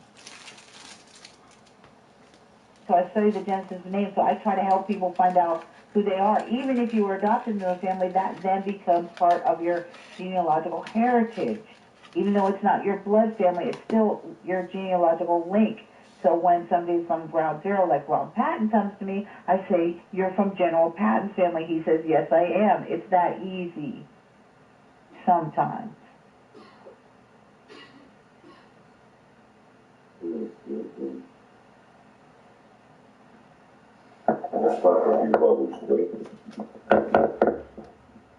Well, y'all can call me anytime, and you can call me back. Sorry, Mama, hold it. I remember watching somebody come forward a while ago in Australia, sharing some really sordid details about Mr. Kidman and who he was involved with and what he was up to. But yeah, very sordid and nasty.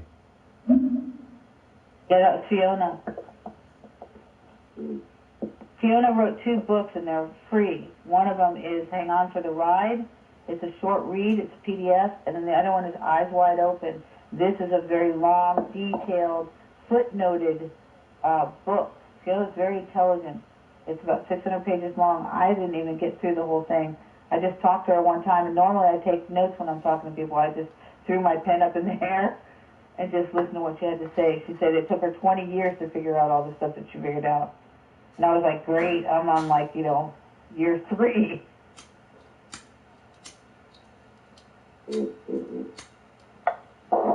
Let's hear some race.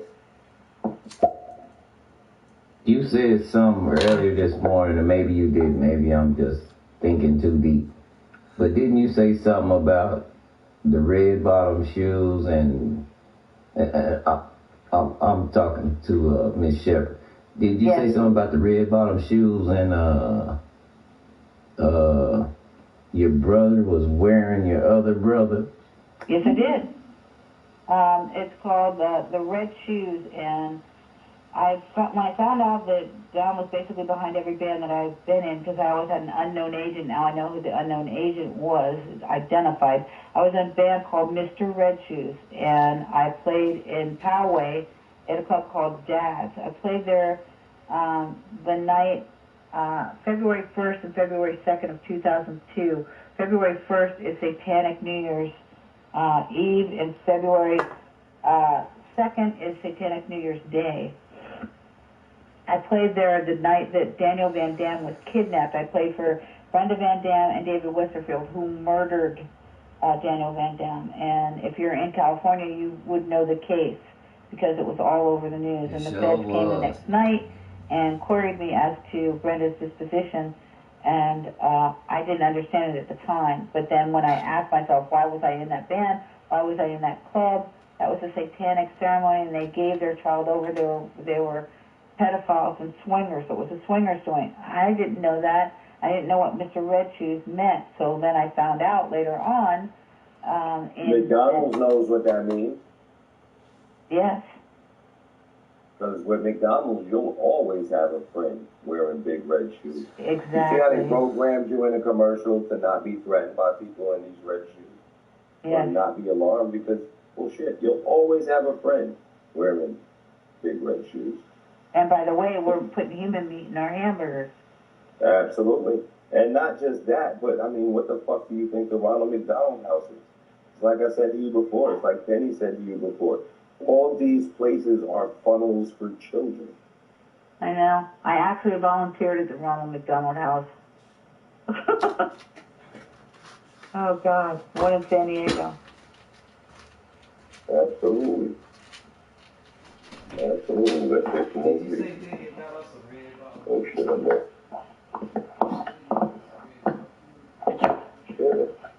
Now you see why I walk around with my Glock 40 in my home and on my person and keep something in every room. Because I know these motherfuckers exist. That's a fact. My shit right here. Yo, G, you ain't said nothing but a motherfucking word. Click, click. You ain't said nothing but a word, OG. You know what I mean? I couldn't agree with you more. Shit. Absolutely. Absolutely. Triple Deuce is just in the store right now, but she is with us though. She's, you know, it's just a little loud where she is right now. But I definitely appreciate everybody tapping in with us. This is definitely a powerful bill. Once again, I want to thank you for stepping in the room. Let's just step through into a roll call real quick. Shout out to the OG, LBC Me Rod. Shout out to the brother Meatball. Shout out to Lady Brahma. Shout out to Dr. Bay. Shout out to Rice. Shout out to Annoying Steps. Shout out to Ricky. Shout out to Boyd. Shout out to Wingman. Shout out to Gregory Hines. Shout out to Imagination. Shout out to Lovely Love. And shout out to Bob. Appreciate y'all stepping in the building with us this evening. Shout out to everybody that's in the group. As well. Obviously, I know I think that people get pumped out and never go from this. There's more college, but for that fact, one of my coworkers' son. With the territory, man, you know, things like that have done an intent to distract people from actually having a conversation, from actually, you know, feeling motivated enough to be like, oh, it's not falling in enough ears and blah, blah, blah. I feel like, all right, I mean, you might want 100 people in your room, but if you have 10 people every day, you can just people. You know what I mean? It's like, you can't get discouraged with the goal because you didn't get in one play. You know, I'm sure a lot of NBA players have goals of, you know, having a 50-point game, but, I mean, you can't have a 50-point game on one shot. You know, and it takes a lot of work. It takes a lot of hard work, period. So, you know, we just got to continue to push, especially pushing this message to the degree that we are. And taking the responsibility of it, you know, I've been happy to see a lot of people take the initiative. But when we were talking about COVID, nobody wanted to talk about it. Everybody was afraid to get bad. You know, that conversation was really off topic for people. It was an uncomfortable conversation because they didn't know what was going to come next. And now all of a sudden you see them having these talks and, you know, promoting these talks when, you know, a year ago when everybody needed you the most to not put these jabs in their body, you know what I mean? You were silent or you were preaching the opposite. And now you want to have these conversations. Like, so, it, you know, it just shows. But like again, I said, if we can do that with that, then we can do that with this. You know, we have to force them now, we have to force them to be comfortable having this conversation. We have to force the algorithms and the energy, you know, of this planet to start to listen and start to pay attention to these children. Yes, the shit's uncomfortable. It should be uncomfortable. And it's like me and Tripp say all the time. If hearing these types of things aren't uncomfortable to you, then you're a fucking piece of shit. And there's something really wrong with you. You know what I mean? It's every story you hear. You should never become desensitized. You know what I mean? Just because you're able to carry yourself and have the conversation doesn't mean you're desensitized to it. It makes you want to work harder and push harder every time you hear one of these stories. Every time you see a rise in these certain statistics that have to do with this shit. You know what I mean? So, but what side are you on now? You know, like I said, we're at a point now where there's no denying that this shit exists. This is not an argument. Right. This is not an argument. So you can call people crazy. You can call it a conspiracy theory. You can call it whatever the fuck you want to call it, but you cannot call it fake. That is one thing you cannot call it. No, you're seeing it in front of your eyes, and you know, years ago, if you talk, I think there was a person that was interviewing Donald Trump. I can't remember. She was a blonde, and she said she was like grilling him, and she said, "So, do you believe in QAnon?" She said, "You know that they're basically saying that you're putting out a satanic faction of pedophiles, and that you're going to try and track them down and kill them." And he looked at her and he said, "Would that be a bad thing?" Exactly. Like you said that. Yeah, like you said that. Like with that. Like, are you trying to really burn me with this one? Like. Right. You know, are you tracking down satanic pedophiles? And he's like, would that be a bad thing? Like she was expecting a yes or no answer. Right. So that he would look like totally cracked, right? Fuck apart. Right. So if he denounced it, he's denouncing the movement, which he didn't. Right. If he admits to it, he's vilified for it, which he didn't. Because he's cracked. He just flipped the question on her, like, would that be a bad thing if I'm taking out an elite group of satanic pedophiles? Like, listen to what you said. Are you saying that shit exists? Now, would you ever in a million years have thought that somebody would interview on national television and ask that question? And never did she think in a million years she was going to get that fucking answer back. Right. But I mean, seriously, and then that actually puts that, regardless of whether she was trying to discredit him, it's now in the minds of millions of people that saw that they're saying, "Wow, is this real?" It's now in everyone's mind now. So now it's a thought. Like when I first looked at the reptilians, and I said, "Oh, that's crazy," right? And then a year later, I'm like, I need to go back and look at that again. That's why I tell people, look, you're going to hear some crazy, fantastic things, and you need to actually keep your mind open to that anything that is possible is possible. Then use your discernment, and then you can trigger down and figure out that's BS and that's not. And the discernment is very difficult because there's so much disinformation out there. Discernment is only easy when you're allowing God to guide your discernment. Yes. If you're allowing the adversary to guide your discernment, it's going to be a fucked up road.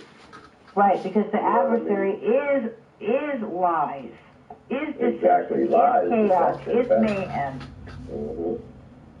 And so you're talking about that satanic faction. Because I tell people, they're like, well, they ask questions about the Bible. I don't do apologetics, but I say, what I know is when I ask God, I was told that there's a satanic faction, they're a legion, and these are like Satan, right? 10 heads of the beast, what Johnny Depp and Marilyn Manson were singing.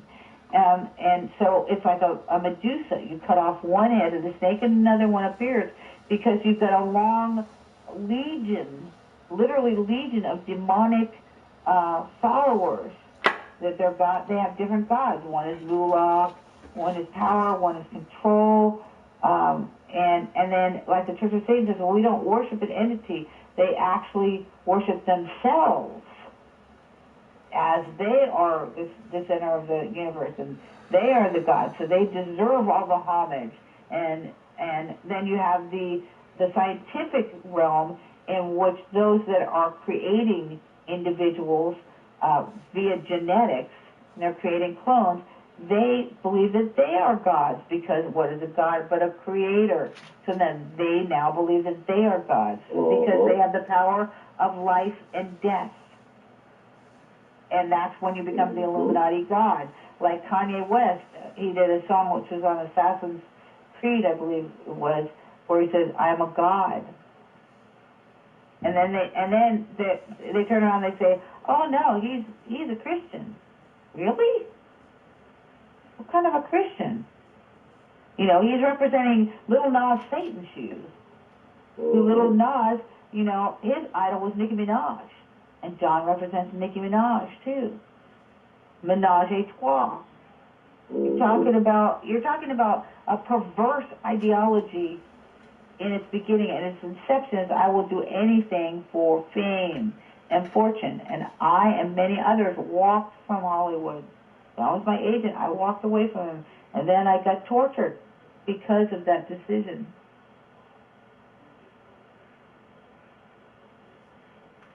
There's a lot of us out there.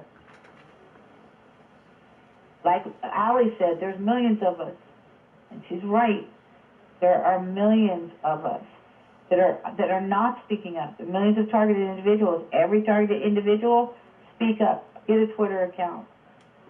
You know, don't attack anybody. Stand down, but speak. And, you know, they're murdering whistleblowers, so join the club, because my brother was murdered. My friend Chet Swift was murdered. He knew who I was.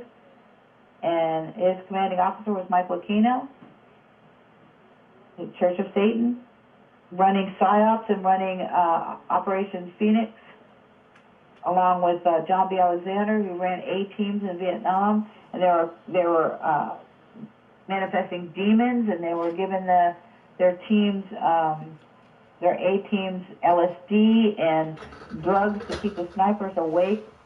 Chet was a sniper.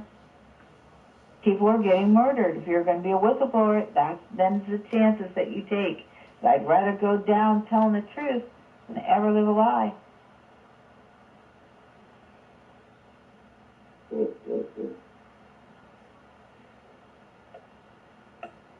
Sheesh. So what we're going to do in this last 30 minutes of the show, if there's any questions, anybody in the room, ask for Miss Penny, you know what I mean? Why don't you hop on in the comment box now with those questions? You know, or if there's any information or how to get in contact with her, we'll get into your social medias. You know, I'll give you time to, you know, explain your social medias, your blog site, where people are able to follow along with you and the information that you disseminate. Outside of having to be here, but to be able to research the things that you're talking about tonight for themselves. You know, but if anybody in the audience has any questions for her or the panel at all in any way, now would be a good time to get into those questions. I know you guys took a lot in over the night. It was definitely a lot to listen to. But for a lot of us, it seems like a refresher course. You know what I mean? For some people, you know, they're hearing some of this information for the first time, if not all of it. You know, so, yeah, man, if there's any questions y'all may have or something you're not clear on, you know, ask the question. Let us answer it. You know what I mean? We got 30 more minutes left to go in the program. I would definitely love to hear what you guys think about what we've heard up until this point. For sure. So, I mean, you know, at the end of the day, the message and the movement has to resonate with the people. It's like we said earlier, like Doc Bay says all the time, the power is the people. So it's important for us to have these conversations. And if there's something that, you know, your mind isn't fully understanding of, and you have a person here who can actually answer that question, allow yourself to get that answer. You know what I mean? Because it may be a little more into your research and something that'll help you gain a clearer level of understanding and help you discern better. So don't be shy. Ask a motherfucking question. You know what I'm saying? OG. Shout out to Bliss, Elevator Bliss, and Rah Trip Deuce. And shout out to Penny. Thanks for having the courage to come up here. I share your sentiment on a lot of things, being that I work in the DHS. So, yeah, shout out to you. Wow. I talked to somebody the other day that said at DHS, Department of Homeland Security, they left. It was a director, and he said he left Department of Homeland Security because he saw they were sex trafficking children. Like you said, man, the higher ups in all of these organizations. I don't think any one organization and the higher. No, it's all of them. They're all complicit. None of them are. I remember when I was in 9th grade or 10th grade, I was in a program called Potential. I didn't realize that I was in the MK Ultra schools because Johnny Depp went to my junior high school. And after I had left there, Henry D. Perry Junior High School in Miramar, they moved to Miramar, which Miramar was where the Mengeleys lived. So he was brought out there for a specific reason for his training, and he quit. He went to Miramar High, but I went back to North Miami Beach Senior High. I was out of district for the junior high, but now I know why they put me in that junior high, because I could erase there and they could monitor me because I'm an experiment. And literally, the little girl in Stranger Things, they had me kill people with my mind. So I do know, though, in Mexico, I believe that they had me use a gun. I don't believe I killed anybody with my mind then. But, that's what they use. We're called spies. So we're psychic spies. And the psychic ability is engendered through anger. So like when you see the Hulk going, you don't want to see me angry, right? You can actually engender from the frequency, the electronic frequency, you can start storms. And people, that's not unique to me. This is unique to humanity. But they just tell you that you don't have telepathic abilities and you don't have kinetic abilities, and if you're hearing people talk to you in your head, well, then you must be schizophrenic, which is not true. Mothers have innate telepathic abilities to speak with their children or know when their children are in danger. This is a natural ability. And, raising people from the dead like Jesus did, it's not a trick. We are a frequency, and I've done it. So, you can do it too. It's just a matter of utilizing the proper frequency. Like when they start your heart again, they use paddles because the body's electric or frequency. So when you see that concert, they're using frequency. Somebody had said about the 5G, and it is a frequency. Meatballs. Absolutely. Yeah. I mean, people in this podcast are very intelligent and well-researched individuals. And you have to research everything. I mean, I started researching, earthquake patterns because the earth is like a tuning fork. So how is HAARP working? Well, they're ringing the frequency of the tectonic plates to make them rub together to start an earthquake. They're also using direct energy weapons and laser weapons to make the water hot. And why are the fish jumping out of the water? Why are the dolphins and the whales beaching themselves? Because they're getting cooked by direct energy weapons. And a lot of the sonar getting thrown off the track from a lot of these submarines and shit that are underground. And that sonar and all of these little fucking underwater experiments and shit that they be running fuck their frequencies up. So like you have dolphins ending up in like fucking cold water situations, like places they ain't supposed to fucking be because they're thrown the fuck off. Right. So it's insane. You know, they're completely fucking with nature. You know, but you art is literally have to real. research everything. Absolutely. Absolutely. And research, not, okay, Google said it's debunked, Reuters said it's debunked, Snopes said it's debunked. Like you really have to do homework, man. You know what I mean? Because what Snopes says is debunked, a .gov website will say it's true. Now make that shit make sense. Right.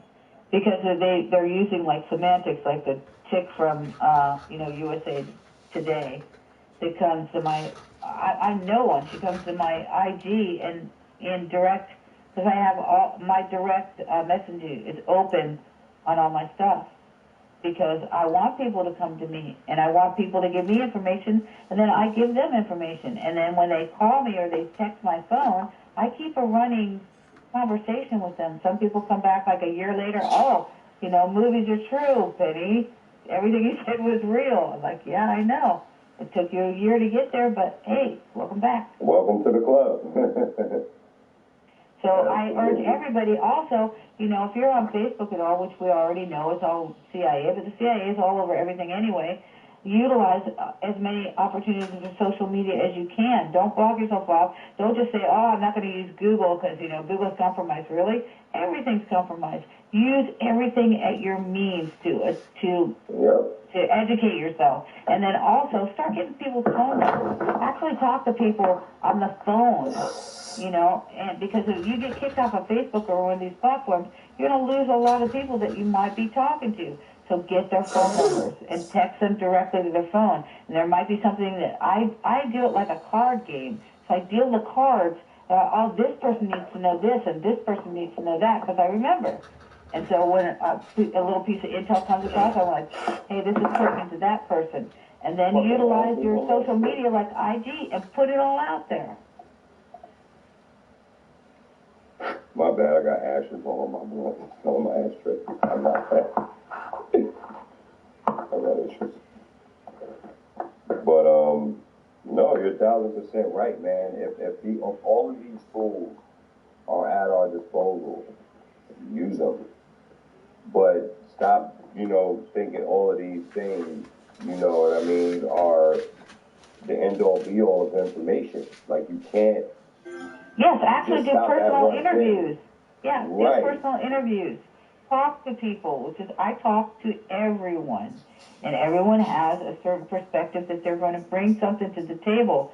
So, like when Gunderson's granddaughter is saying, you can't get all this information off of the web. No, I didn't. I actually went to people. I listened to Opperman, and, and then I actually talked to people that knew Gunderson, and then I also did my own deep research on all of the things that he was involved in. My perspective in the beginning was that he was a good person. I started with that premise, and then as I got deeper, and then I stopped researching him, and then, but he came back to me again, and I said, look, I'll look at it again, and I looked at it again, and it just got worse. It didn't get better. So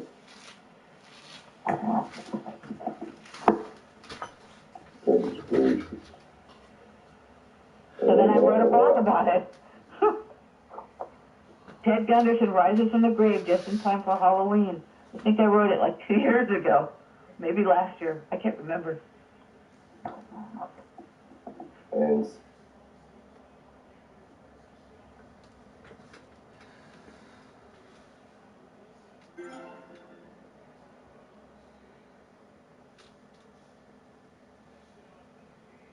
there they go with that bullshit.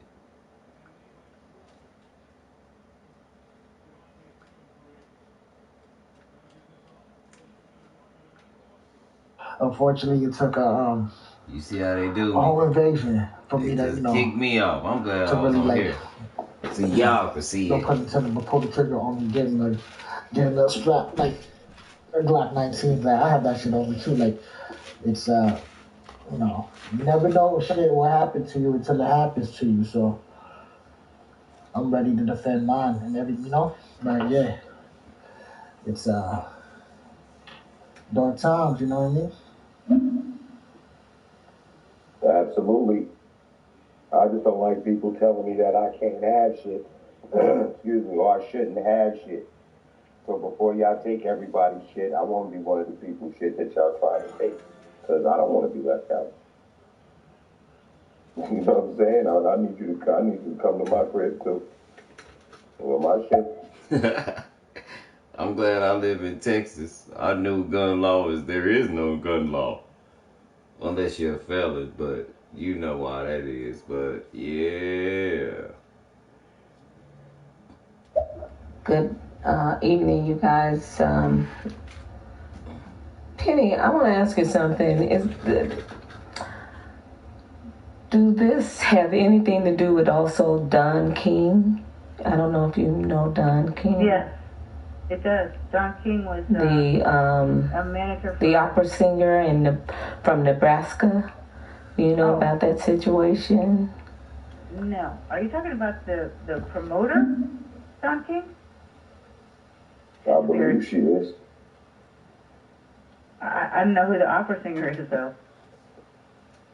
Don King was involved with Joe Jackson. They were buddies. And Michael Jackson's mentor was Sammy Davis Jr. Sammy Davis Jr. was a Satanist. And Sammy Davis Jr., the whole Rat Pack were Satanists. Absolutely. And so Sammy Davis Jr., actually I read Todd Bridges' book, and I texted him on Facebook, and he said that when he went to Sammy Davis Jr.'s house, that Sammy Davis Jr. told him that he watched everything he ever did. That's odd, don't you think? Yeah. Why would he watch everything that Todd Bridges did? And the funny thing about it is, what happened to that entire Different Stroke cast was fucked up. Yes, it was. What happened to Dana Plato was fucked up. They ran through that girl, bro. They ran through that girl to the point to where, you know what I'm saying, and then spit her the fuck out of Hollywood. Because what Hollywood is about is about sex trafficking children. And then you have the Red Shoes again, where the kid from Home Alone says that he's with the director, and right. And I think that my brother John had something to do with Heather O'Rourke's death, because Heather O'Rourke. I just sent you a picture to a text message, which obviously you know, but it was when you were talking about the Red Shoe Club. And let's keep in mind, it's not just shoes. Like, these people make wallets, these people make suitcases, these people make pocketbooks, these people make anything that they can out of the leather. Like, let's be clear, okay? The Mercedes-Benzes that the Nazi army would use, the interior was made out of the skin of people. Yep. That's the interior. The coats were made out of people's of your beloved Mercedes-Benz. Mm-hmm. Okay? The skin of people for the seat covering. So why would that be such a far-fetched thing with the red shoes? Now, John also represents Bill Maher. Bill Maher is a Mr. Red Shoes. He's a part of the Red Shoe Club, and he's also the one that they chose to make the funny little joke about adrenochrome when they couldn't hide it anymore. First, adrenochrome was a myth, it was a myth, it was a myth, and then when they couldn't pawn it off as a myth anymore because people wouldn't shut the fuck up. You know what I'm saying? Yeah. And their little bands and shit. So now they want to put Bill Maher on TV and say, oh, adrenochrome. The only problem is it doesn't kick in right away, so you end up drinking more. Like, dude, like you're up here cracking a joke about something that anybody who knows anything knows that this is specifically something that is extracted from children at the extreme height of their fear. So you have to torture and torment the fuck out of this child before you even extract this shit. And you're cracking a joke about it. Or The Rock, Dwayne Johnson on Saturday Night Live, who created a child molesting robot. Like, why? Is this funny? Are you fucking kidding me? But they throw this shit in our faces like jokes, and we laugh at it. This is how fucking dumb we are. Because because we're sheep and we didn't know. But now, those of us that know different. I was in New York when I think I might have either gone to an SNL or I knew something about SNL, and I always refer to it as Satan and Lucifer. Shit, I don't doubt it. I do not doubt it at all. Let's pop a couple bubbles quick. Speaking of the frequencies, I think this is why their initiative for the Obama phones, to give away these Obama phones for free, wasn't to get people connected. Well, not connected in that fashion. I think it was another reason behind it. I can't really say, but yeah, the frequencies is all about the frequencies. I think it's about the frequencies as much as it is to get people removed away from the good old-fashioned landline as well. I think like everything, these people utilize certain things for multiple agendas at once. These are the type of individuals that like to kill 12 birds with one stone. Right. You know what I mean? The old magic bullet theory type shit. So, yeah, man, I definitely believe the frequency aspect definitely has something to do with it, as much as it was tracking, you know what I mean, individuals and being able to have a name and with individuals' whereabouts and, movement. Whereas like now that same technology is being put into human beings. So... Yeah, I was implanted when I was a child, so... I didn't know anything about it, but when I first moved to Texas, and met my best friend Susie, who I call her my sister because she's a very prolific researcher like myself, and something went off in my hand, in the palm of my hand, it started pulsating, and I was like, what the hell is that? So I go, Susie, what is that? And she goes, oh, I know what that is. That's an implant, like nothing, right? And I'm like, she goes, let's do an experiment. I'm like, let's not, and say we did. I've heard of that, And what I did is no, and I've heard that before. This is not going to hurt. It's going to hurt you more than it is me, or me more than it is you. And so she goes, no, seriously. She takes these refrigerator magnets off the refrigerator, and she puts them around my hand, and the sensation, it stops. Because the magnets they actually can stop the magnets. Now, why are people being magnetized inside their bodies from the vax?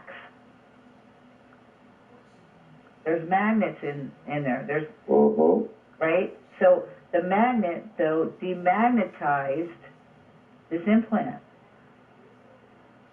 So what is in their magnets? And then also, she went to the junkyard and I went with her. I'm never going to one of those junkyards again. And I'm standing on the side of the car, and it's picking up refrigerators and stuff, right? And I feel like something's going to spin out of my head. And I had a headache for like 4 days. It felt like something was going to rip out of my head. So what's in my head? Because when I died, they did something.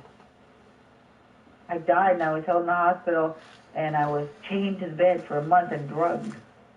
That's when I saw a guy in the hospital in San Diego, which I find this interesting because I know the X-Files are real, right? So I'm in a hospital in San Diego and they're drugging the fuck out of me and I'm chained to a bed and I see a guy that looks like Ishii from World War II and I'm like, how would I even know Ishii, right? I'm not like Methuselah's age. How would I know Ishii? I mean, he was like before I was born. But later on, I realized I think that was Ishii. Now, either Ishii belongs to the Immortals because he died in '59, the year after Madonna and I are 1 year old, Ishii dies. Or did he? Did he just disappear? And is he, in fact, in the Immortal Club? Or did he actually make a clone of himself when he was cloning everybody else? This guy was old. He was like in his 70s. But still, Ishii would have been in his 100-something. This guy was old, but he was in a journalist uniform in a civilian hospital. You waited to just an hour and then later on, I find out about the X-Files. To block the video from season yesterday. 3, episodes 9 and 10. about the alien autopsy, and which I find out that movies are actually real. You probably didn't think I was gonna check my email because I don't really check it right now. Take note of everything, what you name your children, even what you nickname yourself, and she named herself Betsy Ross. She comes back and she says, you need to watch this episode. I'm like, well, why? She says, well, because remember what we were talking about when I first talked to you? I said, yes, you asked me what they did with your ovum, with your ovaries when they gave you a hysterectomy, and I told you that it was at Yorba Linda Hospital that they were using it to make babies and clones, and they were using your genetic material. And she had cancer, but she overcame it. So she says, well, in this episode, in season 3, episode 9, which is the alien autopsy, Scully goes to look for Betsy, and she's told that Betsy has cancer. She says, and Penny answers the door. And I'm like, what? She goes, yeah. Okay, fine. So I go and I watch it, but because I'm a writer, I analyze the characters. So Gillian Anderson, who looks like me, was born August 9th, 1958. I was born August 11th, 1958. So she was born in Chicago, but she was schooled in London. And she was born in the northern region, right? And I was born in the south. So the character's name is Penny Northern, okay? So Penny Northern is played by Gillian Barber. Gillian Barber is my age. So Gillian is playing Penny, and Penny tells Scully, who's played by Gillian, that everything that happened to you being abducted and you have alien DNA, everything that happened to us happened to you, and you have implants in you.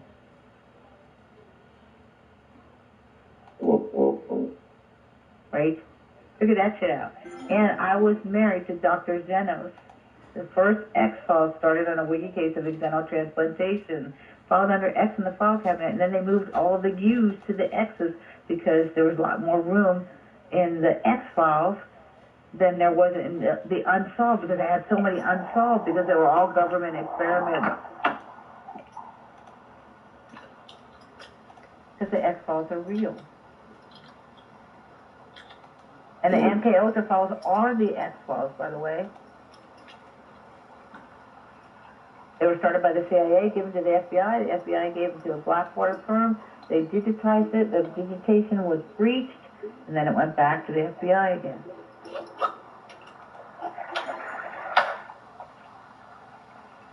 Someone in the hierarchy, somebody in the upper echelon knows the MK Ultra files. The Pentagon knows who I am, but they're not talking. DARPA knows who we are, but they're not talking. Someone in the CIA knows who we are in the bowels of Langley, but they're not talking. Of course, why would they talk? And then we're all just disavowed. If we don't actually exist. I don't actually exist. My project doesn't exist. You're not going to find anything you find out about MK Ultra, MK Naomi, MK Austin, Monarch, Marionette, Mannequin, which is a UK super soldier program, which James Cosgrove and Max Pierce were involved in. But you're not going to find anything on Project Genesis. Chet knew what it was. A friend of his, a best friend of his, said, yeah, he got drunk one night and started talking about it and then passed out. Because he took instructions from Kissinger at one point, and he ran 9 tours in Southeast Asia on A-teams, and at one point they called him back to Fort Bragg and told him that he needed to research Michael Aquino because they wanted him killed because he went rogue in Southeast Asia. So he went on a mission to go kill him, but he failed his mission. He ended up in a coma, and then he went back to his unit, and before he was killed, the day before he was killed, he said he wanted to try and complete his mission. He wanted to kill Michael Aquino, but he was unaware of the fact that Michael Aquino had already died in September. And then he was killed on our ranch. Wow.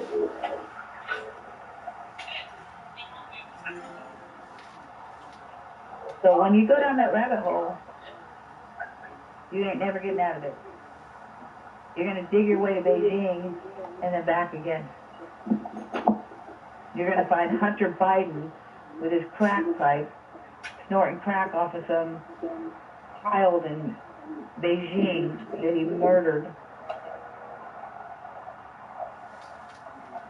I'm finally out of the store. Great. I made it out. But I remember hearing you earlier. You mentioned that there was like a good chunk of your childhood that you just couldn't remember. Yes.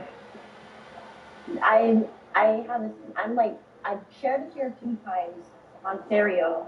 Sorry if my background sound.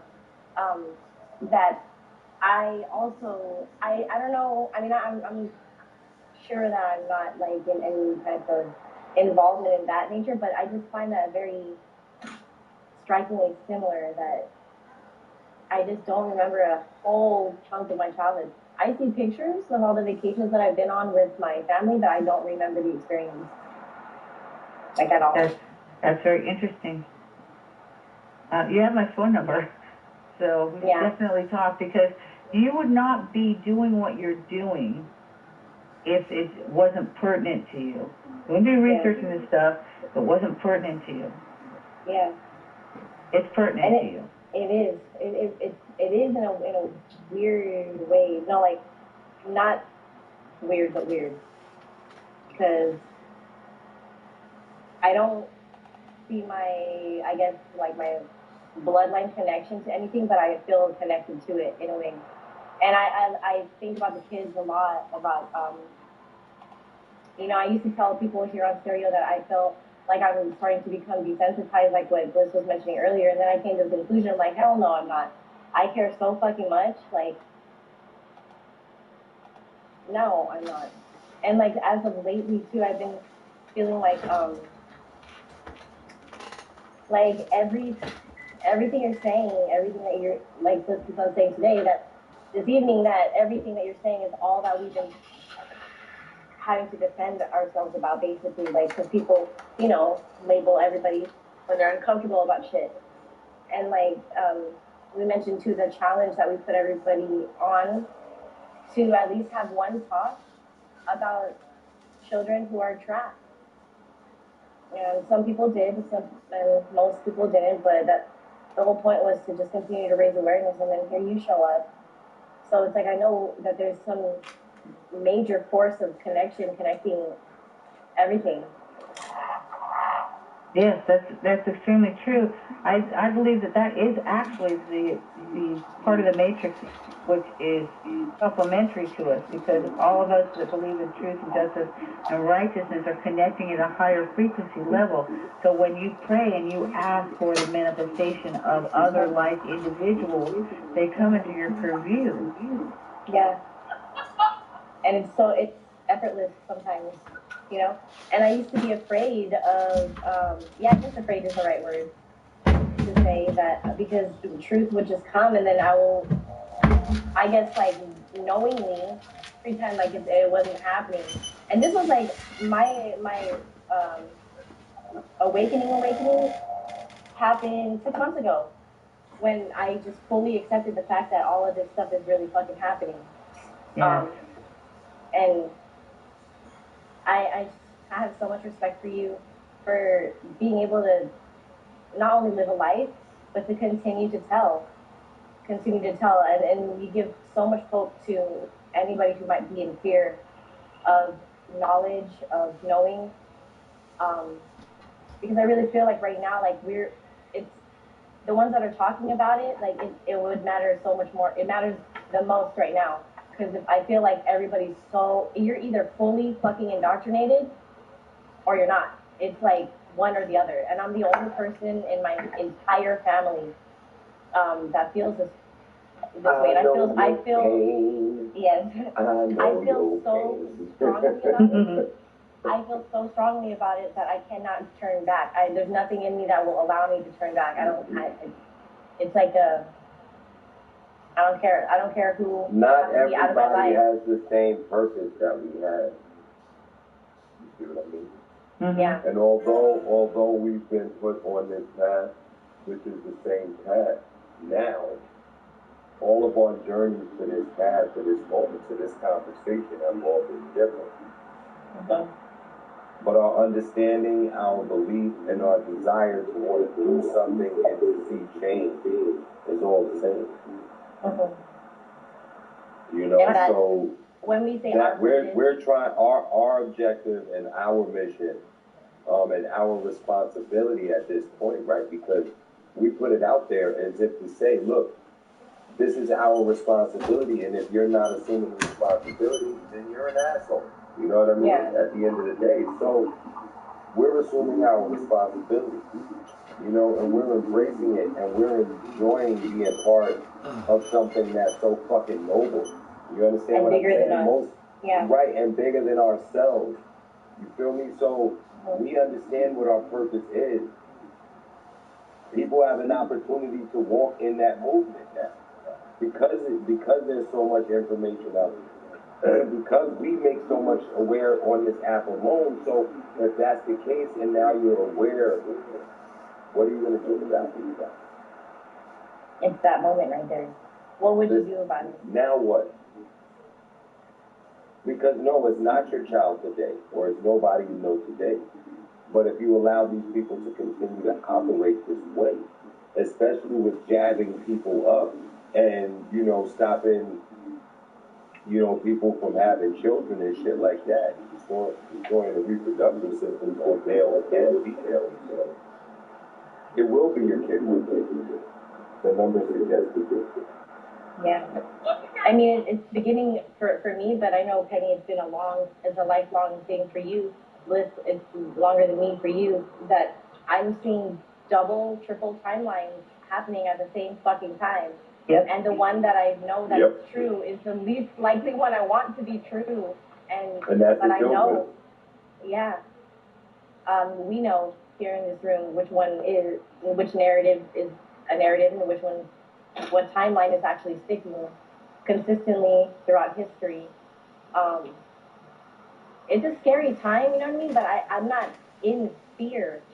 I'm more fearful of going out like a fucking piece of shit, of going out like a fucking punk, you know what I mean? Like, or I don't think fearful is the right word. I tell people that you should be afraid of what you don't know. Not afraid, because people come to me and they're like, I'm afraid to find out about what happened to me. I said, well, you know what? I lived this life and I have the right to my memories that were taken from me. And I say, be afraid of what, don't be afraid of what you know, be afraid of what you don't know. And start researching that so that you do know, because, ignorance is not bliss, it's just ignorance. And no longer, nope, can't say that. Cannot. You know what I mean? Because, like, everything you just said. And I'm that's probably where I would say fear at. You're right, Bliss. It's not the right word to use with what I just said. But I think, I agree with your point, though, Trip. And this is the thing, right? I don't even want to use the word worry, but I guess what concerns me, and that's a little too strong for my taste right now, but I'm going to say that one because it's so much less than anything else. But what concerns me the most in all of this is not what I don't know. It's what people who don't know shit, what they're going to go through mentally and emotionally and spiritually when the entire truth comes out and all of these tribunals are made public information. It's going to make them sick to their fucking stomachs. It's going to rock them to the core because their entire existence is being flipped upside down. Everything that they thought was good and noble is shit. Everything that they thought was shit is good and noble. So now their entire existence is going to be shaken to the very fucking core because they never stopped to listen along the way. So because they never stopped to take these little nuggets along the way, now you're going to get an entire shit sandwich. Right. And I feel that way too. Stop it. There's nothing you can do to stop it. There's a meme out there that says, can somebody please give me new conspiracy theories because all my conspiracy theories came true. Real shit. Real shit. like, when it comes to knowing and not knowing. Okay, sorry. When it comes to knowing it and not knowing, like, and having that fear of it, I agree.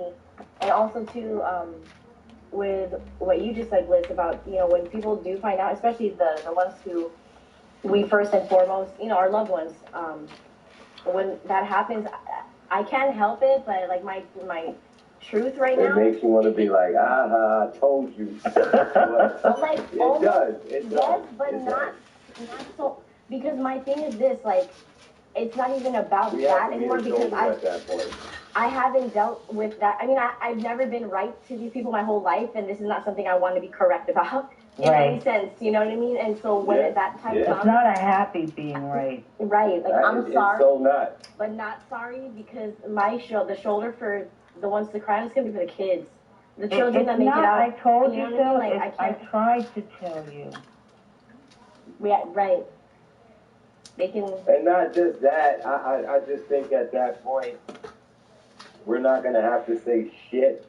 All we're gonna have to do is answer questions.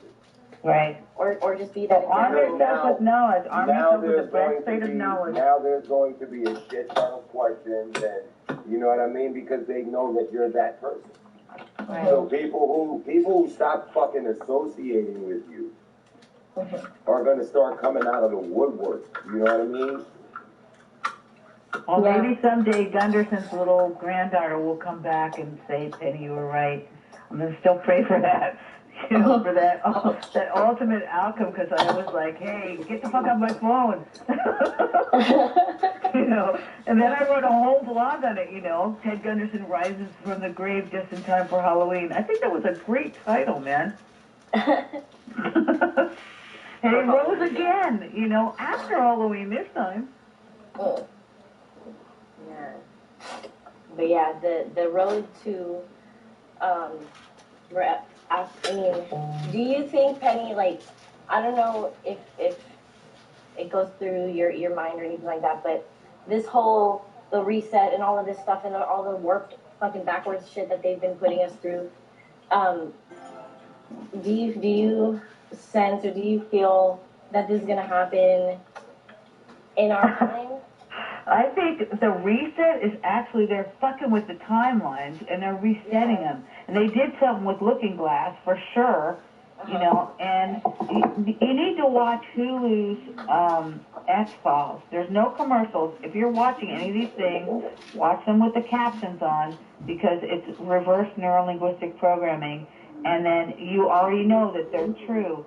So, you know, so watch them. The whole last season 11 was basically telling you truth about the drones, truth about, there's one where it's about Hollywood where the lady, they're eating people, and this lady's got a fountain of youth. She's an actress from like the 60s. This is all true things. So the one in the Lost Art of Forehead Sweat in season 11, episode 4, it talks about that they attribute the Mandela effect to Joseph Mengele. It's actually the Mengele effect, not the Mandela effect. And they have a gentleman in there who's a doctor who that's actually Joseph Mengele, who they say because he time traveled, he affected the future.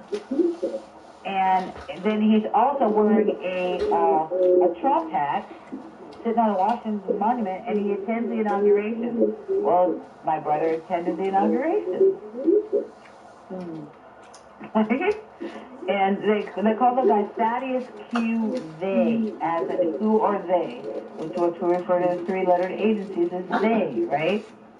Yeah, Thaddeus was Carl Thaddeus Mengele, who was Joseph Mengele's father and also his brother. So they call him Thaddeus Q, as in QAnon, right? I mean, seriously, you need to watch this one episode. It's season 11, episode 4, and start it and stop it, and take pictures, by the way. So watch it where you can take pictures with your phone, because you can't actually watch it on your phone and take pictures. It comes out black.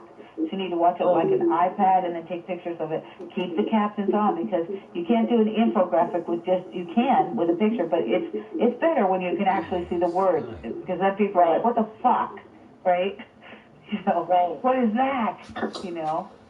I ended up, in my first year of research, I ended up attending, like, Sylvester the Cat, you know. What is that?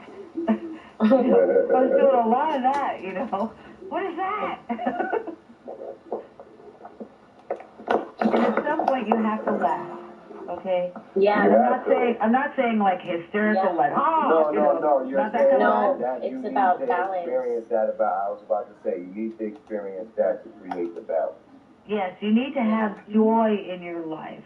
So I'm not saying like, you know, make jokes like about adrenochrome and stuff like that, but you need to actually experience joy. Find happiness still. Yeah. Happiness is so fucking important. It's so damn important. It's the one thing that's binding for me. Everything that makes sense, that has a purpose for me. Like, if I'm happy doing it, it's key. That's a natural effect, and I'm gonna do it. Like I used to design on the side, like when I would have to take a break from homework. You're an awesome designer. Right, and that would be something that I would do on my break time. You know, and then I found a way to just always do it. So, yay. That I'm holding on to that, you know? Yeah, if you know, if my friend who's a producer, he says he's going to start writing his music again. We played together in a band called Stinger. And he's a bass player, but he's also doing production for, he quit his job because he didn't want to do the VAX. It was a 3-figure job. He just quit it. Wow. That's how dedicated this guy is to the truth, and he loves God. He loves Jesus. So, you know, and I didn't know that. When we were in the band together, I used to tease everyone because I said, yeah, we were kind of like a married couple. We lived together in band houses, but we never talked. You know, we did our thing. We did rehearsals and stuff, but we never even talked to one another. I had no idea. He asked me about Reba McEntire because John also represents Reba, and we were doing a rehearsal one day in Modesto, and he said, they canceled the rehearsal, and I said, why? And they said, because all of his friends died in a plane crash in San Diego. Oh, shit. Okay, so I didn't know what that was all about, right? So years later, when I start talking to him again, I haven't talked to him in like 30 years, but I find him again, and he's like, I go, you don't want to know. You know, you don't want to know. And he's like, yeah, I do. And so I start telling him, you know, John, our agent, was my brother. And he's like, what? And I say, yeah. You know we were having an affair? And he's like, shit. And he's the son of Joseph Bangley. And he's like, holy shit. So we start talking. And then he asked me the question. He says, Reba, he says, all of her band members died. And they were my friends that I went to school with. And they all died in a plane crash. He said, was it a satanic sacrifice? He trusts me now. So I went back and I looked. The date that it happened was Joseph Mengele's birthday. It was March 16th. It was March 16th, 1991, I believe. And then subsequently, right after that sacrifice was made, she went on to do, she got like some, I think it was Grammy Awards, and she was playing for the Grammy Awards, and Dolly Parton lent her band manager so she could put together a band. Dolly Parton is also Illuminati. And the country music venue was the last one that I did, and it's the most satanic. As you well know, you know, Miley Cyrus. So I met Billy Ray in Modesto. Oh, yeah. I did not like him. They kept asking me why, and I said, I just don't like him. You know, I wasn't sure why I didn't like him, but I just did not like him. Yeah, I didn't know just anything to think about like him. all of this was going down, like just like I'm in the Diamond Bar area, and Right. And so just to hear you like name all these different things that were happening like here in this area is like holy fuck. Yeah, we need to talk for sure because I need to give you John's address. I'll text it to you so that you know where it is. Okay, because I lived out in the Riverside region. Oh, you already know where the Riverside Holiday Inn is, right? Yeah. You know, that's gonna stick in your mind forever. And I also lived in Canyon Lake, Temecula region. Oh, Temecula. And then Steve moved there too. I lived in Mission Valley. I lived in Mission Viejo. I lived in Huntington Beach. I lived in Newport Beach. I lived in Costa Mesa. I lived in Silverado.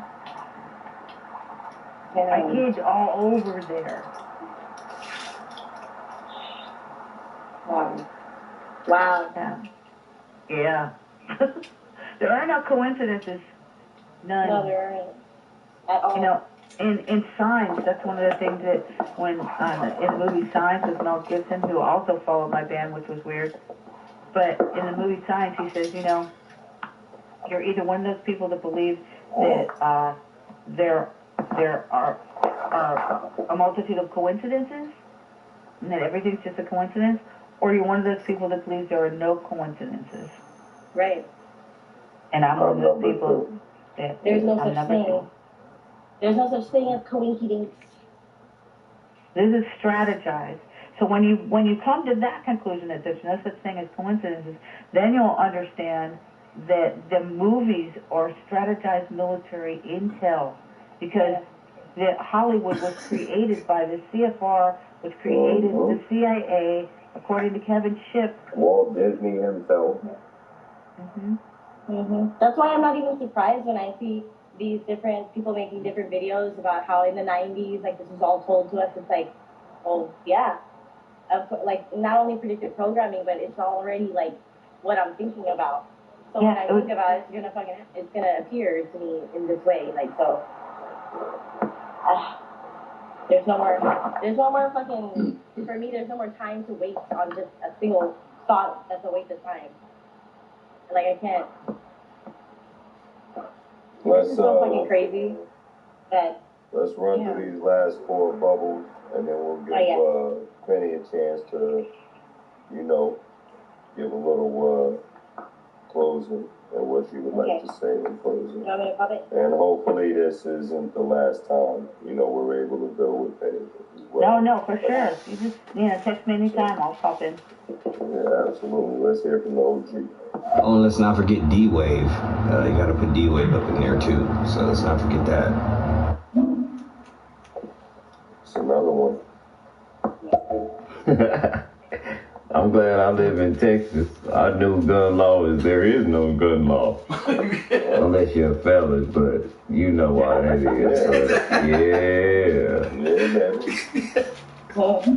That's why I'm glad I live in Pennsylvania, Commonwealth State. Ain't no problems here, baby. Cost me $20 to be legal. $20 whole dollars. Wow. No. No, this has a lot to do with this is an opera singer who travels with children with prestige or politicians back and forth to wherever they go, and they are having sex with children. But okay, so I don't know if you're familiar with him or not. But I heard about your case some years ago, long time ago. May have been 15, maybe been 20, or right at 20. But lovely low. My email is in my bio. So if you got anything, I'm not aware either. So if you got any information that you're able to share, you know what I mean, please, you're more than welcome to it. Yeah, I'm intrigued. Like I said, all information is, and we'll be happy to pass it on, you know, each one keep on. For sure. You know what I mean? OG, talk to me. Yeah, look what happened to the Brady Bunch. Nobody talks about that. It's a little bit old, but Brady Bunch happened to the girls and boys of that cast. What was another one? Growing Pains? Not just Growing Pains, the Facts of Life cast. Yeah, the guy from the Brady Bunch is in Branson right now. And he was having an affair with the mother. And the father guy was gay. Yeah, that's right. All the children's programming, they're all sexually, they're all sexually molested as children.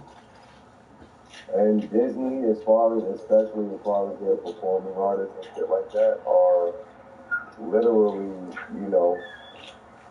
a part of the programming. You know what I'm saying? And that's just literally a factory. And a lot of times, they have literal kidnappers.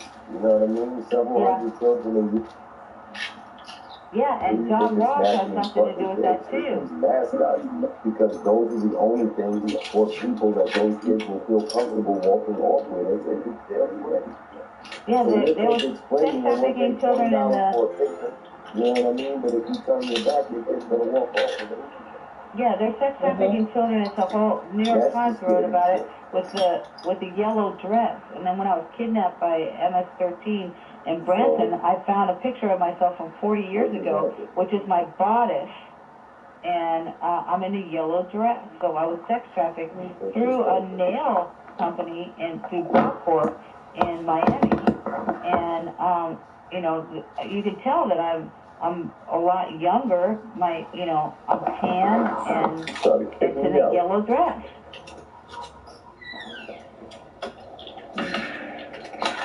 Yeah. Trying to kick me out. They try to kick you out of the show? Hell yeah. That happens all the time. We used to that. But, list is so long and everything. Again, man, I just want to, extend my deepest gratitude to you, Penny, for not just now, but stopping in the morning show and, sharing that space with us as well and, allowing it to continue into this evening. For us, this is not like I said, this is not a one-shot deal for us and as far as our movement and to be able to share, the same side as you is an absolute blessing. So I'm pretty thankful for it. Yeah, and you guys both have my phone number, so if there's, what I tell people is you can text me anytime 24/7, I'll put you on mute, so don't worry about 3 o'clock in the morning or 5 o'clock in the morning. You just text me anything that you think that I should know, and I will do the same. And then that's how we keep a running conversation with one another. And that's how we continue to raise awareness and pass information on and raise awareness for others. Now, in closing, is there anything that you would like to say to the people, that you would like to end off for? I would like to say if there are any targeted individuals or MK Ultras or anybody who thinks they might have some erased memories from the past, I help people regain their memories with a methodology which works for me. And it employs writing, doing your own research. Don't let anybody regress you. Do this on your own. My advice to you is do not seek out any psychiatric intervention because you're going to get screwed over with that. You never know who's an actual MK Ultra handler. Handle your own consciousness and your own memories. Do writing. And then I also have some MK Ultra research groups. I have 2 on Facebook, which are MK Ultra See Me Now, Agent X11, and also MK Ultra Stranger Things, Agent X11.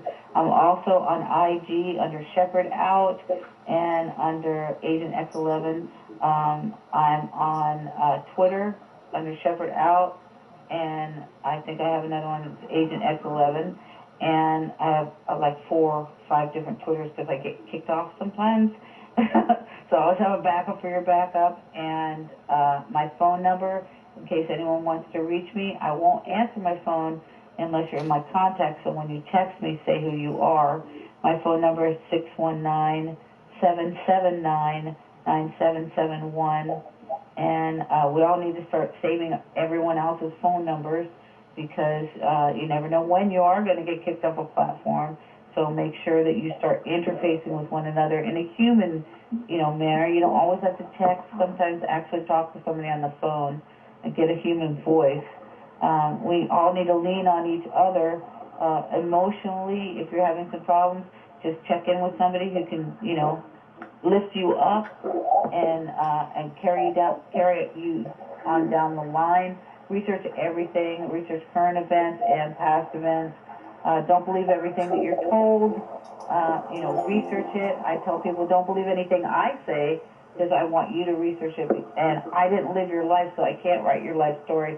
You can write your life story. You can only do it with research. Don't be afraid of the past. Examine the past, because the past is where we learn that the lies that have been told to us. And the only way that we can fix the lies is by examining the past. And you won't be able to examine your future or your present if you don't know the past. So research everything and support one another, give each other love, and try to find some happiness or some bliss, even if it's just a super duper cup of coffee and a bagel, whatever. Absolutely. What about you, Triple Deuce? I just want to say thank you, Penny. All of your truth and just absolute truth. Your whole energy, everything about you. Your courage, it inspires me, and I know it inspires a lot of people here. I know you made it a point that truth is truth, and even if your truth is ugly, it's your truth, and we have to come to light with truth where it's at. So yeah, I have a lot to think about. I'm definitely gonna be in contact with you more. And shout out to everybody here. We've been here for 4 hours. 4 hours and 4.5 hours basically. And it didn't feel like it. I went through a whole shift at work, went to the store. And I wouldn't be anywhere else, for real. This was a very deep conversation, I think, again. Thank you, Bliss, for the platform. Thank you. Shout out to everybody. Shout out to the whole ANN. And, yeah, here, fighting together. Love y'all. For me, obviously, to, the guest of honor, Ms. Penny Shepherd, I'm extremely thankful of your time and your knowledge as well. And we've actually been going at this for 7.5 hours because it started in our morning show. And I think as disturbing and as heartbreaking as majority of the information that we heard is, rather than leave off on that note, I want to touch on something that we really need to focus on. And that is in the Allie Carter story as well as the Penny Shepherd story. The one commonality and positivity that I can find in it is that, like survivors, which is completely different than a victim, what you find in survivors, right? You find people that have found their own will to live despite anything that, may have happened to them in their lives. You see Allie Carter as a teacher, and she's doing a lot of great things, despite the attempts made on her life, the harassment, and the things to keep her silent, the same things as, that Penny is going through, and so many people like them. But yet still, their voice and, their desire to become a survivor and leave the victim aspect behind is the positive that I want everybody who's in the morning show audience and now take from it. That despite what we've gone through in our lives, there is hope for us to find purpose. There is hope for us to find happiness. There is hope for us to overcome anything that the adversary may have put on our plate. You know what I mean? And if we can just find that purpose within those obstacles, maybe your bad relationship and you learning about that can help you to be a counselor. It can help you to counsel other people in their relationships based on the things that you've done wrong and you've experienced. So the roughest of our times in life could always help us to grow into better people and to not be able to make those mistakes over and over again. So I just want people to take the positive aspect from both of those stories and realize that you can overcome anything that's put in front of you if you truly have a desire to do so. So I'll just end it on that note. I want to thank everybody for coming in the building and sharing this space with Triple Deuce, Quinny Shepherd, and myself. I am truly grateful for every last ear, for every last comment, for every last clap. The energy, as always, in this room is amazing. Shout out to everybody that came, that stayed as long as they could, and shout out to everybody that is still here. Let's run through that real quick. Shout out to OG. Shout out to Lady Bomber. Shout out to Doc Bay. Shout out to Anointed Steps. Shout out to Rice. Shout out to Boyd. Shout out to Lovely Low. Shout out to Liquid. And shout out to Michael. And I would also like to say this. People really need to stop with the antagonizing behavior. It's not going to get you anywhere. Nope. I am not on an earthly level in my way of thinking. I don't think with my flesh. Right. Even though I may have this aggressive personality, it's because I used to live there. And like I tell people all the time, I have not forgotten the address. So every now and again, you have to chin check people. You understand what I'm saying? But even in that, to flip into what is professional and really about business, it always shows. A&M does not get distracted. And as the adversary will try and come in and get you in your feelings throughout everything, to remove you from a clear mind to be able to resonate in the proper space to get this message out directly. He's going to throw everything that he possibly can at you. You know what I mean? Yeah. So, again, you have to be able to overcome those things. Stay armored, stay grounded. Be ready for what's coming. Now, Miss Penny, what we are going to do is we are going to nicely send you back to the comment box for the listener section. And then Triple Deuce will end the platform, and we will most definitely be in touch. Once again, I thank you so much for your time, and more importantly, your truth and your